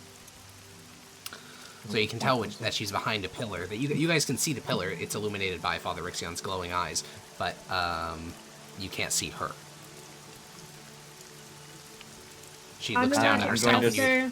well, she's gonna look down She's a and ma- say to the sorry. entrance, "What'd you do to me?" We illuminated you so that we would be able to tell where you are, so that you don't harm us. You seem very jumpy. Me harm you? You're the one that tracked me down, came to my hunting lodge, are threatening to torture and execute me. No, Look at God, no. Grania By the We're way, not West- threatening. Did I look. Severus is the one that said that? Only Right, that she she speaks- understands she can Mythos speak Mythos, because yeah. Maximus and I She speaks didn't Mythos, translate. yeah. Okay. Yeah, I'm looking at Grania and I'm just signing one word. It's sleep. And then nodding.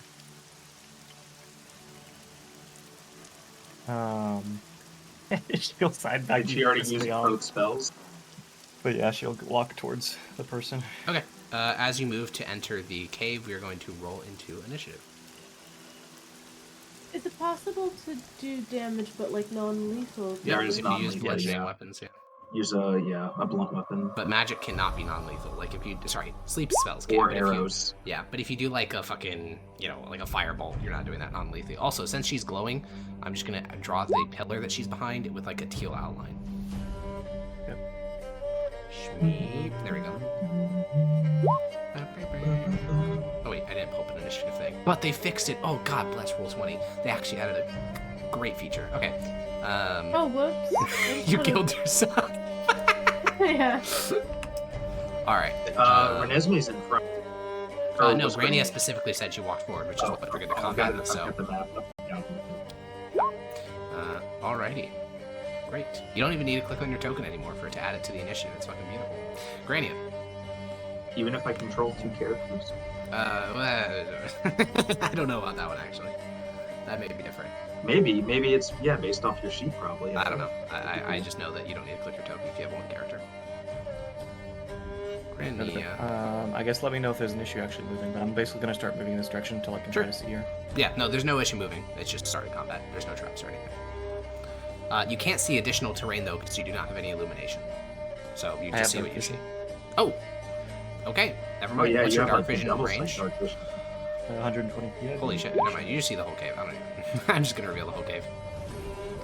Technically, only Grania sees this, but you guys all have more of a illumination of it. Grania sees this. Okay, this might change my decision then. Yeah, give me a sec, give me a sec, give me a sec, give me a sec. Okay. There you go. Okay. Alright. I don't see her. Okay, I was just making sure there wasn't anything else in the cave with us. Oh yeah, like a Okay, fucking so I'll stick with giant her. demon. Yeah. I still wouldn't see her here. Be me, try to be woman, living my life. Judges come and threaten to torture and execute me. Feels bad, man. Yeah, I feel like that's a really harsh approach. Yeah, you think? Literally, just like this is like it's like Waco. They're just like, I'm just trying to live on my own. And the government's like, well. It's time to do some murdering. You do not care that you want to live on your own. It's endangering the lives of other people. Can I see any portion of her from here? I don't think so. No. Till now. Is sleep an area or not? Sleep is an area. No. Yes. Oh, it is? Yeah, it's creatures within 20 feet of a point you choose within range. Okay. Then yeah, I'll cast sleep. Alrighty. You get upcast. Yeah, Okay. auto upcasted. We'll see. She has a pretty good health pool. I don't know if this will. Eager of hell. We'll see though. It could It's work. something crazy like 11d11, but let me count it again. Or 11d8, Okay, if that's sorry. true, that's insane. If it's like 11d10 or We something. talked about this. I think it was 9d8 last time we did it, but I've gained. Okay, we'll see. We'll see what you roll. You can always roll ones and It's everything. 5d8, and then each spell slot above that is Real 2d8, and it's at level 1, so 7, 9. It'll auto do it if you 13. cast it and then like click the. It Click doesn't? dip level. Yeah. It should auto do it. It did not auto do it. Okay, then it's 5d8 I have it. plus. I think it's 13d8. if I understand. What level are you casting it at? Fifth. 5th? Okay. Yeah, I also think it's 13d8. She does not fall asleep. What? Sheesh. That could be hit point related, or it could be that she is immune to being charmed. Those are good rolls, too. They were good rolls. Oh, half elf, perhaps. Half elves Yeah, are she not might be a immune to being half-elf. charmed. They get advantage on saves. Sleep. I But think- they don't have elves. Also have a thing where they can't be magically forced to Correct. fall asleep. They do also have that Yeah. feature, yeah. I was thinking of Fey Ancestry at first. Renesmee, you don't have to do anything if you don't want to. If you don't want to participate in what's about to happen. Hold on, I'm checking the missions and the damages. I don't think any of this matters. I am going to go into the cave. How do I measure this? You just you can do that. Oh, you can do that too. Technically, that means 25 feet. Oh, reminder of what Renesmee sees. She does not see this. But she has light source on her, so for purposes of Oh, okay. this, yeah, it doesn't really How matter. far thought can she I got go rid of again? it. You can go 30 feet of movement. Yeah, can I get to like this over here? I didn't see if you Or did no. something. I want to She's get got to an the arrow, edge you of don't this see it? cave. No. I want to get to the edge of this cave. Okay, like there. Yeah, and I want to cast Entangle behind me. On Father Rixion What? and Severus. Yes. Okay. What the Strength fuck four- is wrong with you? Hold on. I don't want you guys to come in and murder Hobo. Quick thing Well, now I'm before- going to, and I might do you too. Why would you do this? Grania, what were you Before saying? Renesmee casts this, does Renesmee see Grania before she does this? Yeah. I'm Yeah, going I to sign see. back. Sleep didn't work. No more spells. Oh, okay. Okay. Alright, strength saving throw for Severus and Father Rixion. Wait, Entangle's strength? I thought it's I dex. believe it is. I believe it's strength, yeah. I'm like 88% Oh, well, I sure passed. that it's strength. It is That's indeed my strength. worst one. Yeah. Alright. You have a plus 3 next to me, by the way. Severus but that is doesn't entangled. matter. Father Rixion is not entangled. And I want to shout, stop! We're not doing anything! This is what's Just happened roll so the far. dice. Is Grania walks in, and then you walk in Hey. and cast Entangle on us. Nothing's Sorry. happened besides that. Well, she's done it though. Well, we rolled Uh, into initiative, so yeah, it's just It's fair. stressing No, me that's out. fair. Severus, you are entangled by vines. What are you doing? Restrained, right? So I can't make You are. attacks. The only thing you can do, well, you can do it. Oh no, you're right. You're restrained, so you can't. Yeah, the Is only it thing you can do is entangled action time? break the plants. I'm holding a burning torch. Yeah, I think How's that that would work work? eventually, but it's gonna take way longer to burn through those plants than matters in combat. Yeah, I'm rounds. just wondering if I'm like hurting myself. No. You have a that plus is 3, that's a pass. Another failure. No, it's not a save. has a It's a plus check. 3. It's not a save. It's a check. Same modifier for me. Yeah, so it's same modifier for you, but you don't get the +3 from the paladin, which is what he's talking about. So it's still. Oh. Yeah. Oh yeah, it's just. Oh, it Alrighty. does say check. Okay. It does say check. And I'll wait. Yes, Can I do anything with my bonus action? you can talk. Actually, No, actually, I can do something way better than talk. Oh shit, oh shit, oh shit, oh shit, oh fuck. That does work. I'm Misty stepping. Yeah, and all it requires is verbal. Or are you Misty stepping too? That Like, you can see. right behind her. Yeah, Okay. you can't go too deep. Shoop. Okay. Behind me, not in And I'm front just of me. holding a torch, and I'm just looking at Renesmee very You're disapprovingly. supposed to be behind me. Isn't that You're behind in front you? of me. No. But you turned Behind around you to cast from an my 30 angle feet, on 30 them. Yeah, feet you were was- looking. Yeah, but 30 feet was not there. 30 feet was like right on top of me. No. 30 feet is right behind you. Oh, okay. Okay. Father Ixion. Nothing personal, kid. Is it difficult terrain? Yes. Is that my understanding? Okay. Which doesn't really I'm not change gonna- anything. I could also have Misty stepped if I got trapped, but I'm going to just 10, 20, 25, and Advantage on attack Also- Renesmee. Hey, no also way. look at Renesmee like she's a psychopath. Like, what the hell? I Okay. get it, like you wanted this schoolgirl giggle at me, but what is this aggression about? Night. Yeah. No, it's not aggression. I'm just trying to prevent people from. Well, I never I think cast a spell on you. I think they understand. We will move on to Kulin Aga's turn. She is going to emerge from behind cover, and she is going to cast Cloud of Daggers on Renesmee. Oh, she's not a going to- spellcaster. She's not a spellcaster, Obviously, she's a spellcaster. I mean, It just started Um, happening. yeah, a cube 5 feet on each side. Oh, sorry, I was wrong. She is not going to cast that on Renesmee. She's going to cast that on Severus, because it's only 5 feet on each side. So she's going to cast it right there, on top of Severus. Severus, you are going to take 4d4 slashing damage, and there is no save, so take 8 slashing damage. Wait, that just isn't a save on this? Nope. More importantly, though, is the wild magic table. So, Dota, my good friend, please roll me 2d100. Also, I know we Oh, are over our time, fuck. so if anyone has to go, we can. I understand. Alrighty, 77. I made a new table, by the way, not the original one, because the original one seemed cringe. Oh, fuck. Alright, a burst of wild magic floods out from Kulon. All 4 of you have to make wisdom saving throws. I believe that's what polymorph is, right? Polymorph is a wisdom saving throw. It is wisdom saving throw. Isn't it? Perfect. It is. I just double checked. I can't speak. Okay. So, Grania passed, Severus passed, Renesmee passed. Let's see if Father Ixion passes. What's the spell? Sorry, what do I Wisdom. roll? Wisdom. Wisdom Wisdom saving throw. That is a pass. All- Severus passed, right? He's within 10 feet. everyone passed, yeah. Everyone passed, yeah. It's 13. I don't know. Alright, and then there's another effect which afflicts her, but is not entirely obvious. Grania. There's a clusterfuck happening over near the door. This lady's casting spells and all sorts of wild, like, when she casts that cloud of dagger, she just sort of like, she basically just yelps, puts her hands in the direction of Severus, and he starts getting cut by ethereal daggers. Okay, so it means she probably emerged more recently, doesn't know how to control stuff. Got it. Yeah. Like you mentioned, Eldritch Blast cannot be non-lethal. That's my understanding. Correct. It is force damage, so that will just Okay, yeah. I'm going to assume she doesn't actually have that much HP, so I'm not going to attack her. Okay. But I mean, what she just will upcasted do- Cloud of Daggers, right? She did not upcast it. She cast it at Oh, the it was normal just level. 44. Yep. Alrighty. Alrighty. Move up to here. Okay. And there is one thing I can do, because I think we talked about this before. The Eldritch Invocations don't use spell slots, correct? Correct, they do not. That is their whole point. Unless they say they do. No, I don't think any of them say that. But Some of them say like, oh, allows you to cast Oh, polymorph yeah, using- that's true. Using one of your warlock spell slots. That is true. Thank you. We went over this already. You ruled that it wasn't because it was cringe. Oh, base. That does sound like me. Anyways, are you doing anything else? Oh, more shit.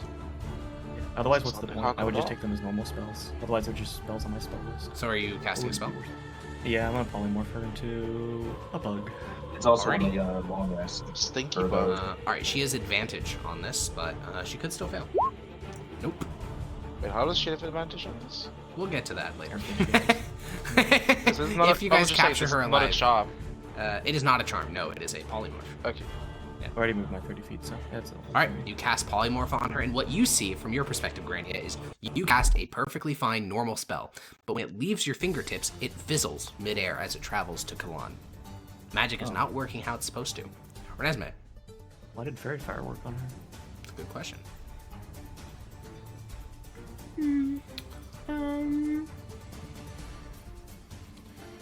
I'm going to try and entangle Kalan. Okay. I don't want to catch Granny in Yeah, this. so something like this. Yeah. Okay. You cast that And spell wait, again. I also want to move. Sure. I don't care about moving specifically. I'm going to go here with my hands up and say, don't want to hurt you. We'll see. She does have advantage on this save, which is a pass. So as you cast the entangle spell on her, the roots start to like grow up from the ground. She sort of like shrieks in surprise, and instantly the plants retract and do not affect her or the surrounding area. And you are no longer concentrating on anything. Yeah. Granny is still concentrating on the fairy fire though. Severus, I believe at the start of your turn you take another, or starts its turn there. Yeah, you take another 8 slashing damage. Or we should reroll, just to be fair, because it could be lower than 8. 8 again. Huge. So you take another 8 slashing damage, and what do you want to do now? I'm doing one step here. Yep. I'm dropping my torch. Yep. Putting up my bow. Yep. And I'm shooting her. And I have advantage because she's fairy fired. Correct.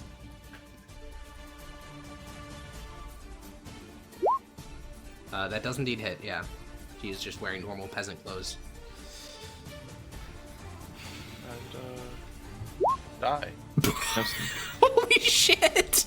No, I'm He has advantage. advantage, it is Oh, with sneak. advantage. That's Maybe blind fucking crazy, bro. Holy shit. That arrow strikes her right in the jugular and she starts to hemorrhage hard. She is not dead, but she is as close to dead as you can possibly be without being actively dead. That is crazy. The next I can bonk her with quarterstaff next to knock her out. Father Rixion. Give me 1 second. I'm gonna Misty step over there basically, and then bonk her with the back of my sword, and then try and. No. Well, if she's No. What do you Back of mean the no? sword is not a valid attack move. And I'm gonna Pummel punch strike her in the valid. face with my fist. I don't Pummel know strike if is I not got it. implemented in any way in 5e, but you could do like a shield slam, or you could just hit her with your fist. Yeah, that works. Unarmed strikes is fine. I'll just punch her in the face. Perfect. Your advantage. Unarmed strike is going to be just d20 plus your strength mod. With advantage. okay. That's Fairy Fire. Yeah. So just roll my strength twice. Is that Mhm. my understanding? Basically, yeah. Or That that's hits. advantage. D4 plus your strength mod. Well, it's at least 5 damage. Sure. At least 6 damage, right? Yeah. All right, you punch her in the nose, and she goes down. However, as she hits 0 hit points, that thing from earlier, the 96, is going to come into effect. Uh-oh. And she is going to go back to full HP. That's crazy. It is crazy. She's still affected by fairy fire, though. Yeah, I think that'd be the only effect. Yeah, so from your perspective, you punch her in the nose, she just drops backwards, you know, like you've done. I know you never fought at pubs. It's like what Maximus does to people at pubs. And then she just, her eyes glow with this sort of strange, just pure white magic. And she sort of rises back upwards, and she seems just as surprised as you are. But on her turn, she's just gonna cast, fuck, I don't even know.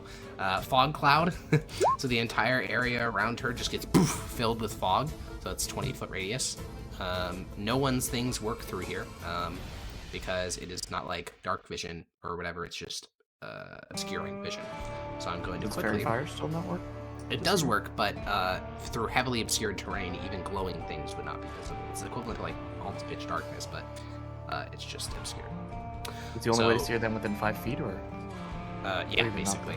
Yeah, no, Okay. 5 feet. Well, would work. Rixion should see which direction she goes then. right? Correct. I also well, no. should get an See what opportunity direction. to He'll just know advantage, she though. moved. It'd be neutral because you have advantage from fairy Well, fire. And then I don't just know. because You she's said in the you said that obscurement. you said that you can see her right now with 5 feet away, correct? Yeah. So So, you but would if see she the glow moves move in 5 feet, she direction. can move anywhere in the whole thing. So seeing what direction. But you she see the glow goes in. move away from you in Yeah. a certain direction. Sure, but she can just move. Like it's That's not. fine. It's I just not want to much. make it clear that we know Sure. the general Yeah, direction. she is going to move 11. An 11 does not hit. She dodges it. She has but advantage. Or you still have advantage because very. No, it's neutral Well, because it's it's obscure. disadvantage because she's Okay. hiding her. Well, through the yeah, dark. advantage and disadvantage, so overall is neutral. So she moves there, and then she's going to do some other movement. Peach, roll 2d100. Okay. Alrighty. As the first fog cloud goes down, she starts to mumble something, and you feel the fog around you grow even thicker as a second fog cloud appears in the same location. Doesn't really matter Oh. much. And then the other thing. Do any of you guys have like satchels or pouches or like little things or bandoliers I have a at your backpack. waists? Okay. Every latch that is openable flings open. So your its contents doesn't fall out, but your backpack latch undoes itself. No, my Or belt. like your belt, your belt undoes itself, or anything you have that can open up opens up as if a knock spell was cast. But that's it. Brainium. She knows the way she was facing is the way behind her should be. She's gonna head in that direction basically. I'm Okay. just gonna walk this way. Great. Is that fine? 15 feet. Yeah, that's fine. And then I'll walk 15 feet up. Yeah, you can see And- since you can see 5 feet. You see Severus is like right next to you in the fog. Okay. I can't do anything else. So. Okay. Renesmee.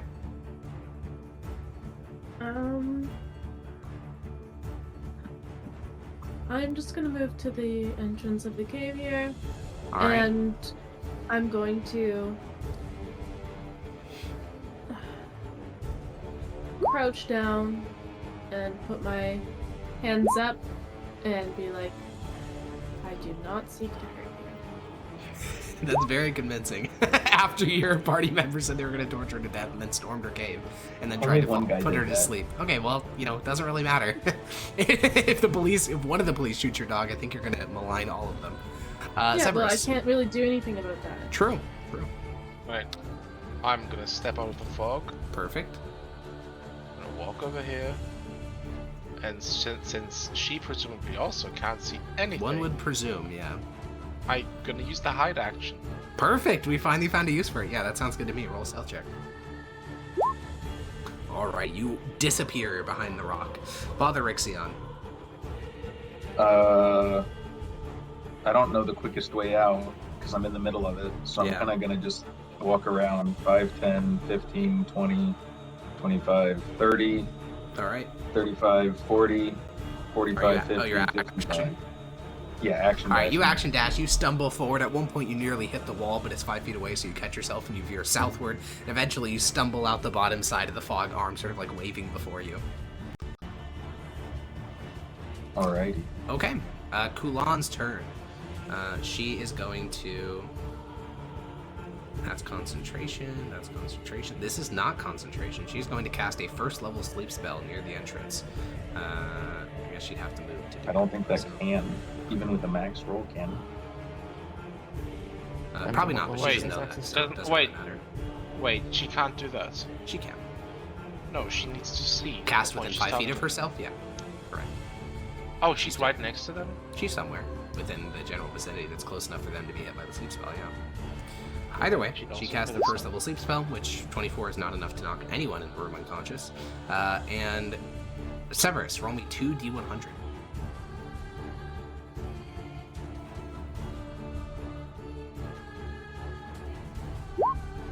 $45. All right, so- Or is it once? She is rolling twice on the magic table. Well, that's gonna do Um, sorcerers normally. Normal sorcerers will roll a d20 every time they cast a spell. If they get a natural 1, then they roll on the wild magic table and they roll once. You have not had me do that as a sorcerer. Because you're not a wild magic sorcerer. Oh, I thought you said any sorcerer. Oh, no. I thought you Um, said wild magic do it every time and then regular sorcerers one time or something. No. Yeah, so something begins to happen to her, and she's like grunting in surprise, but since you can't see it, it's just noises. And then the second thing was a 5. Okay, that's also pretty wacky, but you can't see it again because it's something happening to her, not you. So, Grania. The second effect doesn't make any difference, like noise or anything. The second effect would, I think she'll react in the same way to the first one, which is something similar, like, what the fuck is happening? Well, where did that sound come from? Did it The sound like northern it was side close of the to fog cloud. Okay. Okay, I'm gonna move here. Something to I'm gonna consider shoot. is that a strong wind can disperse the fog cloud. I don't I don't have a way wording to. one. I think we will all simultaneously blow really hard. Fair enough. Actually, no. Hold on, let me think this one. Make a joke even. I'll look something up. Give me a second. Oh shit, he's doing research. I do have to go soon. Alrighty. Well, Dodo, We should unless you have just kill something to her do quickly. quick. Yeah. Yeah. We could end it here with let's her just end somewhere. Okay. Well, there's Kulana- one thing I can do real quick. Yeah. If she was, we just noticed on the northern part. I'm going to move here. into the fog. Yep. No, not there. Here. Do I Okay. run into her? Moving to the left or No. right too? Okay. I'm gonna cast Fey Presence then. Turn into a For the frightened friend. As a bonus action, you can cause each creature within a 5-foot radius. Well, you know she's not within 5 feet of you Why do I know that? because you can see within 5 feet of you, within the obscurement. She casts. Didn't you say she could cast the sleep spell within 5 feet? Yeah, of but her the too? range of sleep is 20 feet, so you just have to be within 20 feet of the central point of the casting of the spell. Oh, I see. Okay. So then I'll take it square by square. 5, 10, 15, 20. Yeah, your head hits her feet. Right here? What? Yeah, your head Her hits her feet? feet. Yeah. Okay. Well, I'm casting Fey Presence still. Alrighty, we'll make one final save. That is a failure, even with advantage. So she She's is frightened, which she is not immune to in any way, which is not going to necessarily drop her concentration, I don't believe. 2, 3, 4. Um, And then after I do that, yeah. oh no, it splits up the movement. I can't move again. Never mind. So yeah, Okay, that's it. well then, that is an interesting point to end it. She is shrieking in surprise both to the things happening to her due to this wild magic shit, and Granius sneaking up through the darkness, fucking grabbing her legs and spooking her real hard. So next week, we will pick up with Foley spooking Kulun Aga, probably killing her, knowing Rixion. And then we'll hopefully reunite with Maximus and Tarako. We'll figure out I the had a exact chance to scheduling for kill her. I that. just punched her. You did, yeah, you did just punch He her. could have killed her if he wanted to. It wouldn't have mattered too much because she had that effect on her. Either No, way, but he didn't know that. that is true. That is Yeah. true. So we will be back next week. Bye-bye.